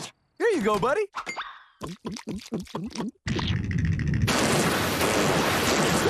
No! Chocolate milk. I'm sorry, but that's what I gave you. I can add more syrup if you... Chocolate milk. Chocolate milk! He wants chocolate milk, but doesn't consider actual chocolate milk, so it's just whatever he wants it to be. I don't know. And you're just waiting for Mac to get in trouble at this point. Like, it goes off the rails. Next thing you know, Terrence actually wakes up, sees everybody, and you're like, okay, it's over. So they all just pretend to be super loopy and weird to make him think he is dreaming. And they end up tackling him. As they all fight, Mac has to keep his mom busy because she's trying to get up for a shower. He is running out of things to say to her, and you could just feel that he's screwed. Finally, Bloo comes in to tell Mac that they had a great time and they're finally ready to get out of his hair, which, oh my god, thank the Lord. But is he really, though? Because he said that throughout this episode multiple times. As all the friends leave, they realize that Eduardo actually left all the images he took that night on the front desk. Oh my gosh. So Mac is almost going to be screwed again as all the friends race back. When they can't get into the door, we find out that Mac does get away with everything. It's okay, Senor Mac. We get them. See you tomorrow. Oh my gosh. Mac realizes the only way they got the pictures is because they put a hole in his roof. Oh my lord. And that's how the whole episode ends, with a giant hole in Mac's apartment.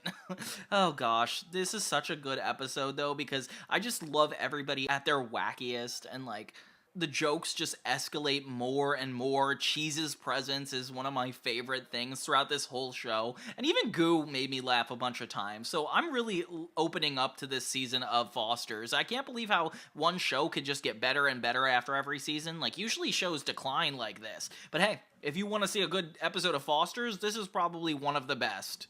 You'll never throw me a party again. You've humiliated me for the last time.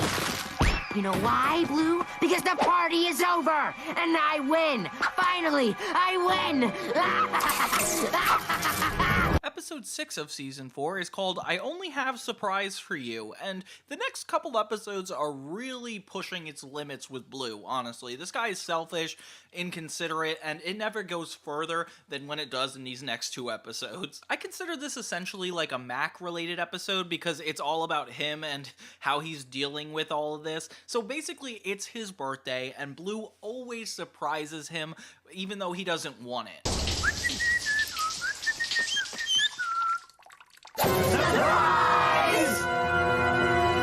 A bunch of imaginary friends go up to Bloo asking him about specifically birthday-related plans. Like, it's clear Bloo is planning a party, and he's just denying it right to Mac. Like, what a crazy liar. Mac ends up getting super paranoid because in the past, he's been really screwed over by Bloo. We even get a bunch of montages of, like, how he messed up with him. And yeah, that's definitely crossing a line. He goes to Mr. Harriman to get some help, I guess, and Mr. Harriman is like, there's no way a surprise would happen on my watch, but you know what? He does seem to be a part of it. So Mac starts to feel like he's actually getting ahead of Bloo with this whole surprise. Despite the fact that people around the house are still talking about a surprise party, it actually makes Mac more and more suspicious. He even takes Madame Foster's underwear and reveals them. Oh my gosh, Mac. Afraid I'm going to see all the skin cream, denture cleaner, support hose, cranny panties. Yeah, so he's going way too far. His paranoia only gets him to act crazier and crazier. Even when Wilt is hanging up decorations in the parlor, he's like, what the heck? Next thing you know, Goo shows up with a present, and yeah, how do you explain that, Bloo? Bloo looks really suspicious here, and you don't even know whose side you're on. Goo says she's here for Artie, which is just some random imaginary friend that just started existing, I guess, who keeps saying it's 4 years old. I'm Mailman. I'm 4 years old. Which is so cute. I love this guy, and I can't believe he doesn't come back again. Mac later sees all the friends and Mr. Harriman conspiring in Mr. Harriman's office, and he's very convinced that they are planning a party for him. Oh my gosh. I'm on his side too. So he ends up dressing like a ninja, ready to take down everything they're planning. He ends up ruining the pizza, he ends up destroying all the decorations, and even tying up Goo, Coco, and then eventually Bloo. It's almost like a Survivor-like episode. So I had to stop it. I had to. I never meant to hurt anyone. Come here. Oh, stop. stop. Two boys can hug. And I don't know if I feel bad for Mac or am worried for him because he seems like he's driven to insanity.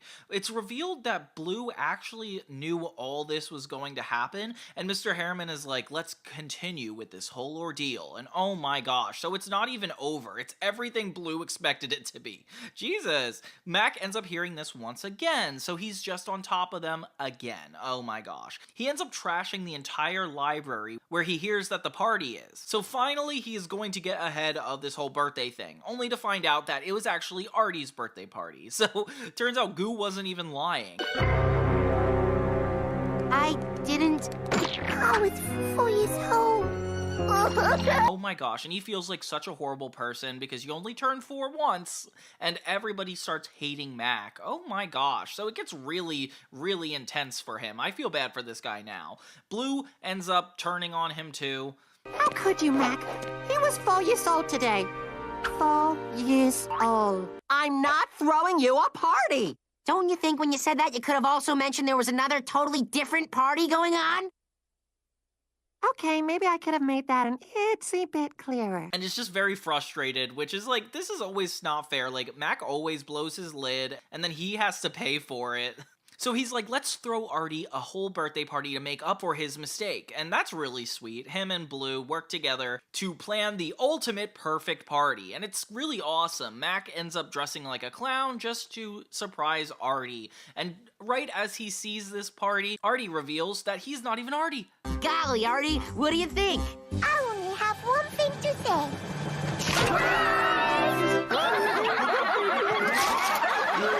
He is Madam Foster, and this whole party was for Mac. Oh my gosh. So at the very last minute, it turns out Bloo was planning this entire thing. It went exactly as planned, and even both times where Mac overheard them planning, it just happened again. I don't even know how he did all this. Like, this is such a crazy episode, and only for Mac's torture does it really add up. As the audience member, like, you feel for Mac, and you're like, this is insane. And I've never had more fun than like all these twists and turns of this episode. It almost takes the picture day episode and makes it look even funnier. Like, I like this show a lot. Hello? No, there's no Kathy here. I said there's no Kathy here. Oh, you're Kathy. Never heard of you. Remember how I said Bloo is really messed up through these next couple episodes? Yeah, number 7, Bust the Two of Us, is also him being a giant jerk. It starts off with him and Frankie doing a bunch of chores, only for Bloo to be upset because apparently none of these chores were something he wanted to do. I don't even know why this guy volunteered to go. Why would I pay to take the toll road when I can take the road I'm on for free? Oh, Frankie. Everyone knows the best things in life aren't free. He's obsessed with the toll road and being able to pay to go on another highway, which is so funny for him. And yeah, he's just disrespectful toward Frankie, he's inconsiderate about the fact she did all the work, and he realizes that she left the key in the bus. But he doesn't tell her, he just takes it upon himself to go for a little joyride. Oh my gosh. Maybe just once more around the block.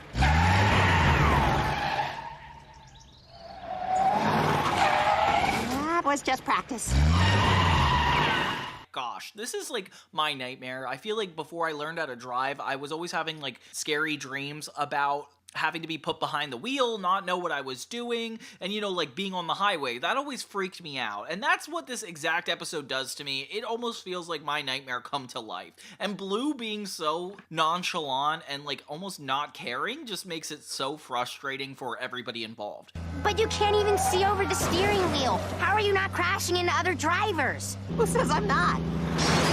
Bloo, we gotta get this back to Foster's now! He ends up picking up Mac, who's just playing cars with his friends at school. And yeah, Bloo can't even see above the steering wheel when he's driving down the highway. This is like pushing Mac to the ultimate limit because how in the world is he gonna get away with this? Mac is too young to drive. He can't even help the situation. So he is just a victim to Bloo's deadly crusade. They're about to kill people like multiple times, leading to these insane action sequences, and sometimes I'm just like, I want to go back to Foster's. I want a less stressful episode. He even gets enticed trying to street race him, which I did not see coming.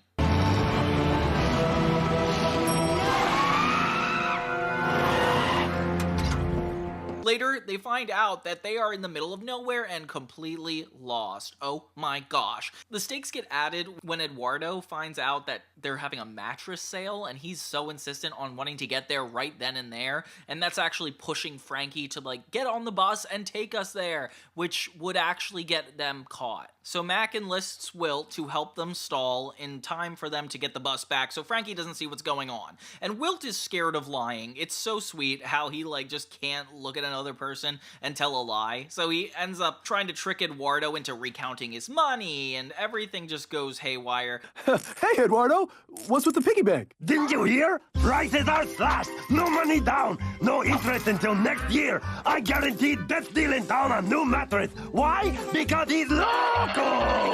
Keeps finding a reason to get onto the bus. They get Coco to pretend to be sick, and that actually helps save time really well. When Eduardo realizes he can't go on the bus, he decides to go himself, which means he's just like that determined. Mr. Harriman ends up seeing that the bus isn't there, so they lock him in a closet and ask Goo to imagine another Mr. Harriman to stall for time. So, what do you think, huh? Pretty good, huh? But he's a badger. Ah! Mr. Harriman is a rabbit. Don't be ridiculous. Rabbits have floppy ears and big feet and fluffy tails and long whiskers and... Oh!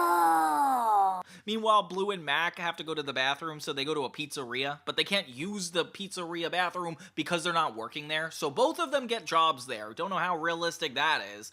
With Mac and Bloo still going down the highway, they find themselves about to go through the toll zone, which is insane because Bloo wanted that all along. So annoying. Of course, Mac is like telling him not to do it because that would only cause more problems. And you know what? This gives me anxiety as a driver. Like, getting tolls paid is so important and you do not want to get a ticket. But right as they're about to throw enough money, you think like they're about to have it made, but then a cop starts following them. Negative. Didn't go in. Bloo hands the police officer Frankie's ID and tries to claim that he's her, which is just downright ridiculous. I was a real heifer back then. Lost quite a bit of weight. And I got a new haircut. And I usually wear glasses. Meanwhile, Wilt pretends to be Mr. Harriman, and that's not working out at all. So Goo comes in just to help stall as well. Turns out Bloo has been picking up passengers all throughout this bus ride, and it's crazy that he's getting away with this. I can't believe how long in this day they're probably gone with the bus before anybody's noticing, and Wilt must be doing a good job keeping it a secret because it's really going through. Goo imagines a Mr. Harriman wrong like 3 different times, and I think it's so funny using her as like collateral to have that happen. So later, Bloo and Mac and Goo come walking in, and Wilt is like, yes, finally, I could let this go. Boy, am I glad to see you two. Foster's home for imaginary friends. Okay, so it's gonna be a few more minutes. Mac? But we find out that these were also imaginary friends imagined by Goo, just to stall more time. Oh no, so they're screwed at this point. The one Bloo speaks Japanese, and this Mac has like a crazy tongue, and I can't believe they came up with this. This is so funny. Bloo tries to ditch Eduardo on the road as they're driving past him, but, you know, Mac actually talks him into helping him. So they get Eduardo, and then they go to the mattress store of all places. Oh my gosh. And then they have so much fun at the mattress store with Eduardo taking his sweet old time. Lovely weather we've been having. Would you be interested in a free sheet set? Do you have something in pearl? Mac is trying to get back to the house because this has gone way too long and everybody's going to get in trouble if they don't get home soon. But they end up making it. They finally get home. They make it look casual, as if they're not going to get in trouble. And you start to cheer for a second until you realize that everybody they hurt has followed them to Foster's. Yeah, so they are in big trouble. And that's how the episode ends, like literally with Bloo getting in trouble and Mac fainting. I don't usually talk about the end credits scenes because they're always so fun, but this one has to be mentioned because it's just Frankie listing everything Bloo did wrong. Anything to say for yourself! Mankyo nai no ni unten shita? And then we find out it's just the Japanese Bloo. So regular Bloo wasn't even here to get this speech. Can you imagine? Funny episode, funny time. But poor Mac, he's really getting the worst of it all. Spider! The next episode we have is episode 8, The Big Cheese, and we get a whole episode dedicated to cheese, which I am beyond excited for. I wonder if the writers like had fun writing for him and were like, we have to make more episode plots about him because he's just such a good plot line. Where we going? Well, I'm going to the store. You're going home, remember? I like the fair. He was barely in season 3, unfortunately, but like after his debut in season 2, it seems like they're determined to bring him back. Cheese starts showing up at Foster's randomly, and he becomes a difficult time for everybody to take care of. It's almost like from his perspective, because he's the only character we see, which I am super pumped for. Ding, ding, ding, ding. Ow, ow.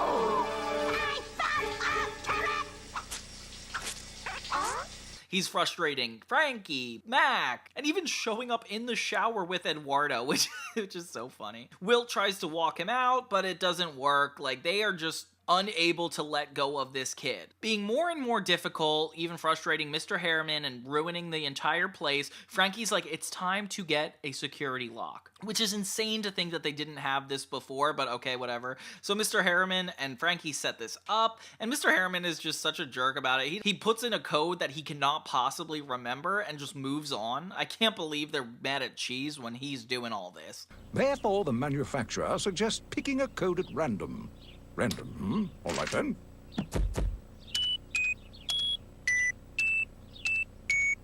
Once they get everybody out of the house to teach them how to use the new code, they find out that they're all locked out. Oh my gosh. So yeah, the rest of the episode is just all the friends being locked out of the house and Mr. Harriman being so dumb. We learn pretty quickly that the only person who actually knew the code is Cheese. Oh my gosh, but Cheese won't give anybody a single answer, won't do anything to help. Cheese knows the code!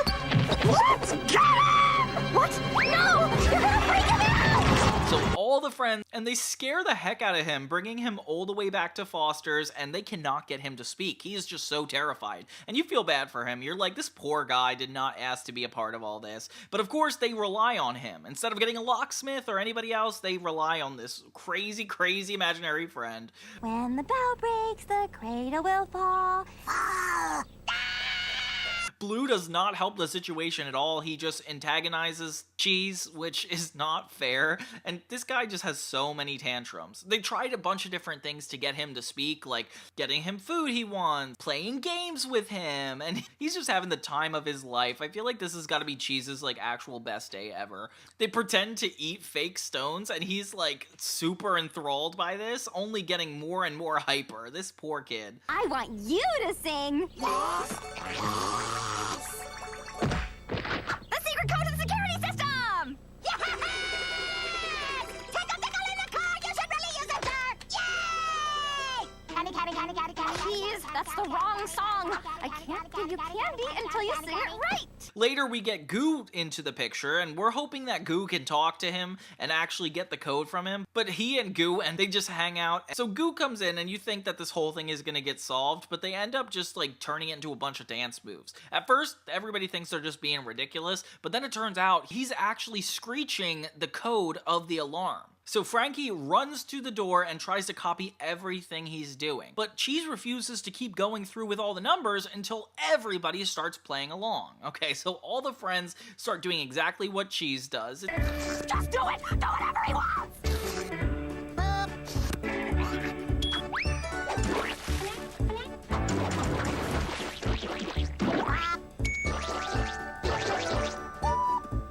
It's like a Simon Says situation, and it just goes even worse than haywire, guys. Like, it is mud everywhere. He starts ruining the entire house, and it's just completely wrecked. Even the windows are broken, so what's the point of this whole thing? In the end, they still can't get it, and are stuck outside, and you know what? Like, this is just horrible.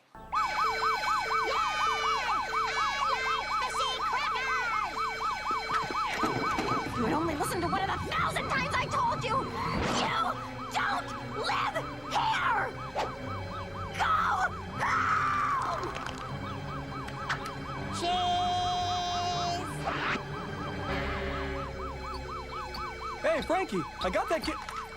Nobody wins in this episode. They just try to look good with Cheese, and finally end the episode with a whole new security system, hoping they could finally keep him out. But you know what? They don't, because Cheese just plugs it in, and that's where the episode ends. All around, this is one of my favorite episodes, because, like, having Cheese be the main decider and everybody relying on him to get a sure answer for the security code, like, that is just peak comedy. I love that he came up in the sleepover episode, and now he gets this whole one to himself. Like, Goo is such a good influence on him, like, seeing them bounce off of each other is so comedic.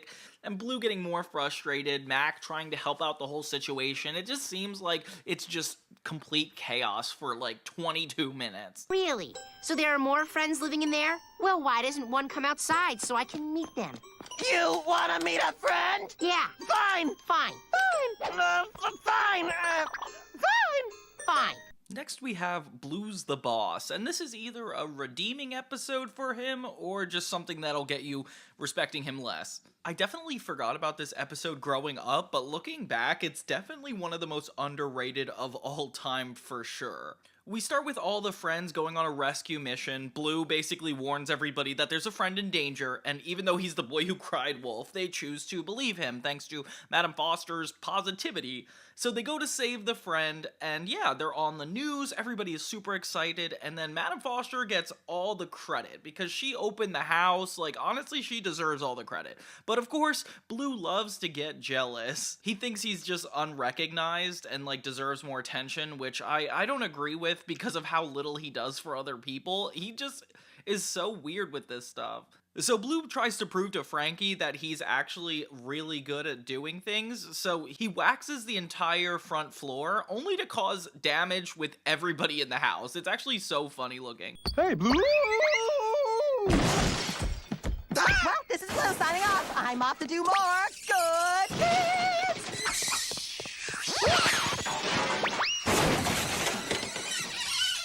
He sends in this to the news, which is so funny because he did this in another episode, and everybody just laughs at him and makes fun of him. Of course, he just gets even more frustrated that Madame Foster gets all the attention. So he's like, I'm gonna come up with a brand new idea that nobody's done before, and he's like making a house for imaginary friends. Out of boxes, mind you. Now I will be able to help wayward strays from all walks of life.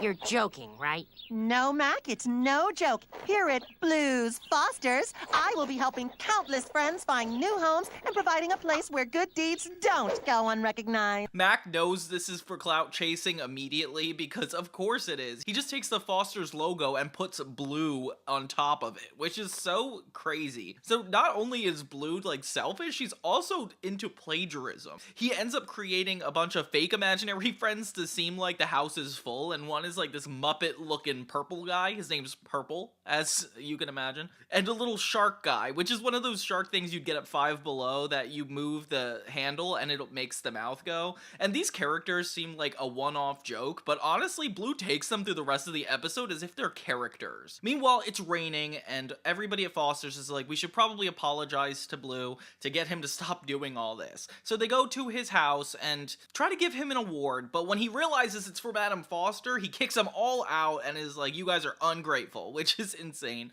He lives in this cardboard box outside, which cannot be safe, and then a little cat wanders in named Chuck, and Bloo names it Chuck, obviously, because like, why would that be a name for a cat? Mac, let me introduce you to my new imaginary friend, Chuck. Bloo, that's a cat. You're just jealous! Jealous? Earth to Bloo, you're out here with puppets and animals living in a cardboard box.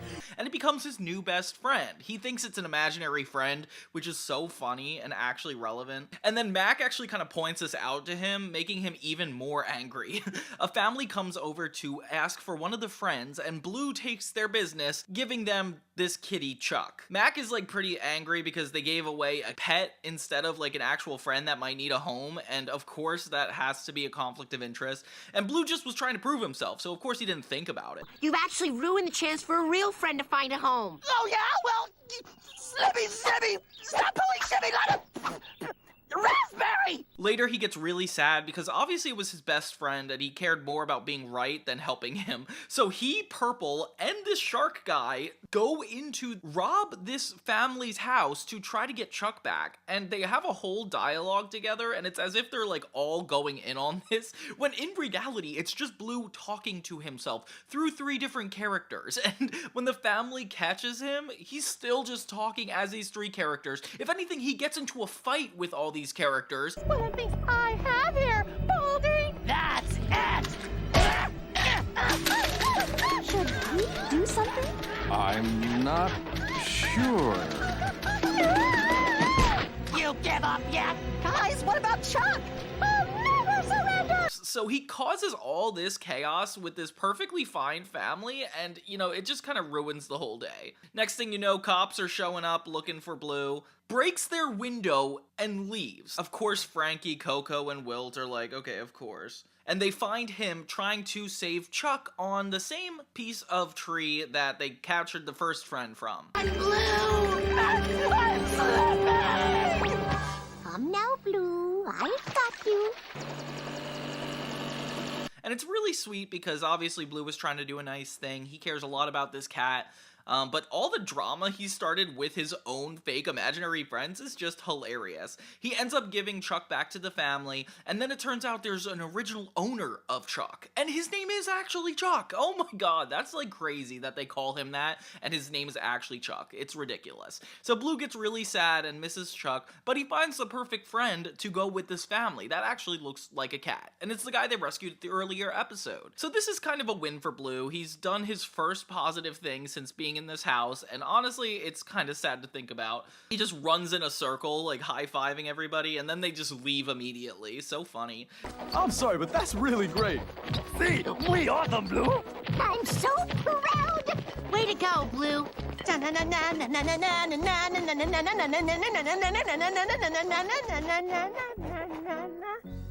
Guys?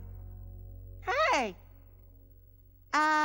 That's it? Then we have this post-credit scene, which I did not remember happening, where they actually question Purple.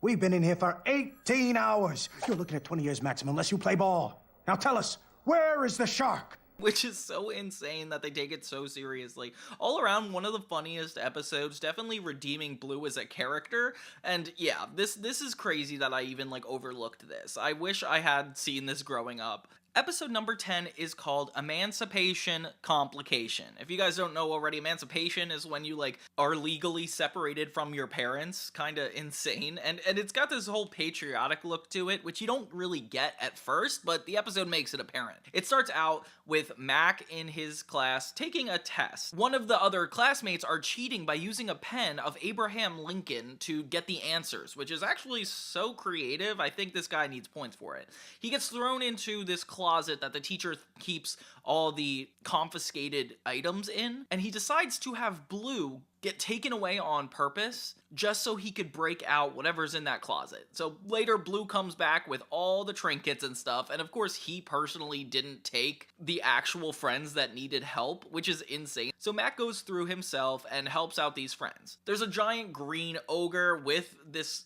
Abraham Lincoln pen, and he's essentially the voice of both characters. Yesterday, and well, I just had to do something. Treating imaginary friends like that is just not right. I know this place. It's a home for imaginary friends. You can live there free from the tyranny of this closet. Apparently the house has been having an overpopulation problem, having people sleep in the lobby, so it's really hard to bring in new friends. But Mac is a major advocate for them because they have nowhere else to go. Aww. So they decide to bring them in. Not only that, but Madame Foster needs help around the house, so she even asks him to be, like, their assistant or, like, executive of the house, which is so sweet. Madame Foster is such a kind, caring person. She announces it to everybody, and then the friends get super excited because things are about to change. Then we get a whole musical number talking about how we just need to market the friends better in order to get everybody sold. We just have to change our approach. Like how? And And that's the crazy thing. They're selling them in this episode. I didn't realize that they never had been sold before. Apparently the Abraham Lincoln guy is introducing the money concept, and it turns out friends are just supposed to be adopted. So this isn't actually right. The next day, Mac realizes that all the friends were adopted for really disrespectful reasons. Like, Coco is working at a fast food joint. Wilt is adopted so he could just stand as the flag. It's like actually commentary on how people use people, and it's very horrible to watch. When I get back, I expect to see that change box full! She is so scary. No more, no more. They yell at Frankie because of all the money issues, and Frankie is the most suspicious this whole time.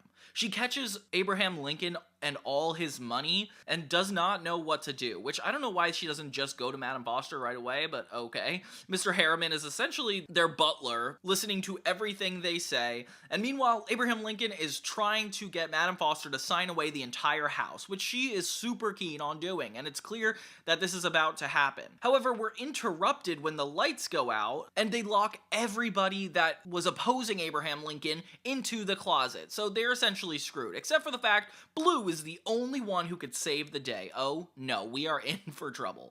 I knew I could count on... Well, actually, I didn't. But you did it! You saved us, Bloo! No! Batteries! Batteries! I gotta save my game! The entire fate of the galaxy lies in the balance! So they bring in Bloo to stop the whole thing, but he's so focused on his little video game that he got from the teacher's closet earlier that he's like not even paying attention. Eventually, Abraham Lincoln bribes Bloo with batteries to finish his Game Boy, so he's essentially choosing between all of his friends and getting batteries. No!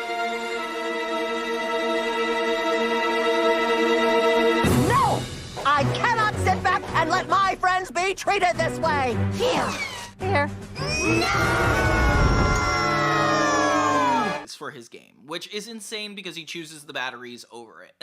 Luckily, this isn't the end for everybody. Madame Foster overhears all of this and is basically able to not sign over the contract, so they don't end up taking over the whole house. And I cannot believe Bloo sold out his friends this quickly. This is like the non-redeeming qualities I'm talking about. So she ends up forcing Abraham Lincoln to give everybody their money back. Aww. And yeah, the episode ends on a very pleasant note with this guy not getting away with it. Bloo tries to bring up his own musical number at the end and it doesn't work out. And yeah, this one is just so fun. So I can make money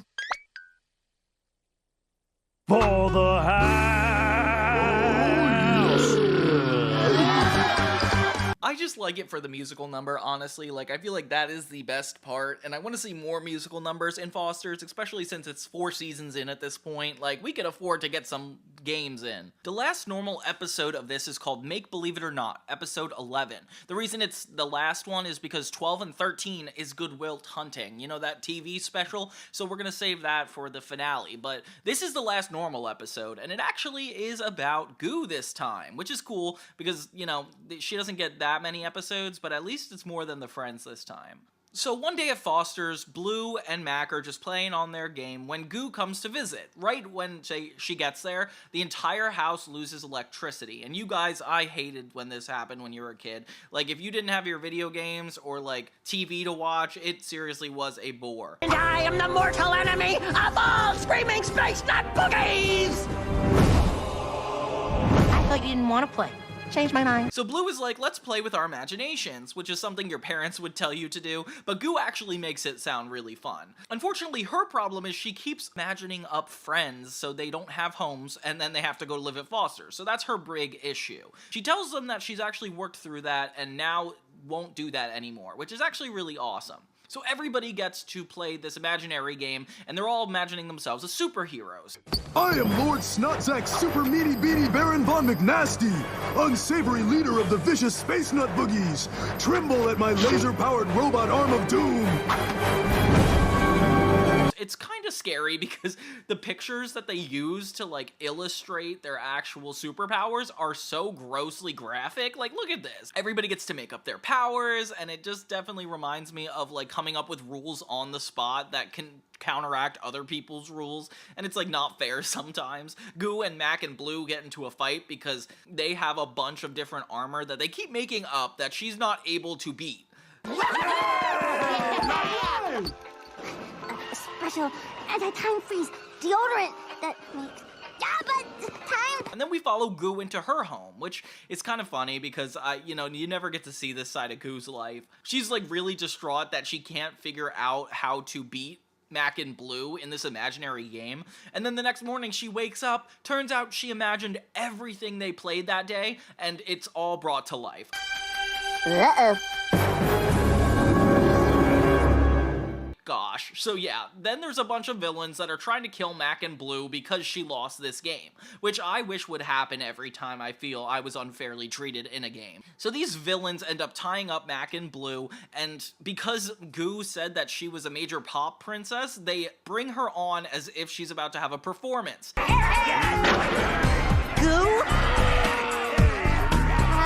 I'm pretty, and I like to twirl, and don't be mad at me, Mac. This is an accident, So she tries to apologize, making all of the enemies even angrier at her, so she gets kicked out of the basement while they torture Mac and Bloo. Oh my gosh. So she needs help from the rest of the house to try to break them out, and they don't really know what to do until she realizes they could just dress up Wilt as the head villain, since he was the head villain. I don't know why she didn't imagine him, but okay. Sorry, but could you please release the prisoners? Please? Deeper and more commanding. By the order of the heinous Lord Snotsacks, I demand that you pathetic slugs release the prisoners now, or I shall devour your souls! Sorry, is that okay? So he goes in and comes out, and he's still, like, apologizing like normal Wilt, but he's, like, embarrassed because he can't stop the evil people. He's like, oh, I need to help them because it's one of their birthdays, and I'm, like, laughing. Goo has a brilliant idea to get Mac and Bloo to just assume their imaginary superhero roles, and they'll have access to all of their weaponry and everything they were talking about earlier, which, as you can remember, they beat Goo, so you'll know that this will come out correct. Once Mac and Bloo are able to come up with this confidence, all of the imagination stuff starts to work, and it's cool because it separates imaginary friends from imagination in a very unique way. And of course, Bloo and Wilt have to duel, which is so funny. And yeah, Bloo keeps insisting that he's not just a sidekick, and that's his whole thing this episode. He's like very important on that reputation. Meanwhile, Eduardo is the one to inevitably stop all these villains by creating all this good food, and I can't believe that's even how it ends. Mine is caterpillars and cheese. Mine is knuckleberries and sneeze. Mine's chocolate banana screen. It is? They reward Eduardo being in charge of everybody, and the whole episode is solved. I was not expecting that happening at all. So yeah, that's Make Believe It or Not, and it's really cute to have an episode that really focuses on the foundation of what makes Foster so good. Good Will Hunting, I'm very nostalgic for because I remember them having that whole marathon before leading up to it, and then watching it back again in 2025, it was just as heartwarming as I remembered, if not more impressive. We start with this really cute event, imaginary friends and their creator. Apparently, once every 5 years, they all get together again and talk about good old times. We meet Nina, who is a cop, actually giving Frankie a ticket, which is going to be a long-running gag throughout this special, and I'm excited to see it again. So she's Eduardo's creator, and it's so cute the way they connect to each other immediately. Like, it explains so much about Eduardo right off the bat. We get a brief glimpse into everybody else's pairings of imaginary friends, and everything makes a lot more sense than it ever has in this Foster's home. Bloo is kind of snotty because he's saying that Mac is selfish for not waiting 5 years to see him. You completely deny me the thrill of a reunion that everybody else at Foster's gets to have every 5 years! And it's like, come on, Bloo, Mac can never win in this scenario. And Coco's creators are these two nerds that are like scientific, and apparently they didn't actually imagine her, they discovered her in the forest. A really cute backstory. This reminds me a lot of the Camp Lazlo special when they take us back to the origins of the characters. Like, it's not necessary, but it definitely adds a lot of emotional depth when I'm watching this unfold. Well, everybody is so happy and chummy, meeting their creators, reuniting. Wilt is acting twitchy, dodging every question about his creator. Apparently something's going on here, something's sketchy, and I'm excited because that leaves me to wanting more. He has that episode where it's like him unable to say no to anything, and that was definitely such a good episode. It was so character driven, and it definitely gives us a sense of who he is. He overgives to other people to the point of his own discretion, and it was just such a good episode. I'm so glad they took this specific character to expand further, because not only is he funny, he's relatable, and when we add another backstory, it's just so interesting to watch. Immediately, we feel super bad for him after this event because he doesn't relate to anybody because he's been abandoned. That night, Bloo wakes up really late to find Wilt on the phone. But you hoped you never hear from me again, didn't you? It's time we set things straight once and for all. He's saying a bunch of really vague things that give us the assumption he's doing something really sketchy or wrong, and he actually packs his bag and leaves through the door. Bloo is too groggy to understand what Wilt is doing, so he goes back to sleep.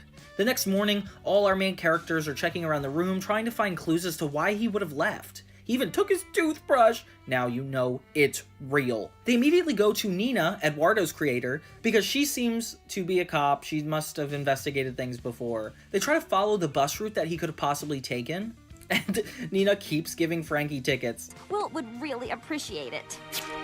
Oh, what's this? Even Coco's creators are along for the ride as they jump into Foster's bus on the way to find Wilt. I love that there's this random assortment of old characters and new characters with a connection to each other, so it's not like a bunch of strangers. We find Wilt at the train station being all sad until he finds a little imaginary friend that's left on its own. He says everything wants to belong to someone, and we feel really bad for him. I can see why they made the connection to Good Will Hunting, because it is about this really optimistic character that gets taken advantage of by people. I think there's no better reference to make with this. Wilt hears murmuring at the train station and ends up finding this really cute pink little imaginary friend all abandoned in this broom closet. So he vows to take it home, which, Wilt, aren't you on an adventure right now? Bloo looks over at one of Coco's creators' laptops and apparently he's on a dating site, which is already inappropriate, bro. That's a website on how to pick up women. Frankie's lost, and everybody drives into the night looking for Wilt. Wilt escorts his cute little imaginary friend back to its home, something that he really needed, and it's really depressing because he gets to see them all have a moment of reconnection, knowing that he has not had that, and his creator is still off somewhere, and we've yet to figure out why. I like that there's this mystery of we don't really know what's going on with Wilt, we just follow his adventures and slowly get a little piece of what's been going on throughout each interaction. Especially this next part. He's waiting at a train station in a deserted area when he finds a farmer that is too old and weak to clean up all these haystacks himself. Wilt, being the guy who can't really say no, decides to start helping him. He ends up using his basketball skills to start throwing all the hay into the hay machine, I'm not sure what it really is, as he tells the backstory of his creator. Yeah, you see, my boy, that is, the boy who created me, he had this older brother, and his brother was awesome at basketball, and I mean awesome. And well, this is the first time we actually get a glimpse into hearing about the creator, which is really fun as he's helping this old man clean up. He figured he needed someone to practice with, so that's why he thought of me. Just when he finishes one of these stack piles, we're like, okay, Wilt is back on his adventure, but the old man reveals that that's only 1/100th of the job, and the entire field needs to be fixed. We know Wilt, and he definitely stays to do that. Meanwhile, the Foster's bus makes a pit stop at the family's house that had the little cute imaginary friend, and they learn that Wilt has actually been there. They finally get their first logical hint as to where he could be. But you know what? They probably think he is off already on the train, so they head where the train is going to head. Meanwhile, Wilt is still at the farmer's place. The farmer's nice enough to give him his tractor to allow him to go on the journey on his own. And Wilt is going through this little montage of night and day as he drives this tractor through the open road. Soon enough, people start to ask them. Soon enough, he starts to see that people's lawns aren't trimmed, so he actually goes to every house in the suburbs until he trims them all. There, that's better. Now, if I can get back to the road, I can still make it on time. I don't want to get too psychological, but it definitely rings as this character being the kind of guy who feels so insecure about solving his own needs that he can only care for other people's needs. It's so relatable, but also so dark, because it's like he's actively depriving himself of what he really needs, and that's just an objectively unhealthy thing. And although he's really sweet and caring, you know, like, this is his biggest character flaw, leading to most of the consequences in this. We finally get a flashback as he's on this tractor trip to when he had both of his eyes and had his creator. We see a glimpse of Jordan, who is a basketball player that's not quite tall enough. Wilt is friendly and caring, and his height is super beneficial to Michael's basketball skills. He recalls the day that Michael was cornered by a bunch of kids in the neighborhood that bullied him, and the two found a bond in sticking up for each other through basketball. Meanwhile, Wilt's still on the tractor on his way, getting depressed at everything he sees. This poor guy. Frankie is already fed up with everybody on the bus singing and excited to find Wilt, when really this is like a stressful mission. Watch the road rage. Mac gets it though, because he's the straight man character. Wilt is about to head back to the road until he sees a truck break down, and of course he cannot deny this. He goes to the truck to help this moving company who had seemed to drop all of their belongings on the road. Luckily, this does well for him as they offer him a ride where they're going. I'm not sure, Wilt, if you know this is the correct way, because you could be kind of naive sometimes, but I guess it's progress. The truck stops to a bunch of cops, and it turns out everything in this van was stolen, so he did the wrong thing. Everybody is worn out and tired from trying to find Wilt and missing every opportunity they can. They finally get out of a hotel that they slept at overnight to continue their journey when they find the three robbers trying to take Foster's bus. Luckily, they have insight onto where Wilt is, and it finally comes out of them when Eduardo picks up the Foster's bus and shakes it. They finally figure out where Wilt is. You're not going to believe this. I know where Wilt is! We cut to prison, and a bunch of people are talking about everything they did wrong. And listen to this guy's story. Did she love that puppy? Then one day, she made me real mad. So I took him back. Oh. Wilt has a little monologue about his goals and aspirations, and his emotional stories touches all of the prisoners. And we finally hear about the negative side of Wilt. He talks about how he crushed his creator's dreams. But before we can hear about it, we cut back to the imaginary friends trying to get him. They show up to the police station, expecting him to be there, but it turns out that he's gone. Even the judge speaks super highly of him, that he's a sweet and caring person, and of course they all know that. Yes, that imaginary friend. Well, he was just that, a friend. A true friend. A friend to me and every man, woman, and child on that jury. We'd heard of him and thought he was only a legend. But he's real, all right. Oh, yes, he's real. It's so cute that all of his positive energy that he's been giving to other people does kind of help him along his journey, even though he ended up in prison. He talks about all the grass that he cleaned up, and it's really cute. Nina finally has a breakthrough. She's like, if we could figure out who the creator is, we can get to them, and we will definitely find Wilt, which is 100% the right thing to do. And this is a really sweet part because we get a little bit more insight as to how imaginary friends are created. You know, this wasn't 100% necessary, but I like that it comes up only in this two-part special to really shine a light on this moment. It's clear through Nina's backstory that she was a little small girl, so she wanted a big, frightening monster to defend her, and that is how she imagined Eduardo. Therefore, Wilt must have had something similar. So, we need to figure out what kind of child needed an imaginary friend like Wilt, and what kind of a person that child grew up to be. He's tall, he's friendly, so maybe his creator was similar. Like maybe he was having struggles himself, and they have the perfect option. It's this guy in Japan.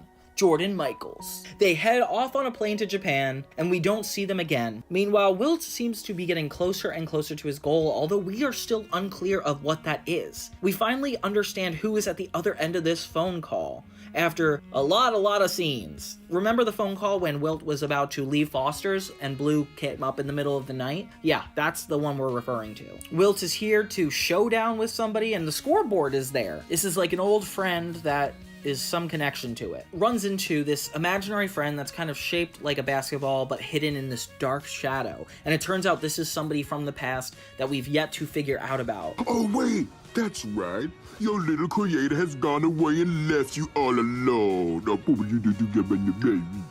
And this is the best part of the entire special. So it turns out that Wilt is here to seek revenge from this game that Wilt lost with his creator. He believes his creator left him because he lost this game with this particular person, so this means a lot to him to come back and actually prove a point. The really cool part is while he's facing off against the giant basketball person, which by the way is even taller than he is, and given the fact that that comes up a lot in the series of how tall he is, this is a big deal. It cuts between what happened way back when his creator was with him to right now. We see the scoreboard back then, we see the scoreboard now, and we get a peek to his friend Jordan. I called him Michael earlier, but it's Jordan, Michael Jordan.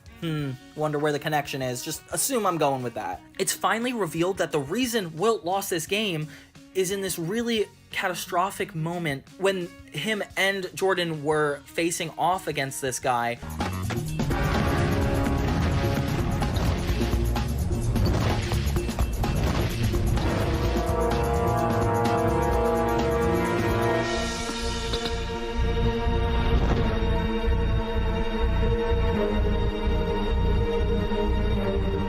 And Wilt chose to save his creator over making the basketball point, losing the game, and even breaking his eye. Oh my god, there's even backstory as to how he got this way. That's adorable. Wilt is ashamed and upset because he let his creator down, and he even sees his creator so disappointed. In the end, Wilt loses once again to this imaginary friend, and all seems lost. He's so sad about it, and we feel terrible, especially since it took him so long to open up about what really happened, not only to us, but people in the show. Surprise, Jordan Michael, I'm gonna keep messing this up, helps Wilt up. It's his original creator, and he is a superstar basketball player now, which means so much to Wilt because clearly he has put so much of his basketball and passions into his creator. And we find out that Wilt must have been so ashamed that he lost that game that he never saw him again. Michael clears up that he's missed Wilt just as much as Wilt's missed him. Well, you know what, Michael? Why couldn't you have just showed up at Foster's? You know, that could have helped. Bloo comes in with his explanation of how they got to where they needed to go, and we finally hear about everything that went on behind the scenes, which could have been added, but wasn't. Here we are. And don't worry, he doesn't know about your life of crime. They went to Japan, apparently, finally met his creator, but Wilt wasn't there. But when Michael found out Wilt was missing, he was willing to take them all back to where he is now. Finally, everybody is reunited at this basketball court. I wish I knew where this basketball court was, because it just seems so vague. Finally, on the plane back, everything is resolved, and Wilt is reunited with his creator, and all of Foster's gets to relax as they're taken back. It's cool that the main characters took a kind of a back seat to this. You know, like normally we would hear about Bloo or Mac, but like this is really what it's about. It's Wilt. His creator wants him to come live at the mansion with him, but he's like, wait, you don't want to because obviously you want to be at Foster's with your friends. And Wilt admits that no, it's not because of that. It's because he wants to be adopted and help somebody else the way he helped Michael one day. And this is a really sweet and genuine moment because it's like the one selfless thing he really does that matters so much. But I really wanted you to see my mansion. I can come visit your mansion whenever you want. I would love to. Whenever I want. Of course, anything.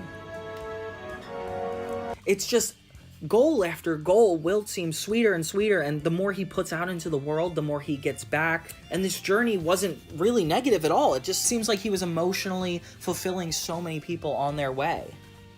And then we finally get to the end where everybody is saying goodbye to their original creators, and it's actually really sad. And Nina gives Frankie one last ticket. I love that bit. It's really funny. Huh? But what if no little kid wants me? Are you kidding? A big, strong, tough guy like you? You'll be adopted in a week. And Wilt gets extra time with his creator as they play basketball. Turns out Wilt's even better than the superstar player. Finally, the credits go up and we are fulfilled. I definitely think this was a really good special. I wish it was even broken into 3 parts. Like, this could have been a good movie on its own as well. Foster's Home for Imaginary Friends just has such impressive storytelling, not only with its characters' depth, but its locations, like everything that happens in it. Every plot point seems to bridge after one another as it gets deeper into understanding the characters, understanding what's going on, and always resolving in a natural way. It's considered a film, but it definitely is a made-for-TV film, which is kind of annoying. It was actually released on Thanksgiving Day on November 2006. Really good time to play it, but I definitely think it was worth a lot more than that. Apparently the background designer won an Individual Achievement Emmy for his role in this episode, because the locations in this are gorgeous, I must say. With all the extra characters, there's somehow, and they're in it just enough to not overshadow the already current characters. It's revealed that Wilt's at least 31 years old, because Foul Larry mentions that it's been 30 years since he whooped his behind. This was also the last episode produced that year. The story managed to be like Good Will Hunting, but also its own original thing, which is so impressive because that's, you know, we always worry about making something super derivative, but they definitely did a great job here. Craig McCracken strikes again, guys. This is such a good thing. I can't imagine. I definitely think if you haven't seen this in a while, you should watch it again. Like, this is so moving. Wilt and his whole adventure with Foster's running on after him is just such a good plot. The creator and imaginary friend dynamic could have worked in any scenario, but using it for this specific purpose to have this greater issue with Wilt, there was just so many ways it could have been done wrong. Like, they could have broken it up incorrectly, in, you know, like one event happening in one episode, another happening in the other, but they really found a way to weave everything together and make it a super satisfying conclusion. Gotta go, gotta go, gotta go, gotta go, Where you gotta go? Foster's Home for Imaginary Friends has gone places that no other cartoon has dared to go, and never have I realized it more than in the 5th season. Here, I thought I outgrew this show, and they were just throwing up crazy episodes. Like Mr. Harriman becoming a stoner in this season, Ed lying about all the episodes and what happened in them, and even Madam Foster becoming a superhero. We've got 13 episodes that we really gotta dive into, and I guarantee if you're my age, you don't remember them at all. What am I getting so?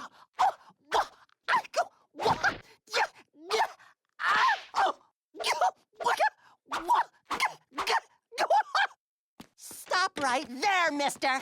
So the first episode of the 5th season is called Cheese A Go-Go, and I'm not sure if you're too familiar with your Cartoon Network history, but this is actually a part of a 5-part crossover series where Cartoon Network was trying to make a promo for mac and cheese, so they made a marathon called Invaded, where they had each of their shows they had on at the time feature an invasion of aliens, and it was actually a really cool concept that didn't really pan out the way they intended, but we got some good episodes, and it actually starts with Foster's home. Where do you gotta go? Home? The store? I'm so excited because I love cheese, and so to start out with him as a character is so perfect. We start with Frankie, and it's kind of a day in her life. She's returning a bunch of presents, only to be distracted by Cheese being at the store, which is kind of random. I don't know why he's there, neither does she. He just says he's gotta go, and nobody knows what that means. Meanwhile, she's holding up this whole line, and I feel bad for Frankie because this is not her fault. Gotta go. Weird. So she ends up tracking Cheese down and trying to figure out what he wants, but he just destroys a movie theater, and honestly, what are we supposed to do? Mac gets involved when he sees Cheese and is trying to figure out the same thing as well. Bloo was watching a movie called Brain-Sucking Aliens, and it pretty much traumatizes him. Get a hold of your brats, lady! Don't you know movies are no place for children? He did it. If I had a nickel for every time a 2000 show talked about how a horror movie traumatized them, literally nowadays, like, all the kids seen every horror movie, like Five Nights at Freddy's, like, it's almost like normal. So Frankie rounds up Cheese, Bloo, and Mac to get back to the house, continuing her day of chores, but you know what? Cheese is just causing so many issues, more than Bloo, surprisingly, to kill everybody. Oh my gosh. They pick up Eduardo from the dentist, and he is drowsy from the tooth medicine, which is so funny, because why would a kid show need to cover this topic? I don't know, it's just cute. Man, Cheese, you always so crazy. I know you have a Cadillac somewhere. This is when Bloo starts picking up on the fact that all Cheese's signals are kind of the same as an alien that he saw in the movie. Cheese even ruins the doctor's office pretty quickly. When they pick up Madam Foster, it's so funny because apparently they're in court suing Jackie Knowles, the little green guy. I had to look this up. He looks like an upside down explanation point, and it's really funny. I made it 3 weeks ago! Order! One more outburst and I will find you in contempt. Oopsie. Pardon me. Episode feels like the definition of filler, like with Eduardo and this whole court case. It's almost like a bunch of random mini scenes tied together by Cheese running around. It's so fun, but it feels like a road trip type episode. Bloo ends up stealing the radio of the bus when he's told to wait to try to stop Cheese. What should I do? Why don't you just stay here? I'm on it. Oh my gosh. So Bloo goes off chasing Cheese into the city. Meanwhile, Mac and Frankie have to gather everybody else to help them stop everything. It reminds me of the security episode. Remember when they started the security system in the Foster's home and Cheese, they were just trying to lock him out? Like, they could have used that right here, right now. So Bloo takes Cheese and runs up to the observatory in the city. No, he didn't. Oh, yes, he did. And he, like, literally locks up the professors, and I swear, this whole city looks a lot like Townsville from the Powerpuff Girls, but hey, that's just me being biased because I know Craig McCracken created both shows. Frankie is, like, determined to stop Bloo for whatever he's doing, but he's determined to make contact with aliens and get Cheese taken away. Kind of reminds me of when he was trying to kill Cheese the first time he met him. Yeah, but it's a little less intense. Until Frankie forcibly takes Cheese out of the observatory. The cops show up, and yeah, I guess Blue's screwed here. I don't know what's going on. So Frankie tries to return Cheese to his little creator, you know, the little girl from the episode in season 2. Frankie Foster, what are you doing here? Cheese! Gotta go, gotta go, gotta go, gotta go, gotta go, gotta go! Frankie, like, wants to forgive everything just if she figures out where Cheese has to go, because he's talking about it the whole episode. It's very frustrating. She learns Cheese just does this. It's a part of his personality, which is crazy. It really feels like it's speaking to the autism community because, you know, the nonverbal cues that Cheese likes to give, lack of social skills, he really starts an interesting conversation about how cartoons used to portray this without necessarily meaning to at the time. Frankie gets a phone call, and it turns out everybody else was screwed over by this one trip during the day, which this is why Frankie is so screwed, because every time she's not on her game, the entire house gets screwed over, and that's a really complicated responsibility to place on a 20-year-old. I can't believe they're doing this to her. You is the tall, skinny one, and I is the fat one. It's okay, I know I fat, I'm comfortable with it. And of course, that's how the episode ends, with everybody going to prison, which is kind of a relevant plot line. The episode ends with the two scientists checking in the observatory, and yeah, they're really sketchy. They laugh like Beavis and Butthead, which has to be like a specific reference. It's this old adult animated cartoon, and I can't think of what else they're quoting here. But Cheese runs in, and a bunch of alien ships show up to end the episode. And this is not a cliffhanger, this is part of the larger narrative, and I guess we're assuming that Cheese actually is an alien? Oh my gosh, what a crazy plot. It's where people go to sell a few things. Hey, how else are we gonna have room in the house for all the junk we're gonna buy unless we unload all this junk on some unsuspecting sap? Episode 2, we have the buck swaps here, and honestly, these episode titles do not give me any information. When I'm looking back at these titles, I'm like, I don't even know what episode that's referring to. It feels so vague. Like, even later, we have one called Schlockstar, or A Fair Weather Friends, and it's like, can you really tell what that's about? Come on, guys, we need easier titles. This one is really creative because I didn't expect them to go to a swap meet. A swap meet is like a gathering of different people that have their own tables and sell different things, almost like a garage sale times 50. I used to go to them a lot growing up. It's how I grew my VHS and DVD collection. So it's cool to see Foster's actually go out to one of these. Oh, no, you didn't! Oh, yes, I did! I don't know, it's kind of asking for chaos when you think about it, because like they already have issues in the house. Why would we bring 50 million people into it? We follow this really scary trenchcoat man that is basically trying to rob people at the swap meet, like a pickpocketer, and oh my god, I'm so scared of these people. Like, I always have paranoia at like airports and stuff that somebody's gonna do this, and this man is a manifestation of my nightmare. Hey! Watch it! You could have crushed a baby! And everybody has their relationship to this swap meet. Like, Madam Foster and Mr. Harriman are selling a bunch of stuff from Foster's, like, even their beds, which is kind of sketchy when you think about it. I don't know. I think Madam Foster's a really sweet person sometimes, but then other times she'll just ditch some of the main characters. Like, it almost seems out of character for her. 77. 77. 74. 78. 76. 79. 75. 80. Okay, 80. Of course, Blue has to have his single obsession for this episode, and in this instance, it's a graphic model of rabid animals, which is so crazy that Blue finds this interesting. I don't know why he's doing this. Mac, are you seeing this? It's perfect! Perfectly disgusting. Hey, how much for the mongoose cobra thingy? And this episode takes a turn to be more about Eduardo. So Eduardo finds a $100 bill and is just excited on how to use it. That's when all the friends start turning on him and asking him to borrow it. Meanwhile, they're all trying to give him a speech like, don't spend it on anybody else. You found it, spend it on yourself. But things go crazy one by one. Of course, Blue is the first person to want it. He's the most selfish character, which makes the most sense. You spend it however you want and don't listen to anyone who tells you.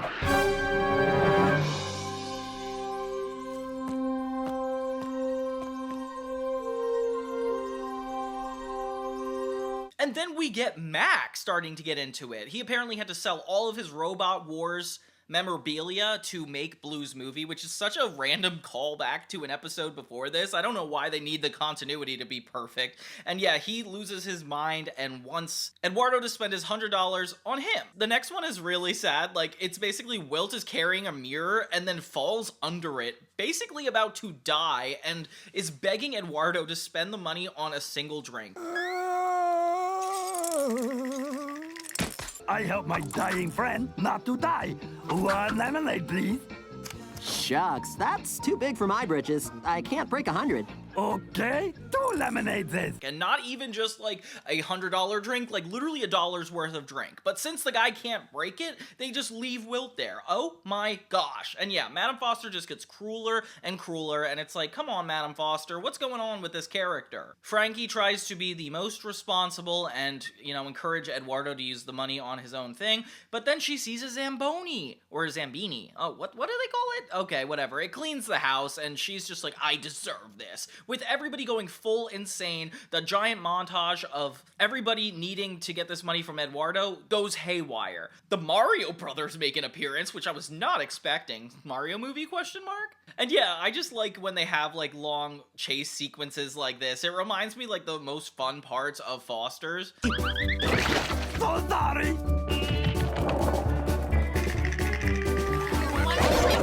And I can't believe I don't remember this episode at all. Even Eduardo dressed as a girl doesn't look normal to me. I'm like, what's going on?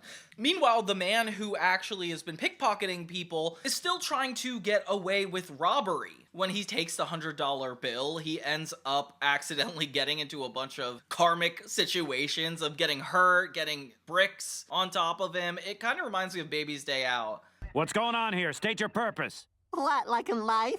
This is the guy, officer. He owes me $300. The only one ending up arrested is Blue, which is kind of fair, honestly. Blue literally broke this man's statue, didn't pay for it, and yeah, you feel bad. But then at the end of the episode, all the people in the house are apologizing to Eduardo for trying to trick him into using all of his $100. Seems we really lost our heads. Shameful business and all that. Yes. I'm sorry. Is that okay? You greedy little... Ow! It's really wholesome because you think that this is like a really grand gesture until Eduardo reveals that he actually has like hundreds of dollars in his safe. So it's not even like he needed the money, it's just that he wanted it. And they got him a dollhouse because he wanted that at the beginning of the episode. I think that's actually really sweet too. But all around, such a funny episode, and the way it ends up, going from swap meet to chase scene to full on like robbery, I don't even know how I forgot about this episode. But hey, it's definitely cool to revisit it. Yeller goes on top.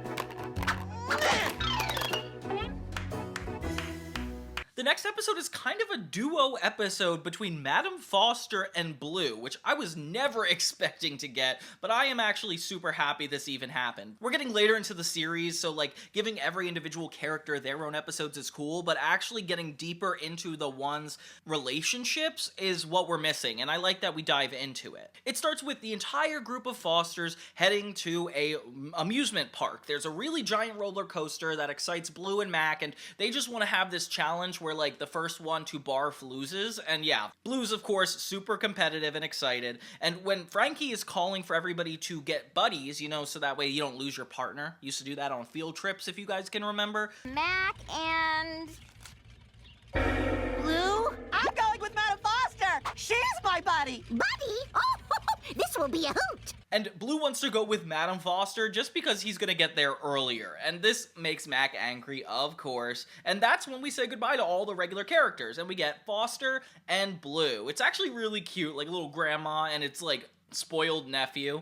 We follow Blue's perspective of frustration as she just keeps finding excuses not to go to the park, but to get her sweater fixed at the sewing shop across the street. So that's why it's called Say It Ain't So. Kind of a cool name when you think about it. You know, a buddy is supposed to be understanding to his or her buddy's needs.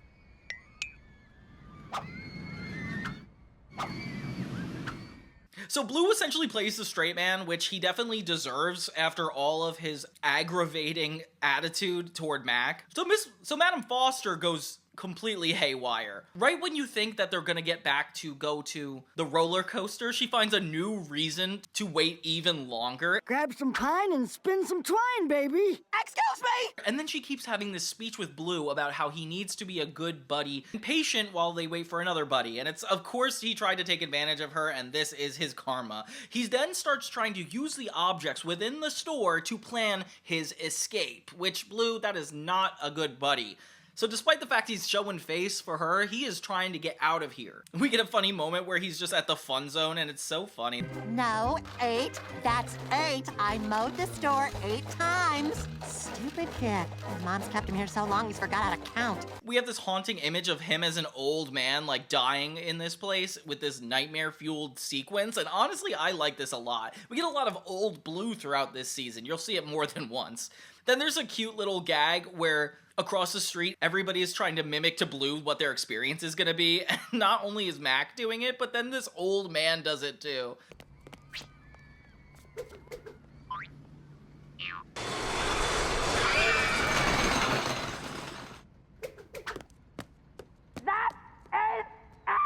Right before they're about to get out, Madam Foster runs into someone she knows, the girl from the bowling episode. Okay, that's funny. And yeah, they end up staying even longer. Bloo then uses the fabrics to create a fake line across the highway so he'll be able to cross, but then finds himself stuck as a crosswalker, which is so funny. Like, he's just walking people to and from the street, and this is one of my favorite bits. This is when I decided the season's really good, because it is so funny.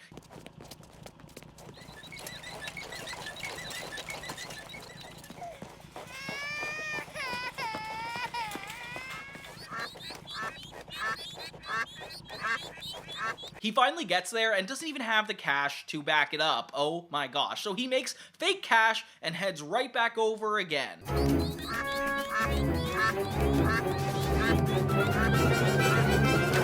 This doesn't work, so he has one last resort. He creates a balloon out of fabric, which I don't know scientifically how that works, and he floats himself all the way to the roller coaster. Oh my gosh. So it ends with him on a bad note, actually betraying Madam Foster and landing on top of the ride. He ends up throwing up, so he doesn't even pass the test, and Mac wins at the end of the episode. Just goes to show, you have to be a good buddy. Write that down, people. I just like that we get Madam Foster, like, solely in this episode, and seeing Bloo have to, like, be the straight guy, like, the way Mac was during all of his hijinks.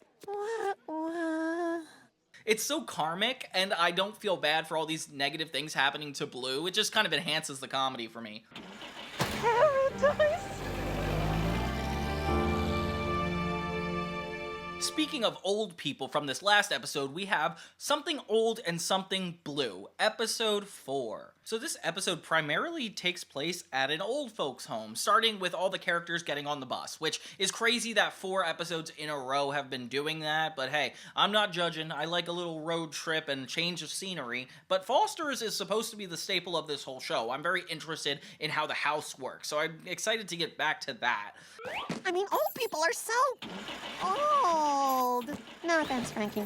None taken. Wait, what? Hey! So everybody's excited to go to the elderly home and spend time with people, except for Madame Foster. She thinks it is a psych ward, which is so funny because I could see an old person seeing that way. The fools. So they end up performing in front of all the old geezers, and Bloo was, of course, complaining the entire time. Even the old people don't like the singing, so he starts bonding with one of the old folk, only to learn that this place isn't torture, it's actually paradise, and you can actually be a jerk and get away with it, which Bloo is entranced by. And of course, if I asked Frankie to do that, she would have dumped it all over my head. Especially if I called her a nincompoop. Bloo will do whatever it takes to get his selfish ways, and I love how we can never take a break from that, honestly. He doesn't even want to leave the senior center by the time they're gone. He even shows up the next day, using this old man just to get more time here. So then he faces off against this bodyguard who will not let him in because he's not old.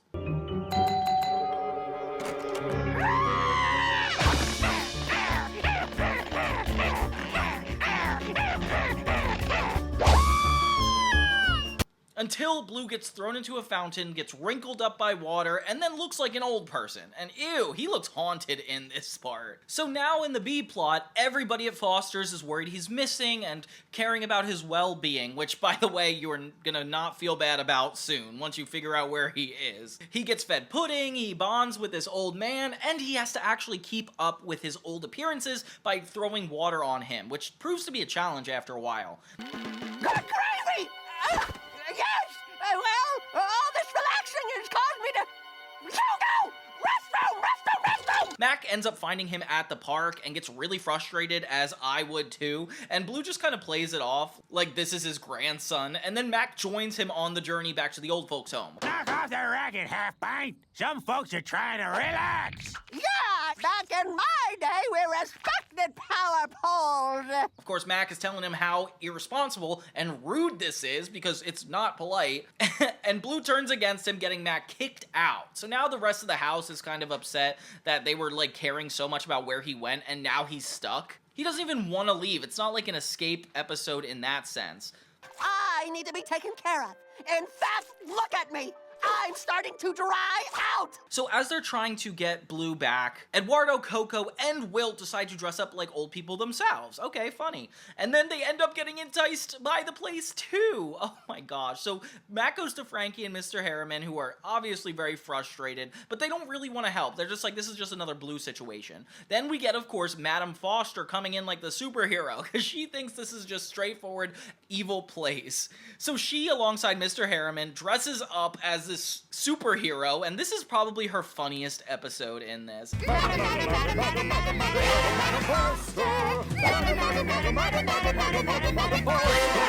And Mac is her sidekick, which is so relevant. Mac will never be the main character, will he? So they break into the senior center, only to sneak around, and of course, Madame Foster has to throw in a bunch of jokes. But they finally get to Bloo and ready to get him out. But he doesn't even want to go. He's like fighting against them. So Madame Foster turns on essentially every single person in this home, and Bloo just essentially turns on Foster's.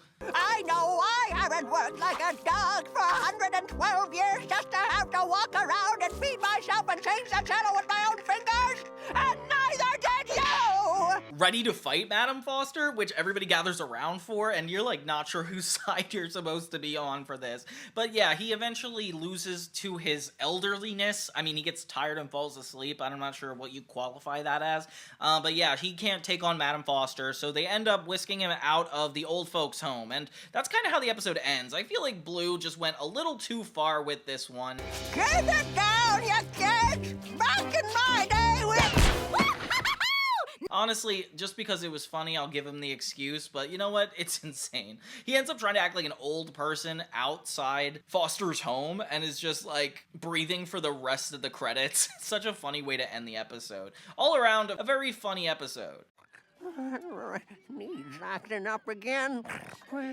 I gotta be honest with you guys, the next episode, Season 5, Episode 5, Blue Dude and the Magic Potato of Power, is just straightforward nonsense. I've never seen a more confusing episode of TV, probably ever. There's a lot of really funny moments which keep it grounded for me, but because of all the convolution of the plot, I am very taken back by this. It's probably my least favorite in all of Foster's, but that's not necessarily a horrible thing. Like, the fact I still find this entertaining is kind of fun. But here's the deal. The Queen, she's awesome. Except she doesn't know Snooty's all, I hate everything, and it just burns my butt that he gets away with it.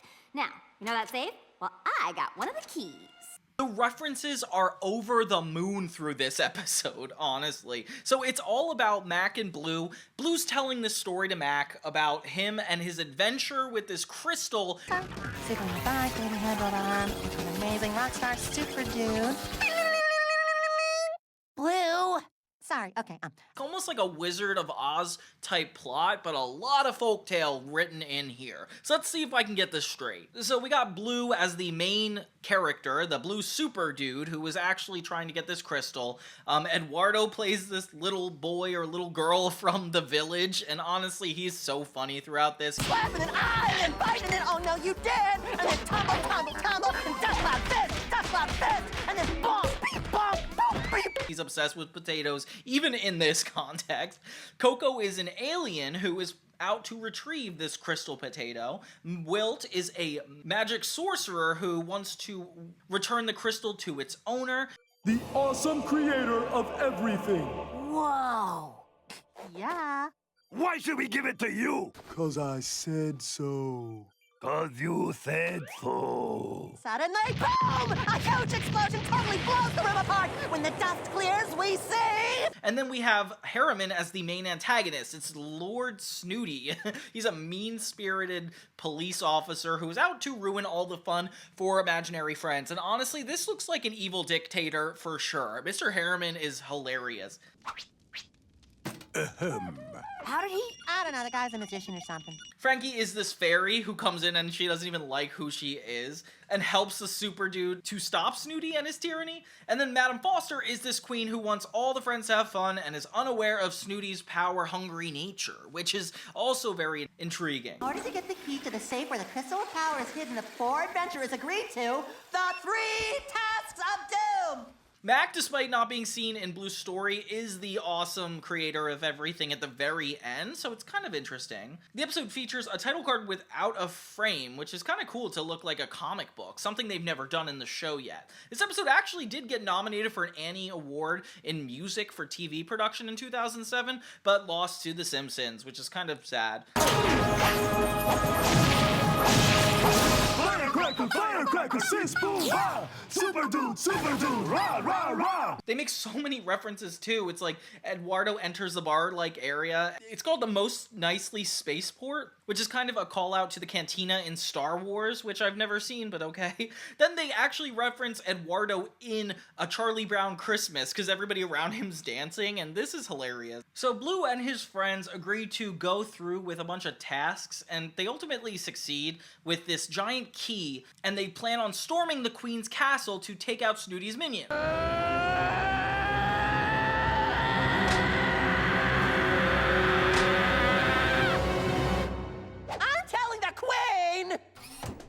And they get the crystal from its imprisonment and are quickly stopped by Snooty and even more minions. So Blue Super Dude manages to fight off all the minions and tries to get away to the Queen. After a long chase between everybody, they finally make it to the Queen's room, who tells her about Snooty's intentions. Lord Snooty is a dodo head. He takes all our fun stuff and locks it up all in this big old dumb safe, and then it's like, ha ha, you're all sad now. Yeah! So everybody starts to get consumed by greed, each wanting the crystal to themselves, which actually is starting to give me some Lord of the Rings vibes. These references just never end. And Bloo the super dude is just not having that. So it's up to Bloo to eventually throw the crystal off a cliff and it shatters to be powerless. Eventually Bloo is finished with the story and we reveal that Bloo's story is actually a complete exaggeration of the day's events, and in reality Bloo and his friends were helping Frankie do her chores. And the crystal was actually Mac's video game system, much to Mac's dismay. No, not potato crystal of power!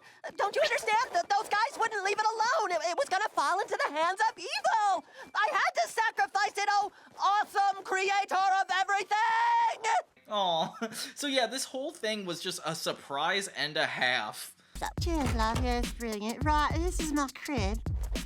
The next episode we have is called Schlockstar, and it's another Bloo being difficult episode, but we actually get to see a lot of friends we haven't seen in the show before, including this little cat with a scarf, which we've actually seen in the background of plenty of episodes, but haven't met him until now, the little pink squirrel, and the drummer and guitarist I definitely recognize, but yeah, I don't really know them outside of this. You're not into band. What? But why? So Bloo sees that they are starting a band called Pizza Party, and he is just insistent that he wants to be a part of it. He doesn't even ask them, he just inserts himself into this whole narrative. We rule! We? Bloo, you're not in...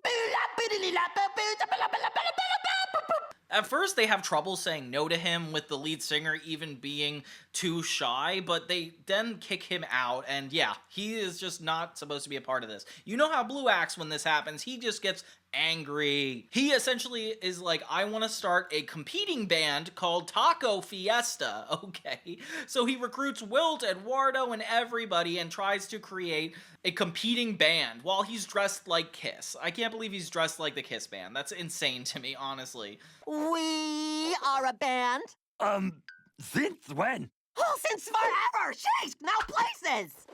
And he's just so selfish right off the bat, making it not fun for Eduardo, Wilt, or Coco. But he's so determined to win, he just doesn't really have any talents. It seems like everybody around him has more talent and come together a lot easier, and then when he's thrown into the frame, he just ruins things, honestly. He gets really furious with Mac because he agrees to be Pizza Party's manager, which is actually really sweet. Mac has such a creative vibe to him that he wants to be involved, and of course Bloo just cannot be happy for him. Mac, you don't want to record them, do you? They're just a bunch of sniveling babies. Come on, let's go break into Mr. Harriman's underwear drawer again. When Bloo learns that Pizza Party started making a CD and it's getting sold throughout the house and they're getting a lot of attention, oh my god. The cover art is hilarious. Talk to the jeans. That's so funny.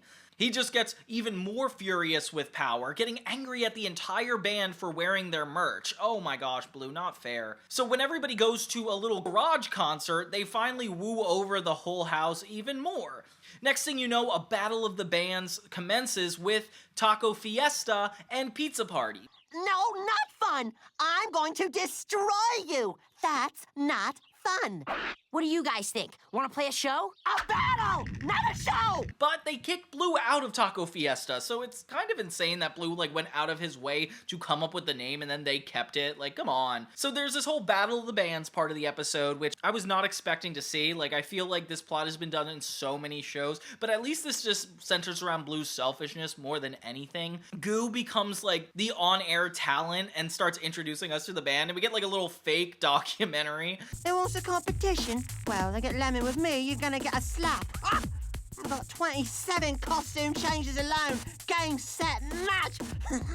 I'll blow them away. Bloo starts to record himself as if it's a Vogue interview, and he's just so ridiculous. I like seeing him in all the different outfits, though. That is my favorite part of this whole show.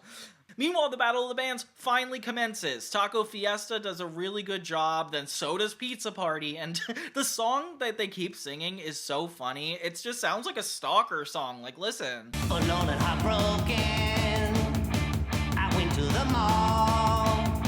And yeah, by the end of it, we have Bloo come out in this giant crystal, and everybody's excited for his performance, but he ends up not even singing or learning a single song. Oh my gosh. Are you ready to ride?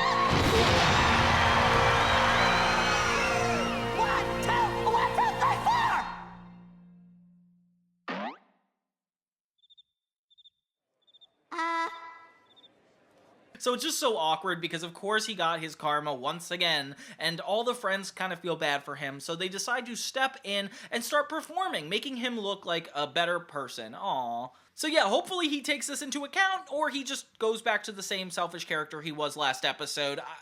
Dealer's choice on this one. But yeah, at least we get like kind of a happy ending, despite the fact that Bloo didn't really deserve to get it. And yeah, they celebrate all together, and it's all happy vibes. They ask him to be the special effects wizard, which is kind of perfect because it was the one thing he was actually good at. Aw, I think. I say poo-poo to the pooping of parties. Mature sophisticates such as ourselves have much more interesting things to attend to. We do? The next episode kind of reminds me of the episode Bye Bye Nerdy. It's episode 7, A Bride to Beat, which I don't really like the name of that title at all, but I guess it made sense to everybody else on staff, I don't know. So we start the episode with Duchess, which I'm convinced it's about to be her and like a wedding of some sort, which thank God it's not. We don't see a lot of her that much, especially after the first season, honestly. It's just Mac and Bloo having a good old time as kids, and Bloo like wears a Viking hat, which is kind of random. Mac ends up saying he has to leave for something he won't understand, or Bloo won't understand, so Bloo just gets really fixated on the fact that Mac is not telling him something, which, fair enough, because he's embarrassed him really bad in the past. I just don't want Bloo to know, you know? I don't understand. And just like the episode in Bye Bye Nerdy, where Bloo was convinced that Mac was a nerd, and he was like trying to protect him from all that, this is the same thing, but this time, he's convinced that Mac is getting married. Oh my gosh. So based on what Frankie and Mac talk about, it's basically confusing him, and he just goes with it. He assumes that this is his whole thing. So then we get one of my favorite side characters. Bloo ends up going to the roof of the building, so frustrated that Mac is gonna get married, and meets this little French teardrop, which tells him the story of how his owner got married and left him never to be seen again. Stop! It will. And I am now your only friend. For when you laugh, the world she laughs with you. But when you cry with Monsieur Oui. And Bloo is really struck by this, but I'm just focused on all this guy's dialogue. He is hilariously written. Who is this guy? So Bloo is determined to make sure that Mac has a good time with him and doesn't get married, okay? His insecurity is that Mac is becoming a man, and since he's an imaginary friend, he won't be a man, so he starts to do things that are more, adult-driven. Like, he's like, I don't play anymore, and he gets so sophisticated, even changes his name to Bob instead of Bloo, which I don't know how that makes a big difference, but okay. Bob Q Kazoo? Man? Bloo. Bob, whatever, we have a party to destroy, remember? Yeah, Mac is just frustrated, honestly, because Bloo has just gone too far all the time. Like, this is not fun. Bloo ends up seeing a father and son build a house together, so he's like, I have to do that. That's an adult thing to do. So Mac and Bloo go to this shed that's already done, and Bloo starts wrecking it. He becomes like a handyman from here on out, which is kind of crazy. This shed is a wreck! Come on, Bloo! Fixing the sink, breaking a bunch of stuff just to get a reason for him and Mac to get closer together. And I don't know why his whining makes me laugh every time. Poor Mac, though. He can't just hang out with his friend. And of course, this is such a big miscommunication that they never talked about. He says he has a day job, but we don't really know where he goes. We just know that it's like frustrating for Mac. He brings literal bacon home, and I don't know if he's understanding what he should be doing right now. So what did you actually do all day? 9 to 5. 9 to 5. Mac keeps leaving the house because obviously Bloo is acting inauthentic, and it's not cool. Bloo's reaction to everything Mac says is actually really funny. This is what I love about the Fosters comedy. It's just Bloo being a jerk. So Mac and Bloo officially break up after a long argument of neither of them admitting what they think is going on. And so Bloo goes to sulk at the top of the house with a teardrop. Aww. Bloo takes everything to the next level after this argument and shows up at Mac's apartment. Oh my gosh, he finds an invitation to a wedding. Turns out he is going to a wedding, it's just not his. And of course, Bloo has to come in with giant feathers and bombs, and like, he just ruins this entire wedding. Bloo, that was bananas! I can't believe how perfectly our plan worked! Only Mac gets super excited, and I was not expecting that. Turns out he's more happy that Bloo is acting like himself instead of this grown adult man, which, fair enough, honestly. And then we learned that Mac wasn't actually getting married. Of course, it was just a family member. Oh my gosh. So yeah, Bloo put him through all of this, but he doesn't seem to care. I guess it's a happy ending for everybody except the marriage. Don't play coy with me. I saw you kissing the best man! Ooh. I don't know why that's not addressed, but okay, yeah, we just ended here. Episode 8 is called Weather Affair Friends, and like I said, these titles are not super clear. This basically is about Bloo befriending a really rich kid and forgetting about Mac. Kind of like the opposite we saw in the last episode, where Mac was outgrowing him. And it's funny because this is an exact plot that was done on The Sweet Life of Zack and Cody, where they meet this rich kid, and yeah, it's just funny that they're trying to do it here. Whoa, a limousine. And a really long black car. It starts out with Mac and Bloo having a good old time together when a rich kid shows up and he's looking to adopt a friend. I mean, not adopt, he's looking to buy a friend. And of course they have to explain to him that friends are free, you don't have to buy it. And he's like, wow, that's not fun. Which of course a rich person would say. And Bloo is just so taken aback by this guy. He's like impressed by all of his demeanor and how he's acting, which is crazy because he's very disrespectful. I'm already made of money, so what am the point? You're talking my language, kid. It's just crazy rich people stuff. So as Mac shows him around the house and he's keeping an eye out for one of his friends, Bloo tells a lot of really rude jokes about all of the friends, only to make this kid laugh over and over again, and I can pretty much guess where this is about to go. Of course, Duchess tries to get this rich kid's attention because she's like, we have the same lifestyle, and it's kind of funny. Until he's like, I want to adopt Bloo. And Bloo is so upset when Mac doesn't let it happen. It's so funny. Bloo is not for sale. Are you crazy, Mac? I mean, 10,000. I wouldn't give up Bloo for all the money in the world. Wow.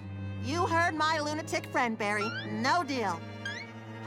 Because it's like, he worked so hard to get into this house, and of course he is like willing to throw it away just for money. Like, that is such a Bloo thing to do. He tries to act like he's okay with not going through with it, but yeah, you know Bloo wants it, because this guy walks out with a paddle ball of all things. The next day, Mac runs into Bloo walking out of the mansion, and of course he's not even being subtle, so Mac is just really angry. Tried to resist him, but he forced me to go in and play with all his really cool toys and eat his fine gourmet lunches. Look, nothing happened! I didn't even touch his paddle ball, I swear! Bloo doesn't know how to make this up to him, so they get into a big argument. Only for Bloo to say he's never going to do this again. He even tries to start hitting himself to get Mac's attention, and honestly, this is where it's getting toxic, guys. Bad imaginary friend! Bad imaginary friend! Bad imaginary friend! Keep going.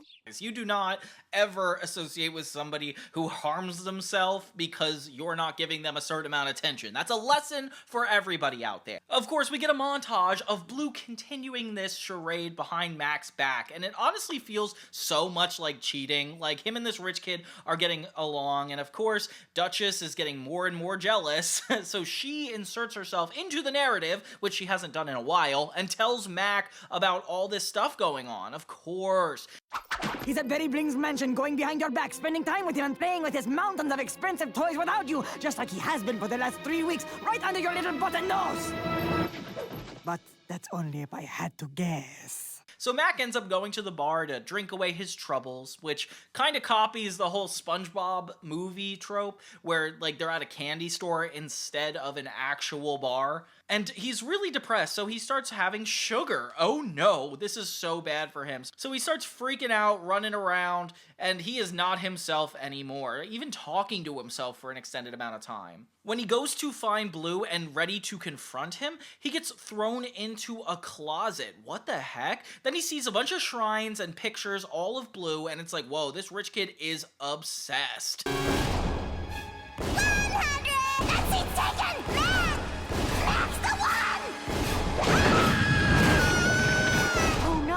And at first it's like really terrifying until you realize that this is not the rich kid, it's Barry from the second season. This little pink girl that was obsessed with Blue and trying to split up Blue and Mac. Yeah, she's back, and it's funny because the plot is pretty similar, just this time she has money for him. So it's kind of like they're redoing a plot, but they're not really keeping the same jokes or anything. It's still a unique episode. So she drives this train and basically puts Mac on a rubber band ball, since that's where she was in the last episode, okay? I love how she's like the villain. It's just her dressing up as humans a bunch of different times. It's not getting old for me at all. And right before she's about to kill Blue, of course, Blue comes to his senses and stops the whole situation.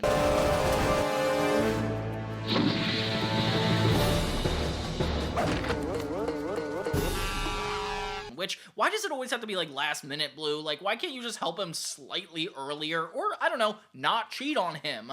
It's just ridiculous the way these guys' dynamic works, and I don't think Blue and Mac fully have it resolved by the time they walk away, but I guess you're like, at least Barry's gone, okay? And you know what? He would love you. He loves the older ladies. The next episode I really don't remember super well. It's episode 9, Ticket to Rod, and Rod is referencing this really famous action star, kind of like the Dwayne "The Rock" Johnson or David Hasselhoff type, and the tickets to see his new movie. It starts out with Mac and Blue trying to win this radio contest with a radio imaginary friend, and oh, this poor guy, he is taken advantage of so much by Blue. They're like just trying to pay attention and win this contest by staying up all night, and it's really fun affair. Like, I remember doing stuff like this when I was a kid, but you know, you never actually win stuff. The odds are just so against you. Unless you guys have won stuff before. If so, put something in the comment and I will be jealous. It's up to us now, Bammer. Yes, Bammer. We must stick to our guns, so them tickets can be won. They spend most of their night eating, playing cards, and just plain hanging out, which is actually so funny because this guy is an imaginary friend. And Blue actually has to go to the bathroom, so he runs away from the contest for 2 seconds, only for Frankie to jump in and win the tickets. Oh my god, yay! So Frankie never wins anything. This is kind of a nice win for her. I also feel like I haven't seen a good episode with her in a while, so I like that she's actually getting the win. So they start fighting about who's going to the concert and how this is going to be divvied up, and Frankie essentially is like, I'm going to be taking Mac, which is really sweet. Mac is still having a crush on her, which is so funny because I forgot that was even happening, and he's just so into it. He cares about her more than the concert even, which is so funny because of course Blue can't relate to that. Someone made you breakfast! Delicious, huh? Blue starts sucking up to her and cannot get her to change her mind. So her and Max start hanging out and watching TV shows, having a good time. And honestly, this is what I like to do with my friends. Gather around and make fun of TV shows. Like, they're really bonding here, and I like it. What an idiot! A cool idiot! Sorry. So Blue goes to Madame Foster, of all people, wasn't expecting that, trying to get her to take him to this whole movie thing. He, like, lies to her about Rod and, like, says he knows him and is, like, trying to get her to get these tickets, and honestly, it kind of works. Oh, it's just he's gonna be at his premiere tomorrow night, but I gave Frankie and Mac my tickets. So he ends up telling Mr. Harriman that Frankie was trying to go out that night, which is really disrespectful, Blue. So her and Mac don't go. Oh my gosh. So they get left behind, of course, only for Madame Foster to come in ready to go. But Mr. Harriman takes away the tickets. Oh my gosh. So it's so impossible for Blue to get to this event. You have won! Come by my office to redeem your prize. Eventually, Madame Foster decides to go and takes the radio with her. Oh my gosh. So yeah, Blue kind of loses in this situation. We think all hope is lost and he's just drinking a juice box when he sees Jackie. You know, the little green explanation point? Yeah, Jackie reveals that apparently he knows Rod really well and can get them tickets. Okay, so Blue is finally getting into the clear. They get the tickets, they look kind of different, so you know immediately something's up here. There can't be a win this early in it. Where are you going? I'm going to the right movie. Whoa, Rod did you a solid. So when they get to the movie, they watch it, and halfway through, when they see Rod picking daisies, it's kind of clear that that's not the same movie Bloo wanted to see. And the new one is the one he really wants to see, so he actually leaves the movie, disrespectful, and goes to beg Madame Foster to let him in. Coming through, big celeb right here. Hey, babe, let's do lunch. A lot of gall, Bloo. That was going too far. I don't know why he has to make a public scene in front of everybody just to see a movie. Like, you can get it on streaming, Bloo, 20 years from now. So he ends up getting in, finally, and he actually causes a ruckus to a point where Rod stops the entire movie, points to Bloo, and kicks him out for being disrespectful. Stop the movie! Stop the movie! I have just had a disturbing call from a life-saving friend. Apparently someone here has crashed this premiere. Okay, yeah, so Blue's getting a lot more karma throughout the season than I remember, but I kind of like this. How did I not remember, like, any of these episodes? They clearly have funny story beats. Like, I could tell that these were something I would have clinged onto, but this must have been just, like, slightly after I was watching this channel as much. Like, I must have shifted to Nickelodeon because I thought I was, like, more grown up, but hey, it's still funny to see that this whole show was going on, like, perfectly without me.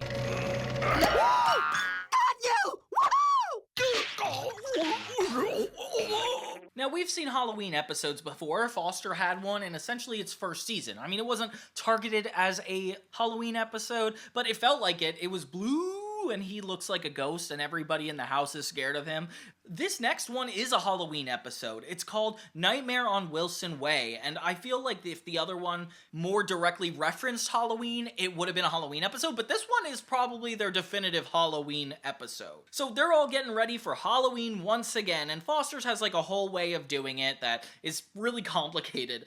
Everybody has such hilarious costumes throughout this. Like, Frankie is dressed up as a Powerpuff Girl, which is shout out to Craig McCracken. Frankie, have you seen my bow? Knew I should have bubbled. Coco is dressed up as a bird. Blue, I barely know what he is. And yeah, Madame Foster has the funniest outfits throughout this. They tie Mac to the bed because obviously he's not trusted around Candy, and this time they're taking it super seriously. I do kind of remember this part in the episode because I remember Mac having an issue with the candy. You pull that same trick on the house year after year, and we're sick of it. Blue has this recurring joke of trying to get people to open this peanut brittle because he's just so obsessed with pranking everybody. But it turns out Mac already expects this because he did it last year. And so he goes to Eduardo, who also he did it to last year. That's when we start getting everybody's stories of, like, the moment they were scared by this peanut brittle and how it affected everybody, which is hilarious storytelling. I feel like they do such a good job at, like, explaining a giant timeline of events within, like, 2 seconds, and they do it great in this episode. Blue, you do that same trick year after year.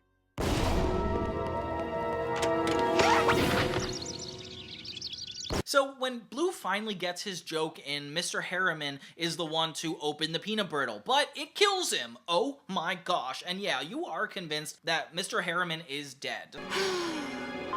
Okay, plan B. Live! Live, I say!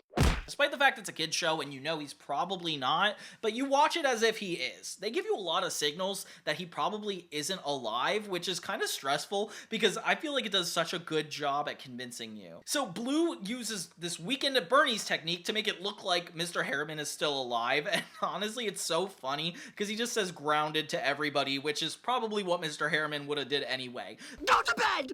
Cheerio! Blah, you're grounded. Is that a costume? Blah, blah, kippers, cricket, Laurie, Bob's your uncle.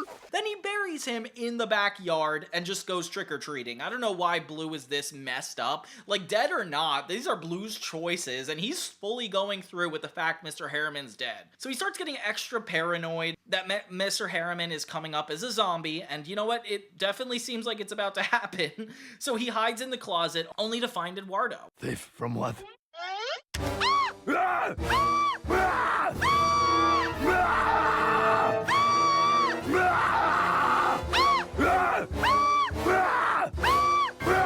We learned that over over the course of this episode, Mr. Harriman bites a lot of different people, all making them zombies as well. I mean, Walking Dead must have been a big thing at this time because this is such a long recurring joke. With all the main characters kind of coming together to combat all the zombies, it's kind of cute. Dare I say a Halloween episode is cute, but you know what I mean. So everybody is dying one by one, and I don't think this could be the finale of Foster, so there's no way this is all real. But the fact I'm questioning it so much as the show's going on just says a lot about how good the episode is.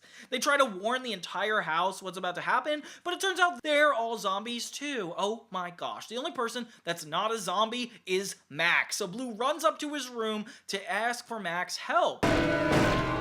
You really killed Mr. Harriman! Well, I don't want to toot my own horn. What are we going to do? And Mac doesn't really know what's going on, so he can't really, do anything about it. Bloo ends up pouring out a bunch of candy and using Mac as his shield of defense, which is so crazy. I want to feel bad that he activated Mac, but then again, assuming all these zombies are against you, why would you not try to do everything you could to survive? No, wait! I didn't mean to kill you! No! Master Beauregard, snap out of it! It was a trick! Trick? I don't know why, when we learn that this is all just a prank, that everybody gets mad at Bloo. Yeah, the rest of the episode is everybody being like, that was a prank, Bloo! We're tired of this peanut brittle prank, so we're all turned on you. And of course, they're so upset because Max is just running out in the streets, and the episode ends there, which is insane that they, of course, out of all shows, a Halloween episode of this show can end on a bad note, but still, it leaves me feeling haunted. I love that Mac is just there at the end of the episode. They're not even caring about concluding these stories anymore. All around, really good Halloween episode, and next year I'm definitely going to be tuning into this when I get in the holiday spirit. Hey, what's that? Got Bio? Get Bio!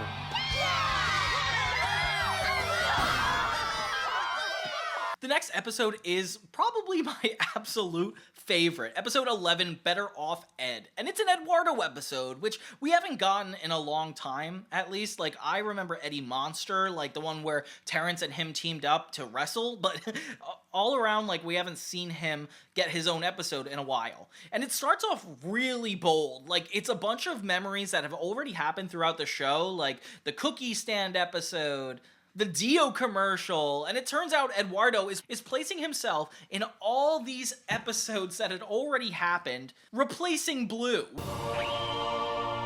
Why must you tempt me? It turns out he's telling these stories to the nursery kids, and it's so cute to think that he's trying to live this double life, because he doesn't want to look like a baby, which he actually is. He cries all the time. They even reference the pilot somehow, when he gets visit the monster. I love that the animators are going back to this, because it's just so interesting. We meet this one little nursery kid that's actually the main character of the babies. His name's Scrappy, and I don't know why, I just think that's so cute. That baby Bloo is, Yeti? But he can't get away with this forever. Frankie knows that this is going on, but for the most part, she's like, don't worry, it's okay to lie because nobody's gonna find out the truth. Okay, Frankie, that's a fair assessment. So in the meantime, Bloo is actually planning a first annual indoor paintball party, which I can't believe it. And of course, nobody wants to be a part of it. The next day, Eduardo has some news stories to tell the babies, this time about Bloo and how much of a baby he is. Yeah, it's like he's trashing Bloo this whole time. Baby Bloo! Baby Bloo! Bloo is Baby Bloo!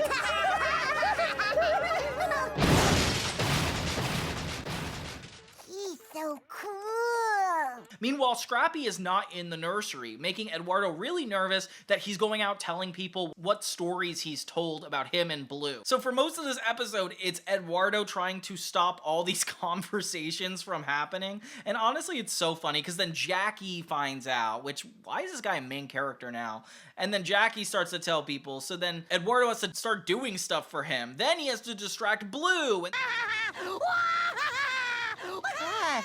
so funny? What are you laughing at, kid? Next thing you know, Scrappy and Bloo come face to face with each other, starting to get a lot of tension because Scrappy treats him like a baby. Of course, Eduardo is trapped, so he can't really do anything about it. Kind of the worst case scenario for somebody that's lying so much. And yeah, all the babies in the nursery start messing with Bloo, which is so funny that it bothers him this much. Like, of course, a bunch of babies would trigger Bloo because he does not want to look like a baby at all. Shut up! You're the babies, not me!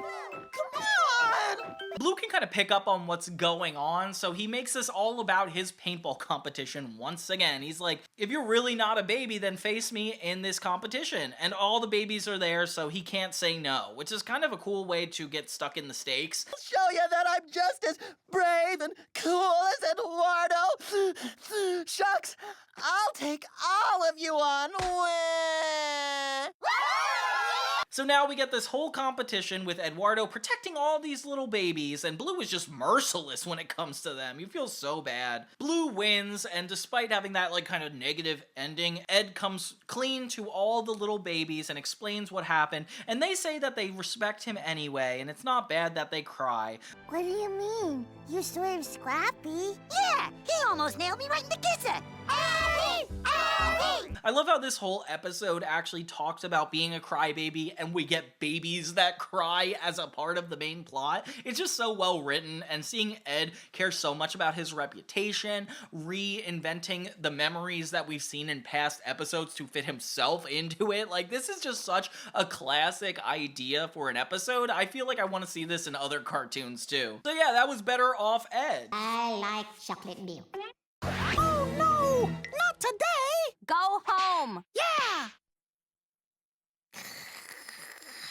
Okay. So this next episode is more of a conversation than any of the episodes I think I've ever seen of this show. It's called The Little Peas, episode 12, and I was not expecting this to exist. It feels like one of those bottle episodes because we kind of take a break from the main characters, the main cast, and focus on one's friend in the house, which I'm surprised we never did specifically before. Like, I feel like if you asked me out of context if they did this, I would say yes, but no, this is the first time I'm seeing it. And this plot is so unique, so it actually takes us back to an episode from season 3. But there's only a couple hours until the news crew gets here. And I am still naked! And I'm still bored. Episode where Foster's got a security system to keep Cheese out of the house. And you know what? It's actually told from a completely different perspective. Like, all the events that happen in the episode are exactly the same, but this time it comes from the point of view of a little pea that cares too much about Frankie. So yeah, we get the normal scenes from the episode where they're all getting ready for the security system, and this little pea just kind of talks to everybody who have the same lines, mind you. Like, nothing in the episode's changed. It's just added sequences with this little pea trying to back up Frankie in every situation. The house is clean enough. Tell me about it. What? Crummy news show? You guys are way out of line. And Frankie does so much for all of us. She cooks, cleans, dresses us. Make sure we're happy, healthy, and safe. Woo! He can't do anything the way that the normal-sized humans do, so it's literally him, like, fighting with the rug, trying to get cheese. He spends literally, like, 30 seconds trying to get down a single staircase, and honestly, it's just so funny. He can't really communicate with anybody, so he finds himself in a lot of confusing situations. Like, Jackie and the pink squirrel, turns out they have a relationship? Okay. I gotta get back to the fire! Alone at last. Thanks for nothing, you... Ew, gross! Wasn't expecting that kind of lore drop, but whatever. And yeah, the little pea is just never getting responses to his questions, but he remains optimistic and really, like, gung-ho about helping Frankie, so it's hard not to, like, feel bad for him. He tries to warn Frankie about the security system going wrong, and even when they get locked out of the house, we get a little cutscene from the actual episode, and then he's back again. It turns out he's the only one in the house, and he's the smallest, so he can't open the door.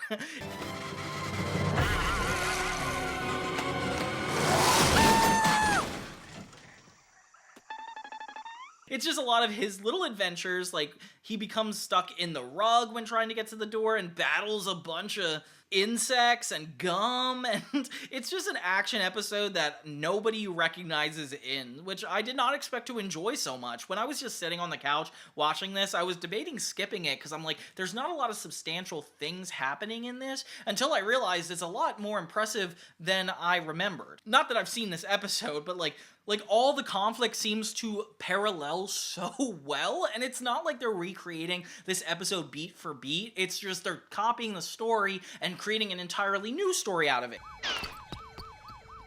I'm too late. I can't believe this is happening. Yeah, me neither. After everything I did.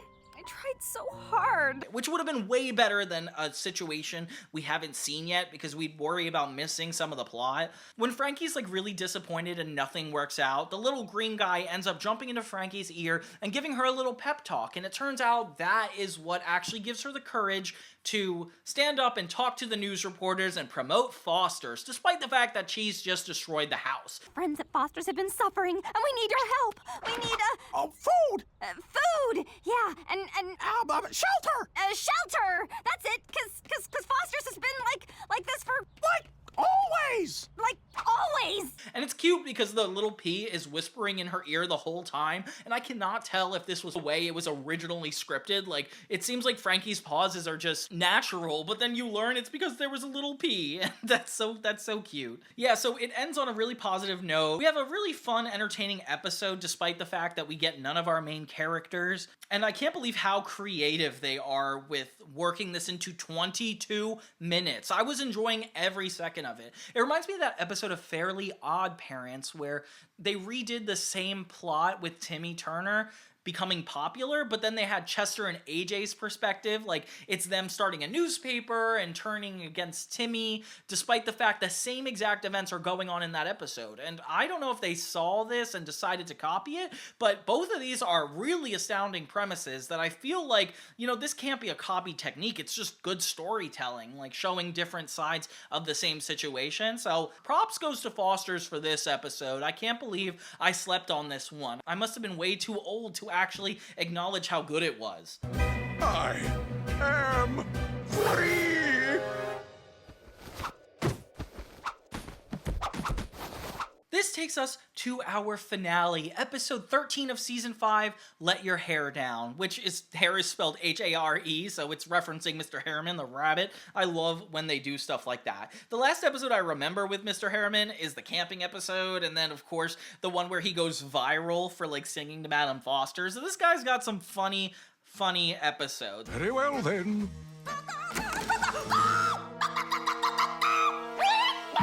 I believe this is yours.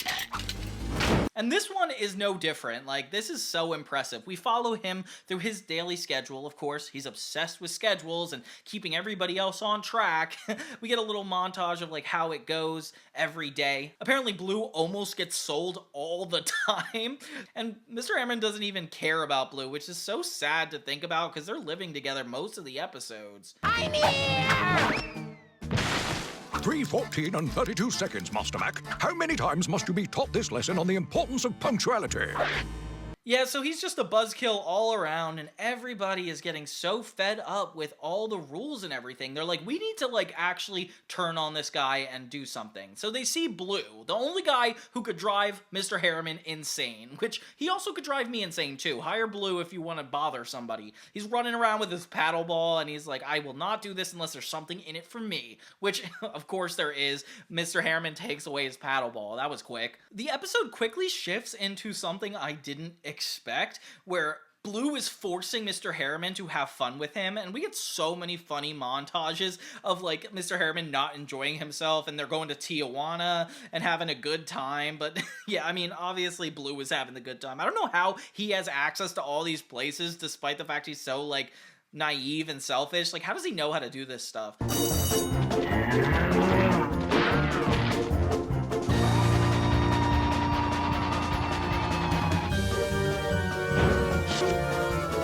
Then when they're at the top of a cliff and Mr. Harriman finally lets go of the schedule, he's like turned into a new person. He takes off his clothes and dumps into a giant lake, which I was not expecting. Next thing you know, he's showing up all hippie-like with the hat of the Cat in the Hat, which I was not expecting. It just looks like he's like a full-on stoner. What? Call me Harry. Okay. But, oh, it's 6:12 and 30 seconds. I'll get dinner right. Oh. Come on, Frankenfurter. Loosen up, baby. So suddenly the house has no rules, which, oh my god, I can't believe they never did an episode like this, now that I think about it. There's no rules, so everybody is going haywire, and nothing is clean, nothing is proper anymore, things are just not okay, and they cannot snap Mr. Harriman out of it, so nothing is going well. They even have a campfire in the main dining room, which, ew, how are you guys doing that? That's so funny. If you can't beat him, join him. No. She said Join. The only reason this matters is because there's a tax collector that's trying to collect the bills that Mr. Harriman would usually be the one responsible for, but since he's not around, he doesn't get to fix the situation, so everybody else doesn't really know what to do or how to go about it, and Mr. Harriman is just stuck in this whole daze. Until he has a giant realization. Okay, Pinky, it's go time. It's so funny, he just like magically transforms because of all the stress into a normal, proper English rabbit, which I don't know why this seems like an ultimate transformation situation, but it's funny the way it all wraps up. Seeing everybody in the house go completely nuts because he's not giving them rules is so perfect for this show because Mr. Harriman can only do so many things, you know, like he has a schedule, he's always just being the one to enforce the rules, so it's cool to have him actually be the laid back one. And the fact it's such a simple premise coming in way later at season 5 just shows how many ideas these people come up with. It's just so impressive at a certain point. And that finally leaves us off the entire 5th season. Whew! From Cheese turning into an alien, to Mr. Harriman going haywire, Ed lying about all the episodes that happened before this, we dealt with a lot of really fun moments in the 5th season of Foster. So I'm just happy we didn't have like a 2-part episode to interrupt the perfect episodic structure, which we're obviously going to have to worry about for the next season because it's the final one, Destination Imagination movie, so please stick around until I get that done. I was surprised all these episodes were just so phenomenal. It's almost like this show knows itself better than like anybody else would know it. And seeing like the little teardrop, all the side characters like the P coming to life and telling a really compelling story while also as wacky as a Foster's Home for Imaginary Friends, it's good. I mean, sure, we have some character questionable actions like Madam Foster going completely nuts in this season, but not for like a boring reason. At least everything just remains entertaining.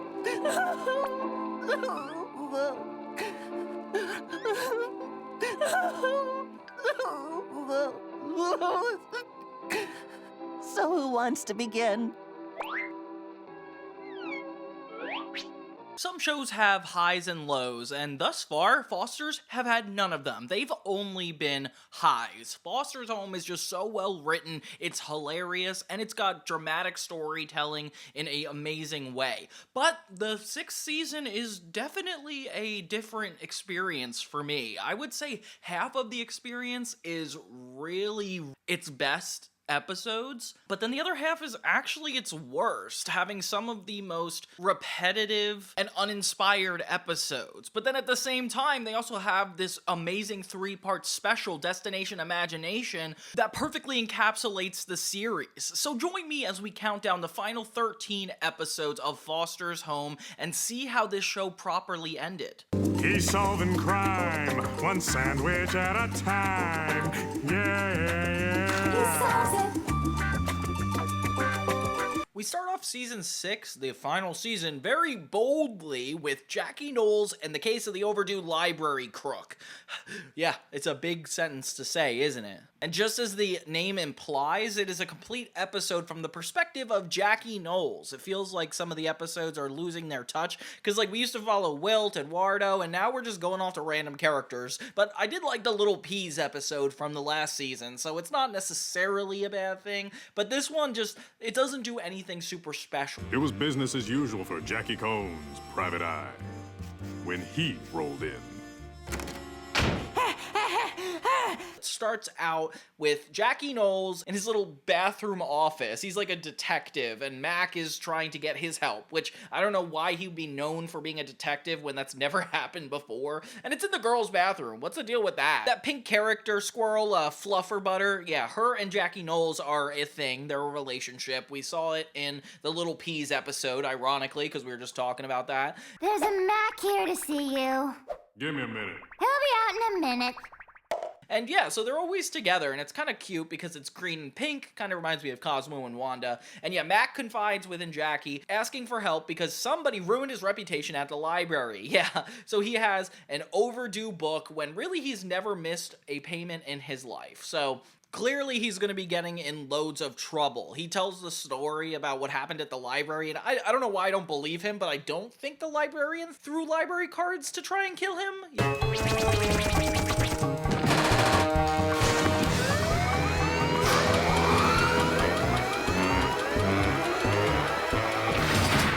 I'd like to think a library is a safe space, but you know, then again, when's the last time I've been to one? Not since YouTube, that's for sure. And so yeah, Jackie just vows that he's going to figure out the situation, despite the fact he doesn't look interested in the conflict at all anyway. And yeah, Mac just kind of bows out from here on out, and Jackie Knowles approaches each of the friends in the house with a little bit of suspicion, starting with Wilt, of course. And Wilt is such a nice guy. He just has such a problem with saying no to anybody, including Jackie Knowles, who doesn't have any evidence. He's just accusing people one by one. I don't know why it has to be this character of all people. Like, can it just be Bloo? Like, Bloo is such a funny character. He accuses Eduardo, who admits to something he didn't even do. Like, that's so crazy. Now, where's the book? Booyah. Case closed. Hey, wait a minute. This ain't from the library. It definitely has a funny note when Mac reunites with Jackie, saying that, like, he's being followed by librarians everywhere he goes, and that his life could be on the line. Like, honestly, it's so funny. It actually puts a lot of pressure on Jackie to solve this crime. Librarians! They were everywhere! Jackie starts taking Mac to all the places he could have gone, like the arcade hive and the actual library itself, to figure out what's going on. There's this like constant motif of the characters using voiceover describing the events they go through, and I think this is such a really funny way to tell the story, even though it doesn't have a lot of comedy beats and doesn't end up being super fun to watch. It is an impressive idea in general. So they disguise themselves as books to go into the library without suspicion. There's a guy in a trench coat that keeps an eye on him, which can only lead to more drama. These detective type episodes always have like a realization moment, and it always happens to happen right before it's too late. And that's what happens with Jackie Knowles. This guy in a trench coat ends up cornering him in the bathroom stall, throwing him in the toilet. It didn't take a rocket scientist to figure out I was sucker punched. When I came to, my whole world had been turned upside down. And then yeah, Mac and him start teaming up. He puts him in a little race car that Mac drives. Kind of cute that they're even doing that. And they start chasing him all across the house. And yeah, it's just a nice little action sequence until we learn that when this guy falls into the pool and they finally expose who he really is.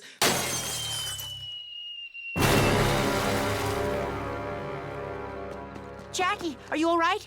I am. Don't know about this guy. Yeah, it's Bloo, of all people. Oh my gosh, they didn't even have to have him, like, have lines in the episodes just to blame this whole thing on him. Like, it could have been so much funnier if he was a more active part of it. And yeah, this didn't even end up working out for anybody. Mac is mad at him because obviously he didn't even try that hard. And we learned that Jackie accidentally took the library card in general, so it's his fault. He's the one who did all of this. So I don't know why Bloo was at the helm of this, but yeah, it just wasn't fair. So it feels like kind of a waste of a whole episode, if you ask me. Like, it feels like detective, but not necessarily leaning into it to a point where we got, like, black and white. It just was, like, an occasional voiceover, and more so only Mac and Jackie, which it didn't actually end up being as funny as I was hoping, but hey, it's the final season. We need something. Go, go, go, go, go, go, go, go, go, go, go, go, go, go, go, go, go. The next episode is kind of fun because, you know, we had a Jackie episode just then, and now we have a Coco episode, and this follows her a lot more than it followed him. It actually does what Foster's does best and like shows the entire journey of like one singular character, despite the fact there's so much stuff going on around them. Yeah, so this starts with Coco finally getting out of the house for the first time. It feels like it's about to be about Mac and Blue when Frankie's like trying to clean the house, but it's not. They leave the door open and Coco escapes like some wild animal. So Coco walks out and nobody notices she's gone, and that's a recurring joke for the rest of the whole episode. Kind of done really well too. Guys, what have I told you about leaving the door open?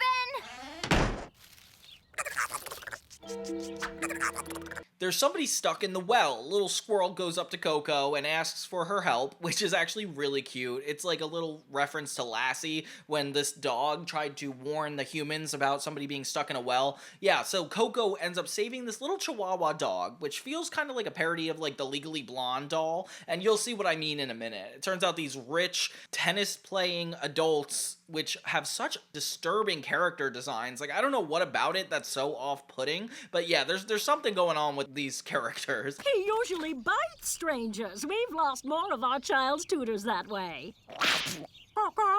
No, not fired. Lost. Hopefully they've gone to a better place.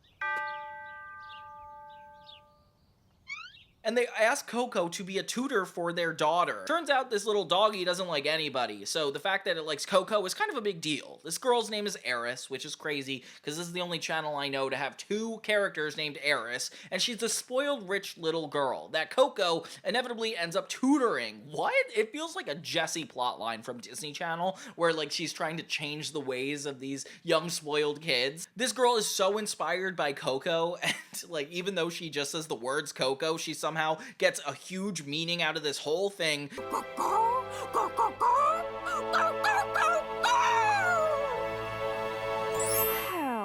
nobody's really spelled it all out for me like that before. You think this episode's gonna be all about this, and Coco starts mentoring this girl, but it kind of makes a lot of different changes throughout this whole thing. To a point where Coco even writes a book. This girl helps her get on like all these late night shows, and Coco becomes utterly famous, with the entirety of Foster still not realizing she's even gone. What? So yeah, eventually she tries to get away from the crowds because the popularity is getting too much for her, so she ends up breaking into a set in Hollywood, and just a montage of crazy, outlandish events just for her.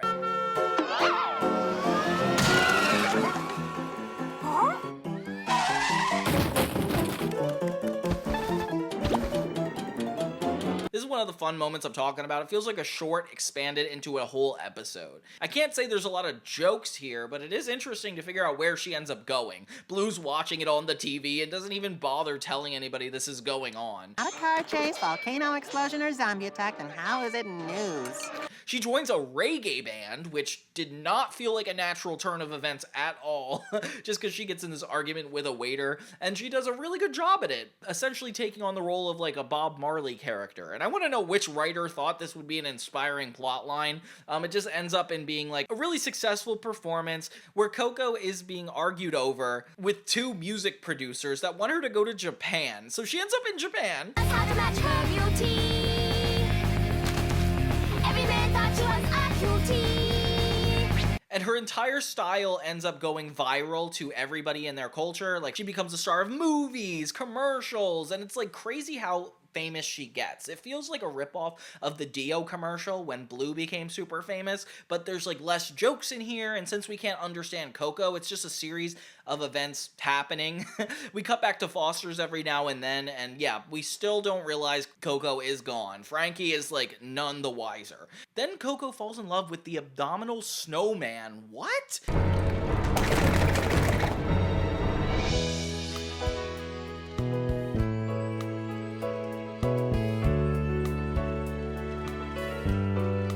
She jumps into a full-on relationship with this Sasquatch-type character. Kind of reminds me of the guy from Monsters, Inc. Yeah, that's what I'm getting for this vibe. And then they start having relationship issues, spanning over the course of like hours, I believe. It feels like it's been years at this point. And then they have one final goodbye as Coco gets onto a plane with one final teardrop. Aww.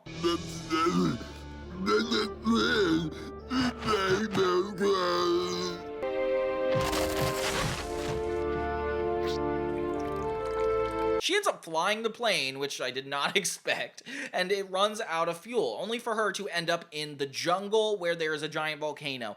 Oh my god, I'm running out of breath just talking about this plot line. She ends up going to prison, which every single character in the main cast has gone to, except for Eduardo this point. And yeah, I just can't believe how many backgrounds they probably had to draw for this episode. It feels like a full-on movie done in 20 minutes. It feels like they just saw the Where's Wilt special and were like, people like that, let's keep doing that again.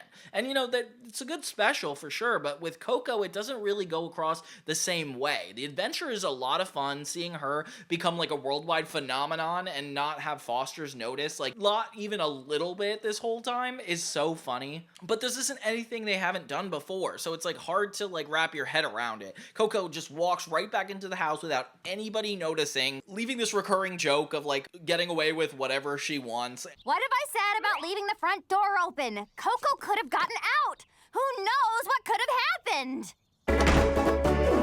This season is just so confusing because it seems like they're gonna just take us through the day in life of like individual characters, and yeah, I'm not that excited for it, honestly. I don't know why. Duck, duck, duck, duck, goose. Episode 3 is back to normal, kind of. It's called Pranks for Nothing, and I do like the episode title, but the episode's not as funny as you would expect it to be, which really bums me out. It starts out with a giant fumigation going on at Foster's home. Should be a really fun idea for a plot. You know, you have to get all the characters into a hotel, which is like 7 hours away, so they go on this egregious road trip where nobody's having a good time, everybody's just miserable, and Blue wants to actually have a good time.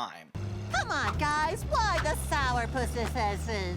Mac's not in this episode, which is kind of sad, but it is fun to watch them go on this trip. They go to a hotel, and we get to see the Blue's usual antics, but hotel edition. He really is down for pranks. He downs a bunch of coffee, which cannot be healthy. I can't believe he even does all that. And though Mr. Harriman says not to get any food from the fridge, not to do any pay-per-view, Blue breaks every single rule in the book. Yeah, all of it.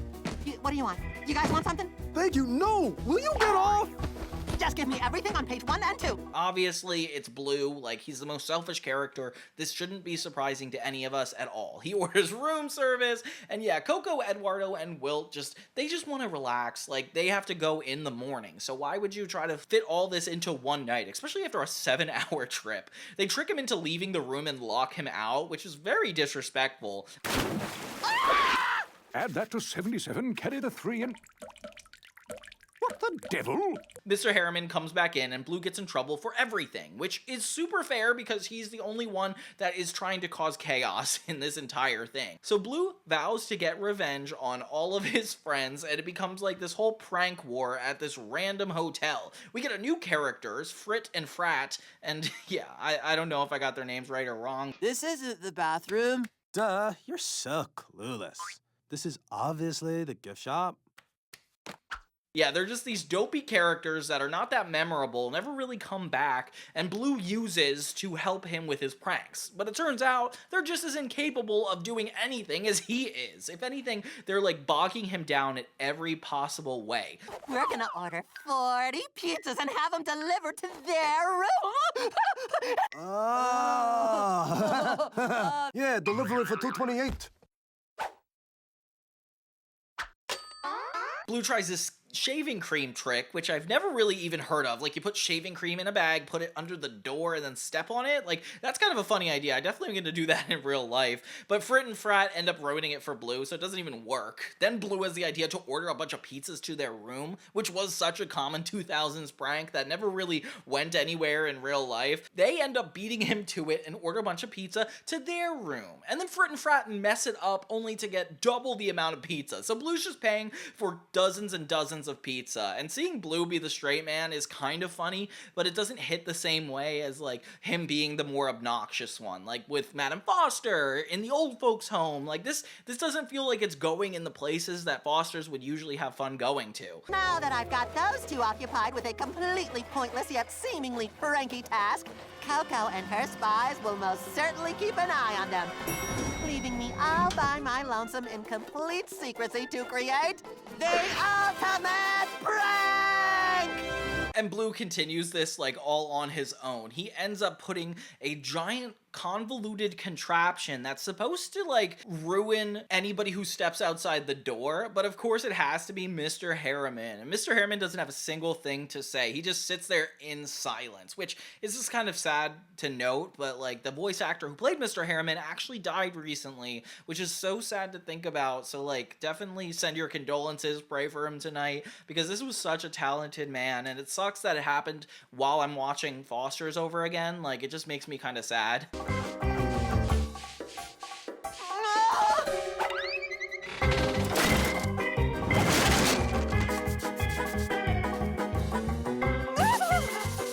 But yeah, so he doesn't say anything, causing Bloo to fully freak out, clean everything, and the entire hotel, just to get forgiveness from Mr. Harriman. And yeah, everybody's checking out, and Bloo had a horrible night just attempting to prank people, but it never actually came through.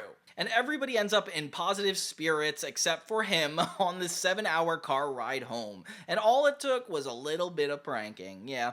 Here, lose right, Bloo. This episode could have been really funny, but it's scene after scene of something they've already done before. I wish they actually took their time to like find the funnier moments, maybe got Mac involved, but this one also felt like a miss to me. I don't know how we're 3 episodes in and I still haven't been caught by any of these concepts. Like, they are objectively good ideas for Foster's, there's just something about it that doesn't click with me. I'm losing my mind! Please stop! And it sucks because it's like every other season I feel like just got better and better, and now I'm just trying so hard to see the magic from before. A lot of people will say it's because they switched animation to like Flash, and I feel like that would make sense if I didn't like the last season, but I did. Season 5 was really good. Season 6 is confusing me so far. But yeah, we still have more episodes, so let's keep going. But I now realize there's a thin line between friend and fiend. A thin line, and the letter R. Plus, I think there's a vowel switch in there. Is it I-E or E-I? This next episode is the first time we had like a Bloo-based episode and title, honestly, BlooTube. Yeah, season 6, episode 4, and it didn't actually work out for me, which is so sad. Like, I thought this would be the episode that really got me, but no, it didn't. So it starts out with the entire family ready to go to the water world, Monsoon Lagoon, and of course Bloo is the one most excited to go, despite the fact that there's a huge storm outside. He just assumes there's still going. We've got some bad news. Less talking and more rubbing, my friend. I don't want to end up as red as a lobster. Yeah, no, it's shut down, Bloo. The entire park is not working. I know too well of how bad you want to go to a water park sometimes. Trust me, there's nothing I can empathize with more, but it's just not working out. Maybe you can talk some sense into the others. They're talking about canceling the trip to the water park. So they have to stay inside all day, which has been done before, you know, like it's a very imaginative plot line for everybody to get involved in, so, you know, hopefully we get some good jokes. And Eduardo, Wilt, and Coco all want to make the best of their time, along with Mac. And this is where Bloo being a buzzkill just goes way too far, so they try to get into a bunch of board games and, like, have fun on their own. Like, they don't need the imagination. Goo doesn't have to show up this time. And yeah, they play, like, Monopoly ripoffs, Rat Trap. It reminds me of the games you used to play in the 2000s that were, like, so big and, like, made of plastic. And you could make, like, a whole, like, trap of things. Like, even Soiree being in this game, like, this is not the era we live in anymore. Like, board games are just not as all the rage as they used to be. Like, now I feel like they're more of a niche community when people are comfortable, like, sitting down for hours at a time. Like, Candyland and Chutes and Ladders just haven't really been talked about in the same way. You've landed on Moore Park Gardens, where I've built 3 condominiums, which means you owe me $500 or your firstborn child. Bloo just wants everybody to be sad, and it's really not fun, because he doesn't have, like, a good reason. He just wants a pity party. Everybody gives in eventually, letting him have a in memoriam ceremony for the Monsoon Lagoon Park, which that's as funny as it gets, but there's not even, like, lines that made me laugh in this, so that's where I'm, like, getting even more confused.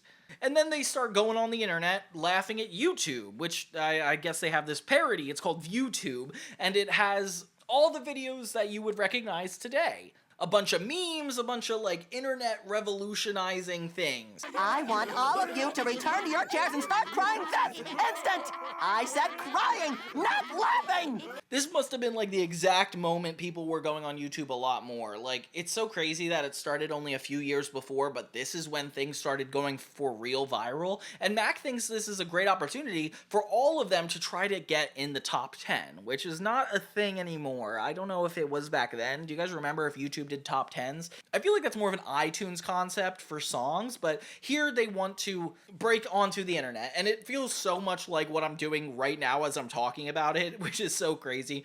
They get Wilt doing a basketball thing, they get Eduardo referencing Explorin' Lauren again. A little girl named Lauren, all the hours of the day which there are 24 in. Okay. And yeah, they just try to have fun, and it's such a good time, but they just keep referencing old memes that I don't exactly remember, until this becomes a huge house phenomenon that Bloo just wants no part in. So he tells on all the friends so they'd stop using Frankie's camera, and yeah, so it ends up being like this whole house related thing. So Frankie doesn't end up getting mad at them at all because she thinks it's nice and creative, and soon everybody in the house is making viral videos. And oh my god, it's actually such a cute idea that they're all attempting to do it, and they actually parody real life videos like the cat on the piano. And then we even get a shout out from Pizza Party, the band from last season. Yeah, that's a funny concept too. And Bloo just finds a bunch of ways to make buzzkill videos that just don't match up to anybody else's experience. For you shall reap the rewards of my visionary quest to fill this gap in the water entertainment industry. He creates his own water park within the house just to prove that he could, calls it Blue Lagoon, and this is like the peak of the episode for me, where we're actually like worried about him. And of course this has to go horribly wrong, only for the next day we learn that what actually happened at Blue Lagoon is named the Blue Buffoon, and that's the video that trends.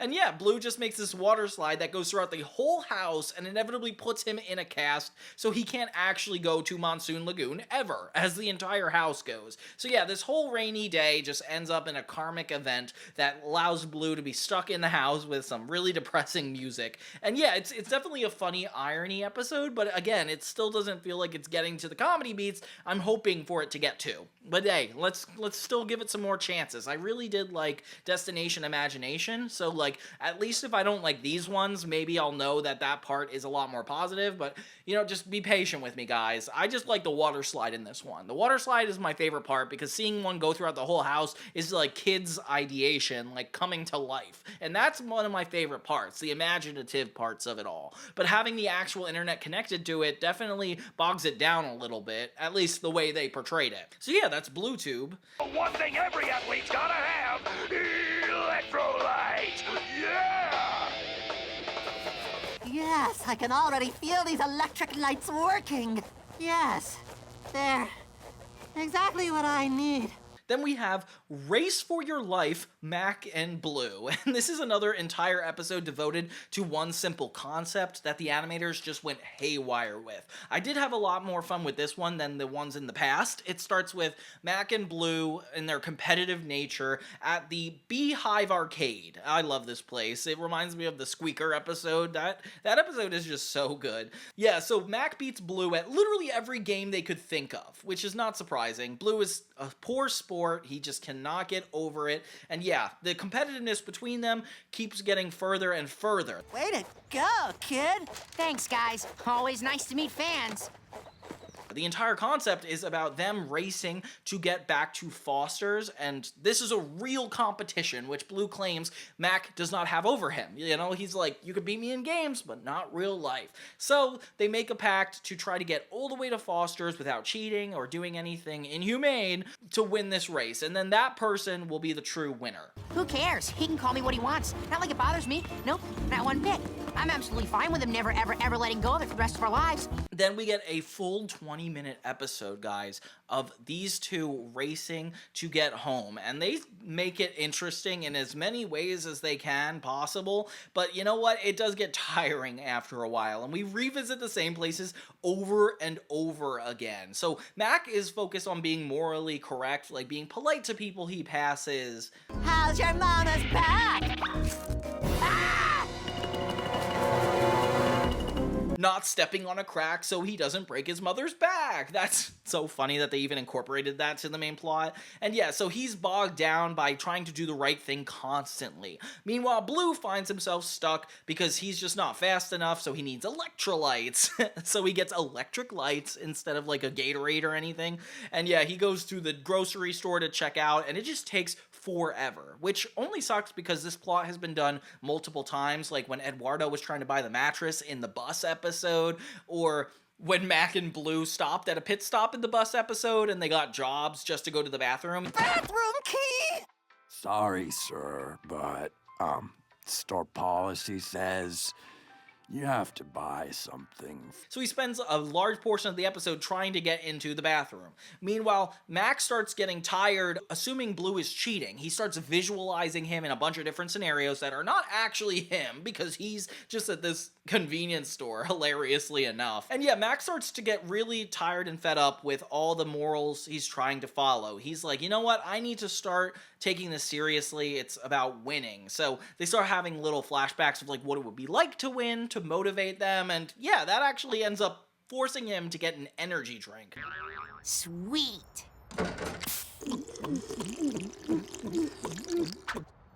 Huh, that's weird. Normally sugar makes me... Uh-oh. I immediately regret this decision! Something that you would think would be worse than sugar, because sugar has messed him up in the past. But this time it just hypes him up super quickly. Blue ends up getting running shoes and everything a professional runner would need, and I don't know how, but this man who is like not going to accept cash ends up taking the electric lights and the change he got from the store in exchange for all the running equipment, which I can't believe Blue is so disrespectful about. Like, there's no way this would have worked in real life. And yeah, they end up all the way back at the Beehive, which is so crazy. You think the episode's over, but it turns out to only be the end of the second act. Oh my gosh. And now with both of them actually committed, they go all out in this full race back to Foster's. I'm sorry for starting this whole silly race thing. No, I'm sorry for ribbing you in the first place. That's a nice tracksuit. Oh, thanks. We go through every location they went to before, but this time they have a completely different approach. Actually doing an honest race. And it sucks that there's like not a lot of other characters in this, especially since we got like a lot of new characters throughout the first couple episodes. Now it's just Blue and Mac, and it's like the least interesting episode I've had to deal with yet. Like, I can't believe how boring it is to just see them running toward one singular place over and over and over again. I feel like Mac's moral code is the most interesting part of the episode. I loved you!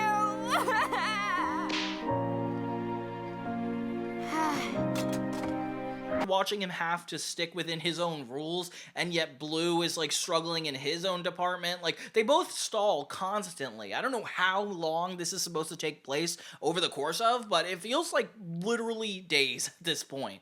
With them finally doing one last sprint back to the house, I wasn't, like, surprised to see them end up all the way back at the Beehive. Like, that reminds me of the episode where they got lost inside of Foster's and then had to go all the way back to the top again. Like, that happened so many times before, but this time it's, like, in the city, which we don't actually care about in Foster's. Like, show us something in the house. Show us new aspects we haven't seen. Like, we keep going to places that other shows have already established are just boring new places. Like, I want to see what's unique to Foster's, but hey, I guess they're just not gonna listen to me. In the final sprint, Mac ends up getting in last minute, and yeah, it's clear he won, but Blue is not having it. They both pass out from like dehydration, end up in the hospital because they can never have like a normal ending to an episode, of course. And yeah, it's just so embarrassing because Blue's like, since we were both dehydrated, we probably don't even know what happened. And he cannot like let Mac take the win, which is so frustrating. Like the doctor said, we were exhausted when we came in. And in our delusional state, how could we ever determine the winner of a race? Heck, we were so out of it, I don't even know if we were racing. thing. So by the end of the episode, it just has them in the hospital agreeing to go on one last race to finally decide who deserves it. And I am so exhausted at this point. Like, I didn't even enjoy what I watched up until this, so I don't know why they think I would enjoy one last 2-minute montage of this. Point is, it's just repeating things that we've already seen before, and I wish Bloo was entertaining enough to make up for this fact, but he's not, so yeah, we're gonna have to keep going. Oh wait, yes. Technically, Destination Imagination, the 3-part episode of Foster's Home for Imaginary Friends, isn't listed as the final episode, but this was the last episode produced, the last episode animated, the last episode voiced for. Therefore, I don't see why it's irrational to call it the final episode. Things are aired differently for different reasons, and I'm sure they just wanted specifically them to end on an episode, but let's humor me for a second. Let's actually assume this is the finale, and let's jump into Destination Imagination. Is the most caretaking person at Foster's home. It's no surprise that Mr. Harriman isn't super productive, and Madam Foster is almost a liability on her own. Like, Frankie really does run the ship here. If you play the part of the adventurer, you'll just be acting awesome, not being awesome. It'll look like you lack confidence.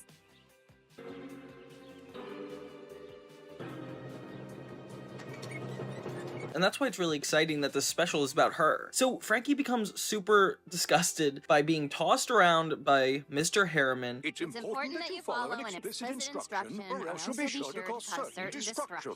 Day to day, combined with the endless chores and no help or even a single thank you from all the other friends. And we see a side of Foster's that is actually a lot more selfish, bringing it to like a really realistic circumstance. One day she ends up finding a lock and chained toy box that arrives, and there's a letter that explicitly states, imaginary friend inside, do not open. And if we learned anything from the House of Blues pilot when that giant thing was in a cage, maybe it's not best to open. Frankie doesn't even actually want to open it, but Mr. Harriman insists that she take it up to the attic. Later, Frankie does actually open the box against the instruction of Harriman and herself, and she sees that there's a really innocent friend inside, and she has a really nice conversation with him, and actually starts looking deep into the box. She realizes it's unusually deep, and she falls into it. And this is where we hit adventure time. No, I'm just kidding. Can you imagine? That would actually be a really cool crossover. Frankie realizes that this is a giant world, way bigger than she could have expected. And this childlike voice kind of guides her around the world, and she sees toys, crayons, and delicacies with this new voice of a friend. You think this is beautiful? Hey, where you go? Wait till you see this. Early on, we learned that this friend has dwelt in the world alone after being shipped by its kid's family to Foster's, and this friend talks to her and sympathizes her with this real-world issue, and she promises that she will return the next day. Hey, I had a really nice time. I mean, I really, really, really needed this. I had fun too. Come back whenever you want. Yeah, She returns to fulfill her really tiring routine, and everybody is just as ungrateful, if not more ungrateful now, for everything she does. She had this really nice experience in this toy box, and suddenly reality looks a lot more dreary because of how demanding it is. So it's no surprise that she wants to return the next day. This is like a form of like escapism. Like, Frankie really just wants to get away from it all, and it's not hard to be tempted. But for once, somebody actually listens to me, you know? That's because you always have such interesting things to say. I gotta go. Why don't you stay just a little longer? I always hate it when you leave. Sorry. Harriman said I have to repave the driveway. Then there's this one instance where she's actually planning on going back to the real world, but the imaginary friend locks the doors and the windows in the castle they're staying in, and it just like cuts to black. And now we're actually concerned for Frankie. You know, like, this thing already had some like really scary energy behind it, but the fact that it's proving to Frankie that it can control the world around her, there's a little bit of a threat here. Wondering where Frankie is. It's apparently time for those French toast breakfasts that they do, and Frankie is not there to fulfill it. Everybody is sitting at the table expecting Frankie, and I don't feel bad at all. Like, these kids are so spoiled. Mr. Harriman gets furious and bounces to the attic to find Frankie, because she's apparently been there for days, and they didn't think of that as a concern. Frankie wouldn't just disappear without explaining herself. Something must be wrong. Something most certainly is wrong. Spending all her time in the attic doing who knows what. It better be spick and span in there or...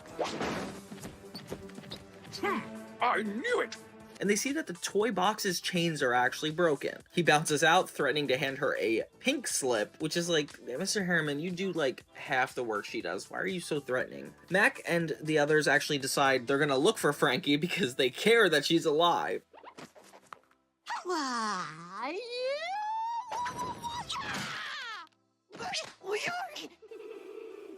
They find out that this box is actually ticklish, and after touching it, it actually opens for all the main characters to fall inside. So Mac, Bloo, Eduardo, Coco, and Wilt fall into this imaginary world, only to find that nobody responds or notices them. Hello? Is anyone home? Hey, buddy, I'm talking to you.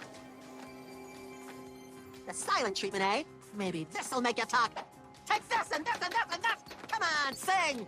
They're pursued by, like, Weeble-like policemen in a river of plastic balls, and suddenly it's very apparent that these guys are here. They float down this really cool river, but are pulled over by this large glove. In the hand they realize belong to a tall, handsome Robin Hood-esque hero figure that speaks like Shakespeare, and this guy yells, "Excelsior!" as a battle cry, and repeatedly tries to warn the group that they are in danger. Some, or all of thee, will most likely perish.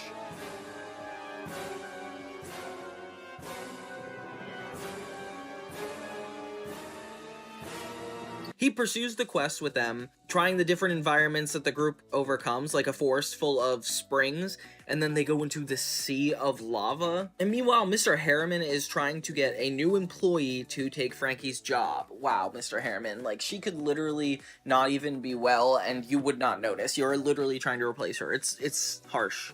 Then meanwhile, the gang still tries to find Frankie, and they're approached at like a piano-like bridge, which is actually really cool. Eyes will most certainly be seared out of their sockets by the bright, happy colors.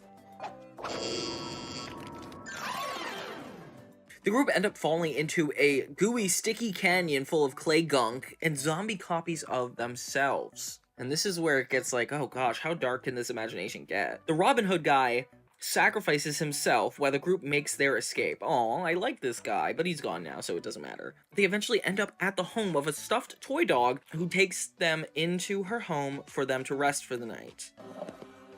Nighty-night, my brave rescuers. But then feeds them crumpets that are dusted with sleeping powder. Turns out that this is all just a trap to keep them away from Frankie. And there's something odd about this world that, like, you can't quite put your hands on. Like, it feels very contrived, and it seems open, but, like, there's just something about it that's off.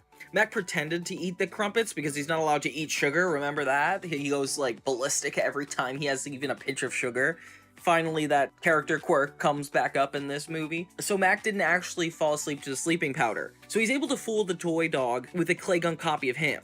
Then the dog's face turns out to be this imaginary friend of the world's true form. He slips off the dog and onto a body of a stuffed squirrel, which then comes to life. So the group realizes that this imaginary friend is kind of like a face that could go over anything within the world, and it allows him complete control of it. So that's why, like, the Weeble policemen were attacking them, and the Excelsior guy was also like that, and even the toy dog. Wow, so this guy not only has his own world, he knows how to use manipulation within it. It's crazy. So they capture World on an apple, because Mac is able to move it away from other objects, and it can't actually take over Mac because he already has a face. The group throw the apple to a nearby desert, that way there's no object or anything for him to possess further. You're just going to leave me here? You'll never make it through the desert to reach Frankie! You need me! No, we don't. Sorry, Mac, but yes, we do. Trust me, I got a plan. Until a group of horses gallop by. This world guy calls them as an apple, and they obviously eat it, and he becomes the horse. So he heads over to the castle to make sure that Frankie is staying exactly where she is. When the group arrive at Frankie's new room in the castle, so he's really not trapping her, she's just voluntarily being here because of how much resentment she feels toward Foster's home.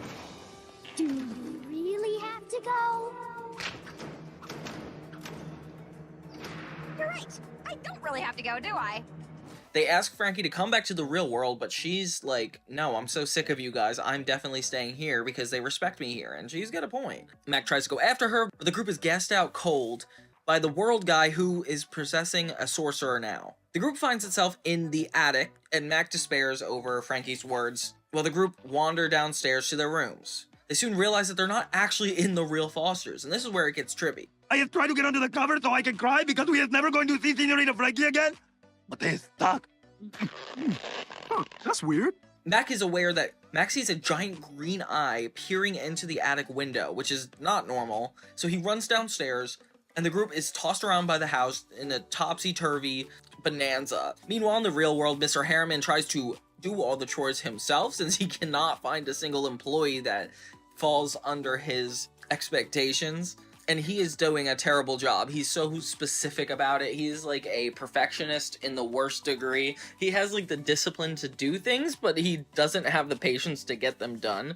And this is where I really like this character. Like, it's so funny. Appearingly very responsible, rigid, strict character can actually still be careless and immature. Like, the duality of Mr. Harriman is really good. I should do a spin-off video and make it 5 hours long about Mr. Harriman's dark complexity.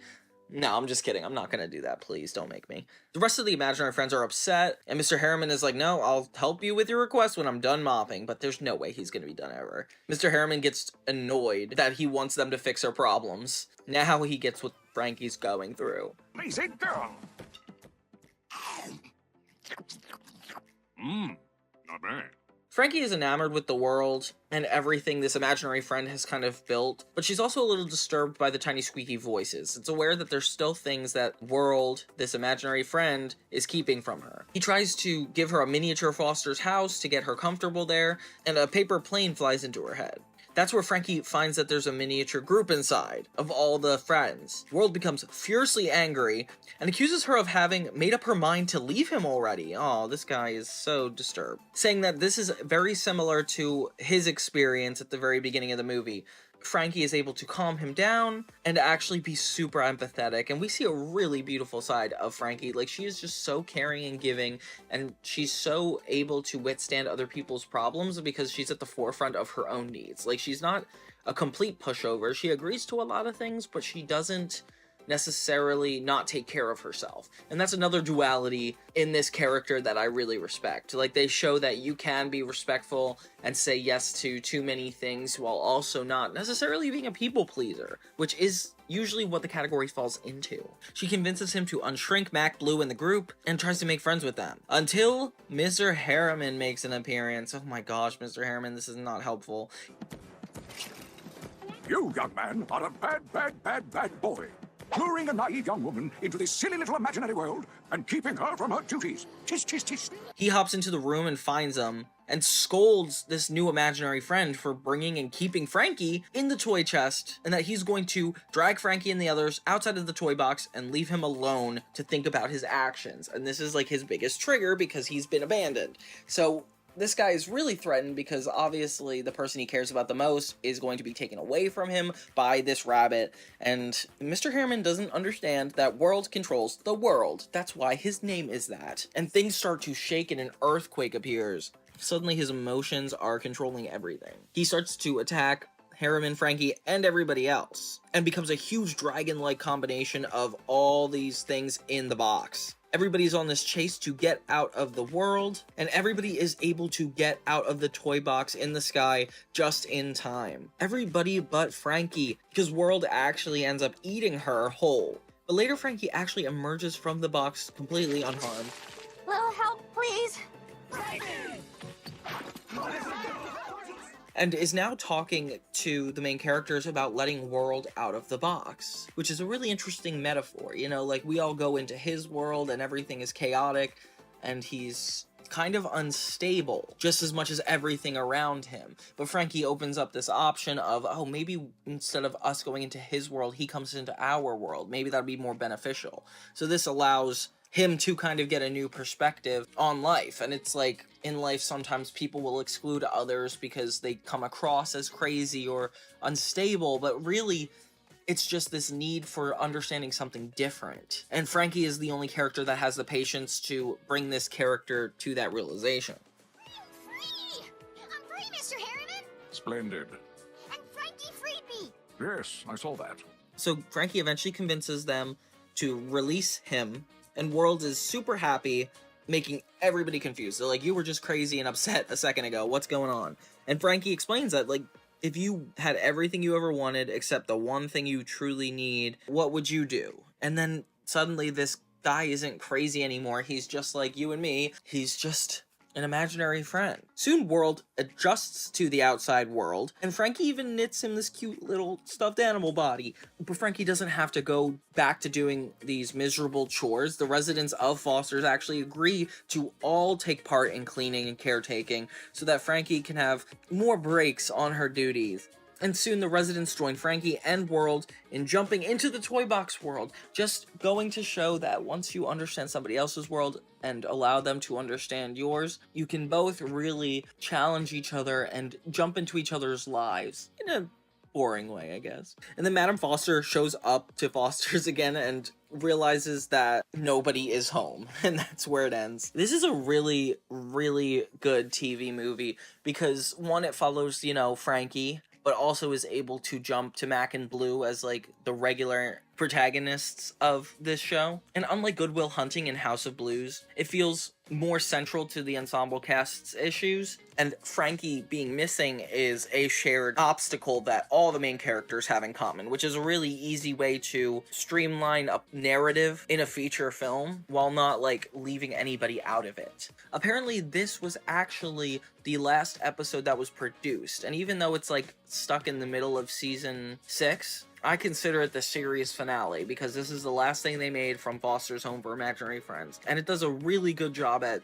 embodying everything that makes Foster's Home so special. Like, we talk about imaginary friends and imagination in the real world, but for the first time, this is all the main characters going into somebody else's imagination. Like, a bigger concept of just, you know, having a friend that's imaginary, but having an imaginary world and the complexities that go with what happens when, like, the world isn't perfect and how the world affects other people. This imaginary world that World runs, oh my god, I'm not gonna get used to that, is just as far as the imagination can really take you. That's why it's called Destination Imagination. You know, like, this is the thing that grounded Foster's Home from the very start. The idea that one's imagination can be a really mysterious, hilarious, and meaningful experience. And this is the final place that Foster's Home for Imaginary Friends could have taken the audience. The Wilt movie was really good because we got to see inside an individual character that lives in this, but honestly, we could do that for Eduardo, we could do that for Coco. Like, if this show really wanted to have, like, movies,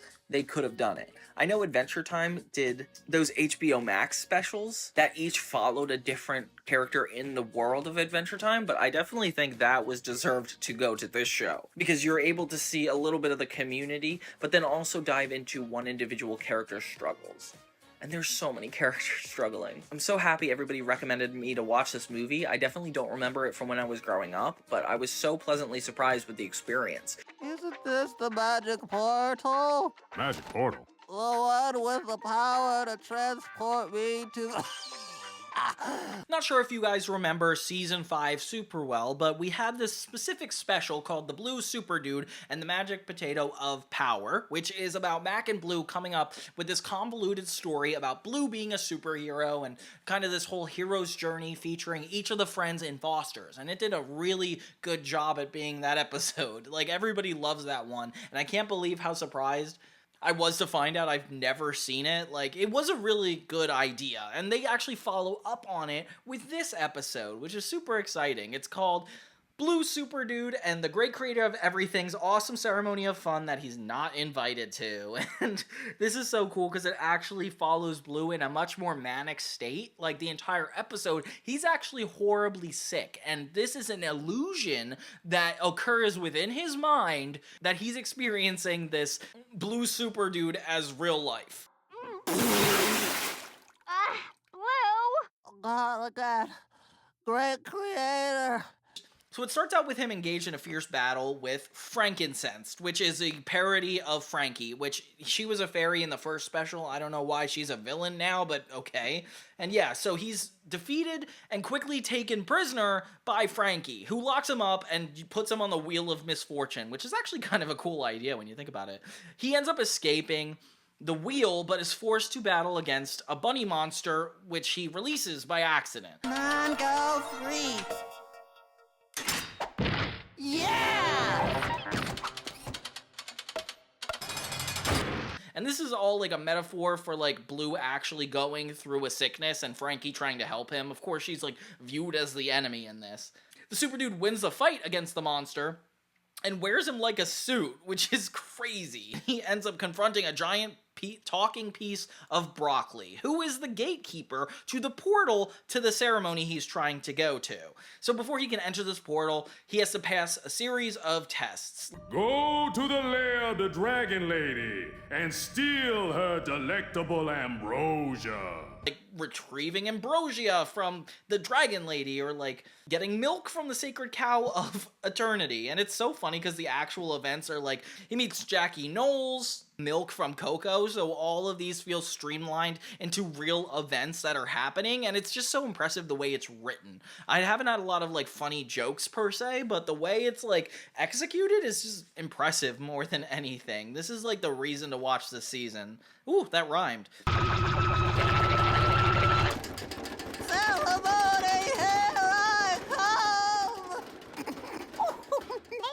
After being hurtled down the stairs on a wagon, he's met by Eduardo, who is also a standing guard, and Bloo manages to get past him and drinks the syrup after encountering the other imaginary friends that are attending Mac's birthday party. I really like seeing Eduardo translated from real life to here. Like in the first one, he was like this little girl, but here he's like a evil monster. They really like were flexible with switching up everything they put in this one. I wish it was like more a continuation of the magic potato of power, but yeah, they kind of abandoned some of the continuity things. Quickly! He means to harm the great creator of everything! Yeah! Yeah! Believing that he's cured, Bloo ends up coughing on everybody else, and yeah, everybody gets sick except for Bloo. Bloo gives Mac his presents, which turns out to be IOUs, which is ridiculous. That's the funniest part of the episode, though, is when we realize that Bloo doesn't have anything actually substantial to give Mac, who is supposedly the great creator of everything, like, and yet he doesn't even have anything to give him. Okay, cool. Just as Super Dude finishes off Frankincense, he's confronted by the great creator of everything, Mac, of course. An IOU for a really, really awesome birthday present? An IOU? You come down here, wreck the party, and get everyone sick in the process, all for IOUs? And yeah, the event they end up like showing in this is so epic. Like, I love how it actually pans out to be a full-on like comic book related episode. Your actions today leave me but one choice. From this day forth, you are to be my servant. Yeah! No, it's not a good thing. And in the end, there's like this ironic twist where Bloo is seen taking care of Frankie, and even Frankie becomes too stubborn to cooperate. So yeah, the ending is actually really funny. Alpha Beta, this is Frankarella. I've neutralized the invader. Ending transmission. Like, they make this like such a hodgepodge of like references that I never got growing up, so like these all kind of went over my head, and yeah, some of this stuff is like really inappropriate they reference, so I'm just glad that they even like tried to do something like this. For some reason, this is messed up on Tubi, where they actually have this episode in the Magic Potato of Power switch seasons, so I actually watched this early by accident in the last video, and now I'm just like confused because the Potato of Power takes its place here. They're not super like serialized, like you don't need to know the plot, but it is confusing when they are completely different characters in both. Eduardo?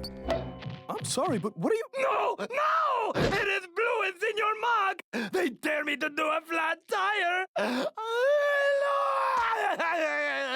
So the next episode is called Bad Dare Day, and this one is like a good concept again, but the execution is pretty similar to what they've done in the past. If anything, it kind of reminds me of when everybody was on YouTube and creating a YouTube video. It's the same thing, but this becomes more about dares, which is interesting because we already had the prank episode. Like, I think they're just doing what they think kids are watching, and I don't know, it's just not holding up the same way it used to. I guess cartoons started to become a little bit less prominent at this time because the internet was like taking over significantly, and you really notice that in later seasons. Because of this episode being completely structured by pranks, pretty much, I kind of want to go over every prank in the order of which they happened, because you guys will never believe what they make each other do in this. Like, I can't believe this is even an episode. Once dared, the daree must always do. So they got a little dare between Mac and Bloo being challenged to eat a piece of moldy cheese, and it is disgusting. Like, I hate that we even have to animate this, guys. Like, why do I have to look at this? Bloo says it's smiling at him. That's gross, isn't it? So yeah, it ends up being a success. Bloo does it, and did anybody really win? No, not really. So Bloo makes Mac drink a nasty beverage. Ugh. And Mac, of course, does this, and he's just as good at keeping it up than the rest. And yeah, it just keeps spiraling even harder, with Mac then challenging Bloo to help Jimmy's shoes take off his sneakers. Hey, Jimmy, need some help with those?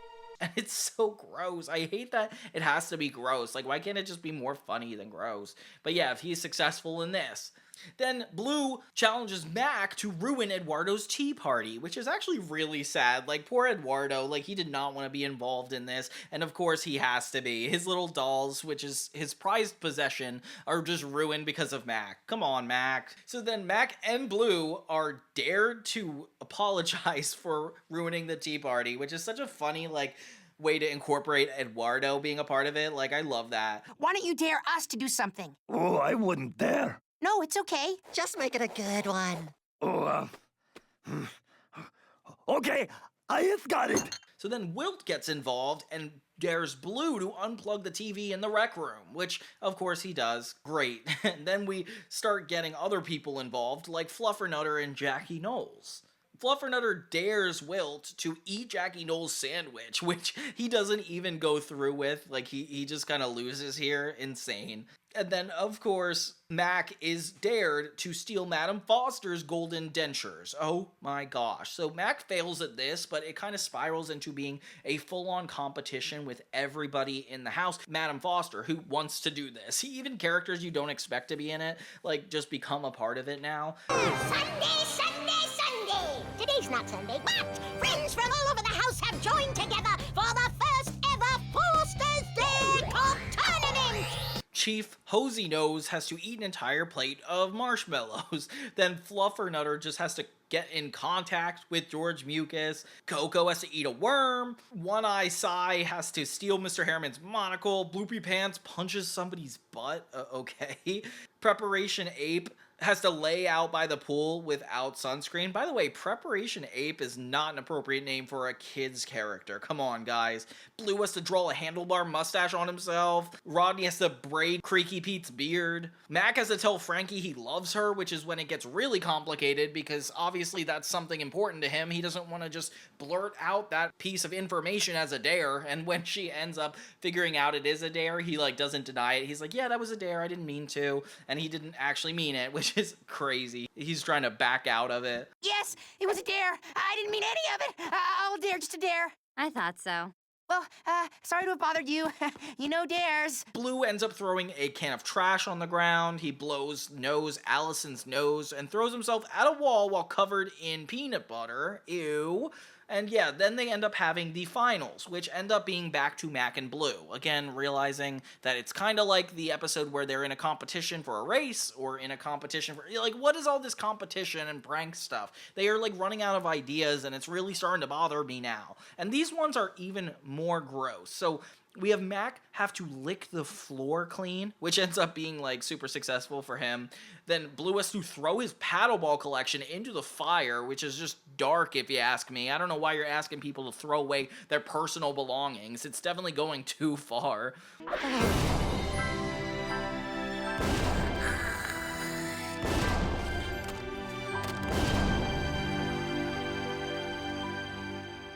Mac has to give Sloppy Mo a hug. Bloo has to kiss Sloppy Mo, then Mac has to give Sloppy Mo a lick, and then Bloo has to marry him, and oh my gosh, I can't believe poor Sloppy Mo becomes, like, the center of all these pranks. That's crazy. But I do like that that's, like, the end. In the end, Mac has to be as awesome as Bloo, and Bloo has to put himself into someone else's shoes. Ooh. So yeah, they successfully do each other's dares, but it ends in a tie. Of course, it has to. But Bloo ends up having like a character moment where he realizes that maybe he's not like the perfect friend, and I am not surprised at all. I can't believe that he had to do all this to come to that realization. Sorry, Bloo. Me too, Mac. I'm really sorry. Friends? Best friends. But the whole house getting involved is really fun. I wish Madam Foster was a part of it a little bit more, but yeah, you get what you wish for, don't you? And these episodes have so many reference to what's going on in the house, so it's just nice to get a little bit of world building, but that's not a reason to watch an entire season of a show, so I don't know if I would necessarily recommend it for that alone, but yeah, Bad Dare Day is definitely not one of my favorites. I'm a little confused about the script. There's like 10 pages of crying and then some random Spanish phrases that make no sense. And who are Darby and Explorin' Lauren? The next one is actually the sweetest. Like, it's weird because we have some, like, boring episodes that were trying to be funny, and now we have an episode that's just actually genuinely a good episode of television. It's not necessarily funny, but I just like what they did with this, because Foster's did something they could never do on another TV show. So this episode is called Read 'em and Weep, and we actually touch on the subject that we haven't touched in a while, which is all the friends being adopted. You know, like, we have the same cast members coming and going constantly, Wilt, Eduardo, Bloo. This one actually takes a toll and makes a lot of those issues a lot more permanent. Like, for example, the episode starts out with Eduardo already being adopted, and I feel like I missed an episode somewhere here, because I'm like, how did that just happen? What a crazy intense thing to happen in the plot and happen off screen. Like, how are you gonna explain that to me, guys? Our little troop has recently lost a member, and one lucky applicant will get to take his place. So Bloo is holding auditions for a replacement Eduardo, and yeah, he's just trying to get people to speak Spanish and just being everything that Eduardo was, and he's not able to replicate that. So it becomes more of a conversation of like missing your friends and like what happens when people move away, which is crazy because this season is supposed to be its last. Definitely makes me feel like more permanent about it all. Like, it seems like the animators know that they're trying to wrap it up and are starting to get into more mature stories. That's why Destination Imagination is such an important one, because that's just a good story in general. And this one really complements that, especially when it comes to like putting this show to rest. After breakfast, Esmeralda and me go frolicking in the forest. We end up seeing each of these friends that got adopted, and it's not just him, it's Bloopy Pants, it's Jackie Knowles, Sam Burger. They all have different perspectives of the outside world, like different people they end up getting adopted by, and you definitely feel a little bit sad for all of them. Like, despite the plot being so funny and having them go through different adventures, it is crazy that like it's under these circumstances. Like, for example, Bloopy Pants is adopted into a stereotypical Italian family, which is so crazy because he gets all this attention that he really doesn't want. And I like Bloopy Pants a lot. I can't believe how long it took me to learn his name, but, you know, he's such a funny one. It feels kind of like a clip show because it's about Frankie, Mac, Bloo, like learning about all these different stories of like where the imaginary friends go afterward from the perspective of these letters. Like, everybody writes letters to Fosters about where they went. See, I was able to take care of my troublesome playmate. Sent Tabby on a rocket trip to the moon. Thought that sort of thing only worked in cartoons. Anyway. At first you think that's Jackie Knowles' story, where he's like referred to as a tabby, but he doesn't end up getting along with the cat of the house, so he's abused constantly, and he's barely surviving it. It's kind of depressing. So he sends the tabby away on a rocket and replaces her with a stuffed toy, which the woman definitely would find out. Oh wait, she does. And she assaults Jackie, which you do not expect. It becomes really dark in a bunch of contexts when you think about it. But it's still kind of sad that Eduardo, one of the main characters, is like one of them. Like, I can't believe he's actually out of the picture for now on. That's the one that makes me think that they're actually taking this super seriously. He ends up going with this little girl that looks exactly like Explorin' Lauren, so I'm not surprised it works out so well between them. And he just has like the perfect lifestyle. It's mostly a lot of frolicking till we go in for supper. Before bedtime, Ezzy and me warm ourselves by the fire. She tell me stories about the legendary creatures that live in the woods. Sam Burger gets adopted by this guy named Ronald and immediately goes on a cruise, but the ship sinks. And it's like, what? So they're cast away on an island. And of course he's writing letters still somehow. Like, he just doesn't want to eat Sam, which is kind of scary. So Eduardo actually sets out to look for a unicorn in his new world, and he attracts the attention of hunters and is shot. Oh my lord, I can't believe they actually have him getting shot. This is crazy. So this is all these postcards bringing the show to a climax, and hearing that Eduardo has been shot, Bloo breaks down into tears and admits he's missed Eduardo so bad, and he's worried he's dead. But this truck driver shows up through Foster's and reveals that it's Bloopy Pants. So all of his letters on a huge adventure, kind of in the way that Coco did at the beginning of this season. And it just makes you think, like, how far they went in just a few episodes. Like, these are only 13, and, like, I feel like a year's gone by at Foster's. We thought you were shot! See, I was shot with a telephoto lens. The hunters turned out to be reporters looking for Sam Squatch or Bigfoot. Then they got a good look at me and start calling me Big Butt instead. Turns out Ed was shot by a camera, not by a actual gun, and I was not expecting that. That was a really big miscommunication on their part. But Eduardo has to move out anyway because Esmeralda's father doesn't like paparazzi, and yeah, he was picked up by Bloopy Pants and gets to live back at the house. So that wasn't as permanent as I thought it would be. It is kind of sad that the episode starts out that way, but you know, once it all explains itself, then it makes sense. And then at the end, very, very ending from Jackie's story, he comes back, and the cat comes back on a rocket through the roof and finds Jackie to attack him, which I was not expecting to be like a really funny stinger for the end of the episode, but yeah, it was kind of cool. Whoa! Nice kitty! Nice kitty! So all around, like, very, very impactful episode in just a really simple way, and I was not expecting that at all. Yeah, good one, though. This is probably my favorite from the season, and I feel like it did a good job at making the sad moments not sit too long or be too stressful. Now all that's left is to try out the upstairs. It wouldn't be fair to try one and not the other. The final normal episode that isn't, you know, the finale is actually really good, too. It's Season 6, Episode 10, Fools and Regulations, and I'm surprised by how impressive this one was. It kind of reminds me of a plot they had at the end of Season 2, I believe, where they had Coco go to a benefit concert to make sure Foster's didn't lose money, and that's a very similar situation here, with Frankie and Mr. Harriman throwing a benefit party at Foster's. So the whole concept of this episode is Frankie doesn't want the friends to be on the first floor so they don't lose the opportunity to, you know, get a lot of money. Oh, please! When have we ever not behaved? You're right. I'm gonna have to be way less vague.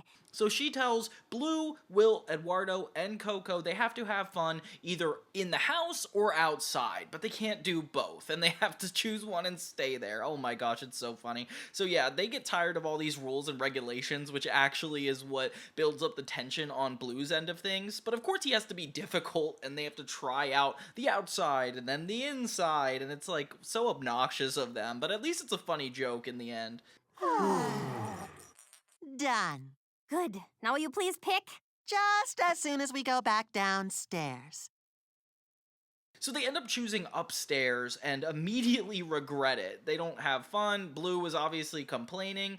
And yeah, Frankie is trying to just keep everything together. Unfortunately, they're making a lot of really loud noises upstairs. Oh my god. And yeah, nobody at the party is afraid to admit to them that this is really important and that all of their money is contingent on the fact that there's no problems going on upstairs, which is so funny to think about. I talked to them. It's all under control.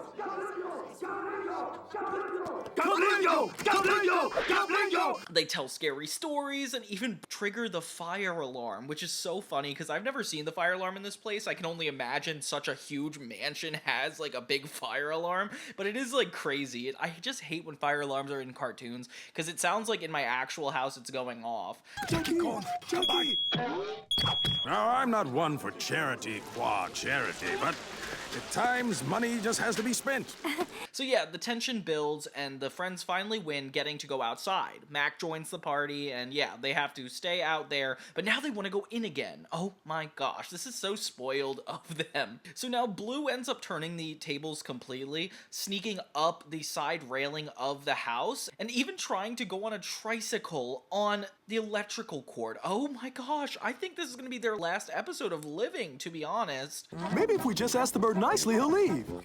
Excuse me, Mr. Bird?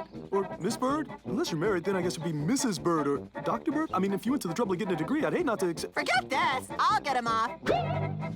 They try different ways to get in the house, bringing back the usual Foster's hijinks, which I really like, seeing Bloo, like, be flung in through the house. And then eventually they take this so far and actually lock Mr. Harriman and Frankie outside. Oh my god, they do not realize how important this is. Bloo just blocks the door and doesn't let anybody in. Meanwhile, these guests are all downstairs and none of the friends know what they're doing there. So Mac and Wilt try to stall, not necessarily knowing why they're there, trying to figure out what they're doing there, and yeah, it really is complicated to watch, especially as the viewer, when you're like, I really don't want them to lose money. Frankie tries like everything to get inside, but of course Bloo dodges the opportunity to help them. Look, those crows are pecking at her head and she's still not moving. Wait a minute. We've been duped! It doesn't seem like anybody's winning in this scenario. They make Frankie Scarecrow, which actually scares things, and it's so funny. And they assumably lose a lot of money until they realize that because they're lacking so much money, they're gonna need a lot to take care of these friends, because they are a handful. And honestly, that's actually a really sweet ending, because Frankie does go through a lot, so to see this not only didn't cost them any money, but saved them in the long run is so funny. But yeah, that's the end of Fools and Regulations. It's just crazy to think that there's not gonna be a lot more episodes left to finish off this series. It's kind of making me sad. But unfortunately, it is time to move on to the series finale. Goodbye to Bloo. I can't believe you're not mad. I mean, I thought you'd want to kill me. The series finale of Foster's Home for Imaginary Friends really does something that I've never seen on any show ever, and that's shoehorning in as many references as humanly possible. And you would think such a thing would be really annoying or stimulating, but honestly, I loved it. I think they did a really good job at tastefully inputting a bunch of different things. Whether it's old characters making a sudden return, old plot lines being brought up out of nowhere, or even just the tiniest references in the background, this show does not hesitate to try to throw as much as humanly possible, and I can't help but wonder if they got every episode in this. I wouldn't be surprised if they did. There's 78, so maybe 78 references, question mark? So let's dive into the awesome and incomparable finale that Foster's Home put together, Goodbye to Bloo. Dear Ed, never will I forget how, right before I left, you gave me your life savings. I did? Immediately, the whole first episode is a reference, which is surprising. It's Bloo waiting for Mac to come home so he doesn't have to be adopted. A concept that was introduced to us in the very first episode, and something that really strings together the series. It's also the main plot of this episode too, which I think was a really smart idea. And if I missed anything that you guys might have caught, please comment below, because this stuff is going so quickly, I don't even know if I can find it all.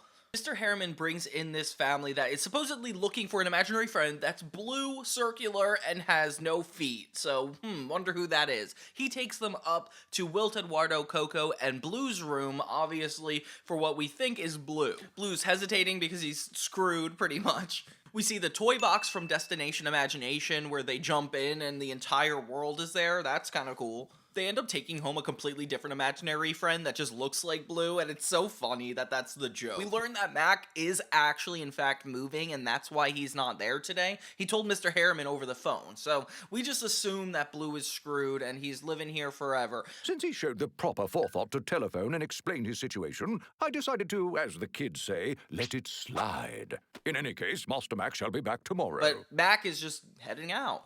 Wilt makes the point that if Blue is just yelling at him, that would make a really depressing last day for him. So Blue's like, okay, fine, I'll give him the best day ever. And that's essentially the whole concept of the final episode. Do you want his last memory to be of you yelling at him? You're right, Wilt. Yelling won't do any good. I'm gonna have to kill him. He says he's gonna kill him, but brings out a paddle ball, which I think is hilarious. I count the paddle ball as a reference, by the way, because it reminds me of the bowling episode when they introduced that new hobby of his, and I don't know, that was just so funny.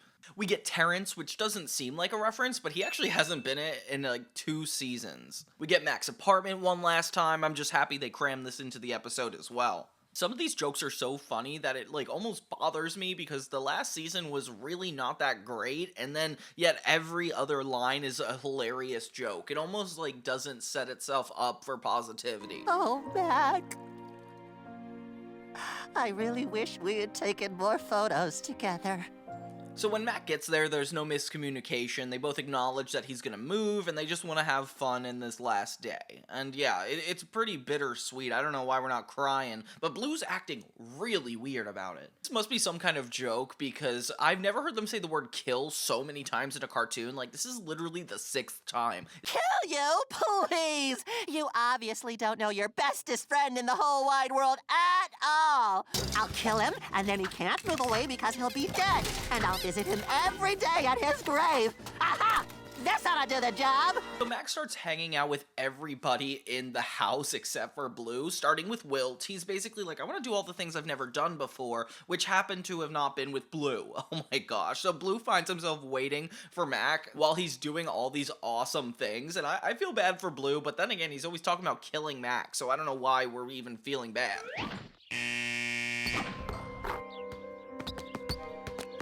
Triple overtime! Quintuple overtime!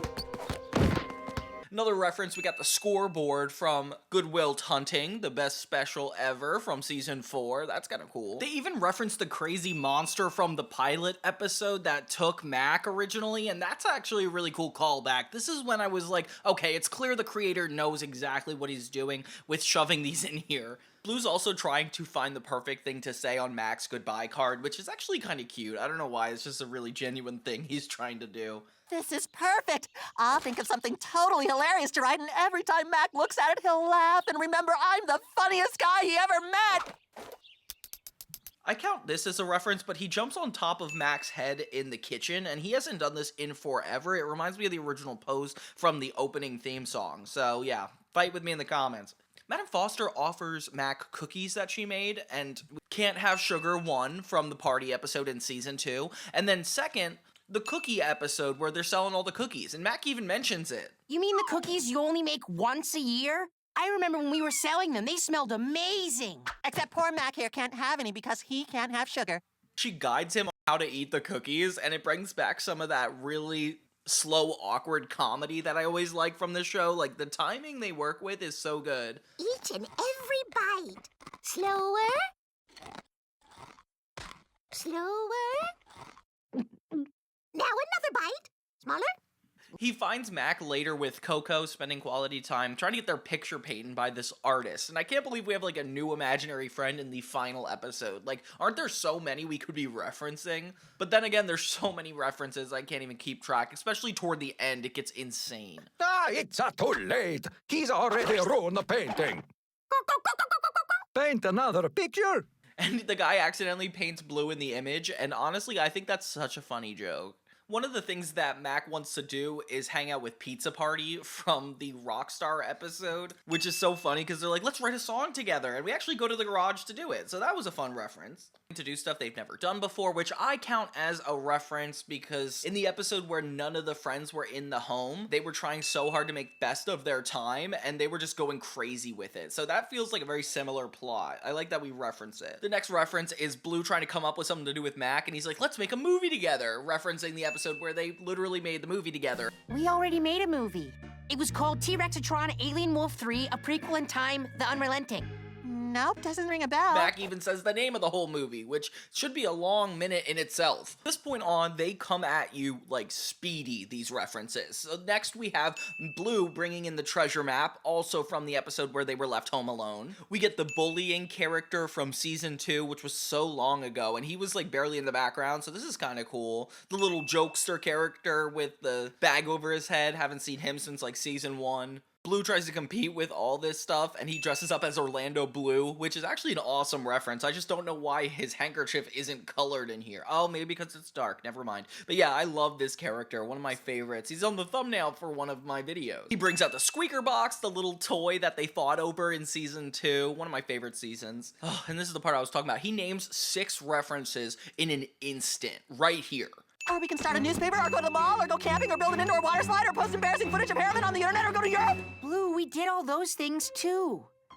Except Burp. And honestly, I love these references. Like, they're so small, but like, I love that they're talking about them. Then they reference another thing that's not actually from Foster's. They say, let's jump the shark, which is a common term in sitcoms when they have their best episode and never come back from it. Like, the show just declines from then on out, which I would argue happens at the very beginning of the season until this episode came along. Honestly, this surprised me a lot. It's so impressive. But yeah, they go to the back pool and they're trying to jump a shark, but Bloo can't even find a shark. It's ridiculous. Frankie comes in and there's a reference to Mac's crush on her when she's like, let's go talk to each other. Well, when you guys are finished, I need to see Mac. Alone. See me? Alone?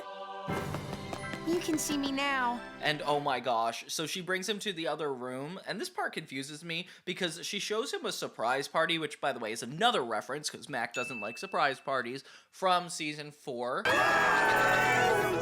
Sorry, Mac. I know you hate surprise parties, but I couldn't resist. And everybody's saying goodbye to him. Aw, it's actually really sad to think this is happening. Like, he's never gonna come back here again? I don't believe it. Goo comes in for a second, which is another reference. I never realized how little she actually is in the entirety of the show until now. I feel like it's like between 6 and 8 episodes. Like, what? Especially since there's like 78 total. Like, can you imagine? I like that we get some more characters.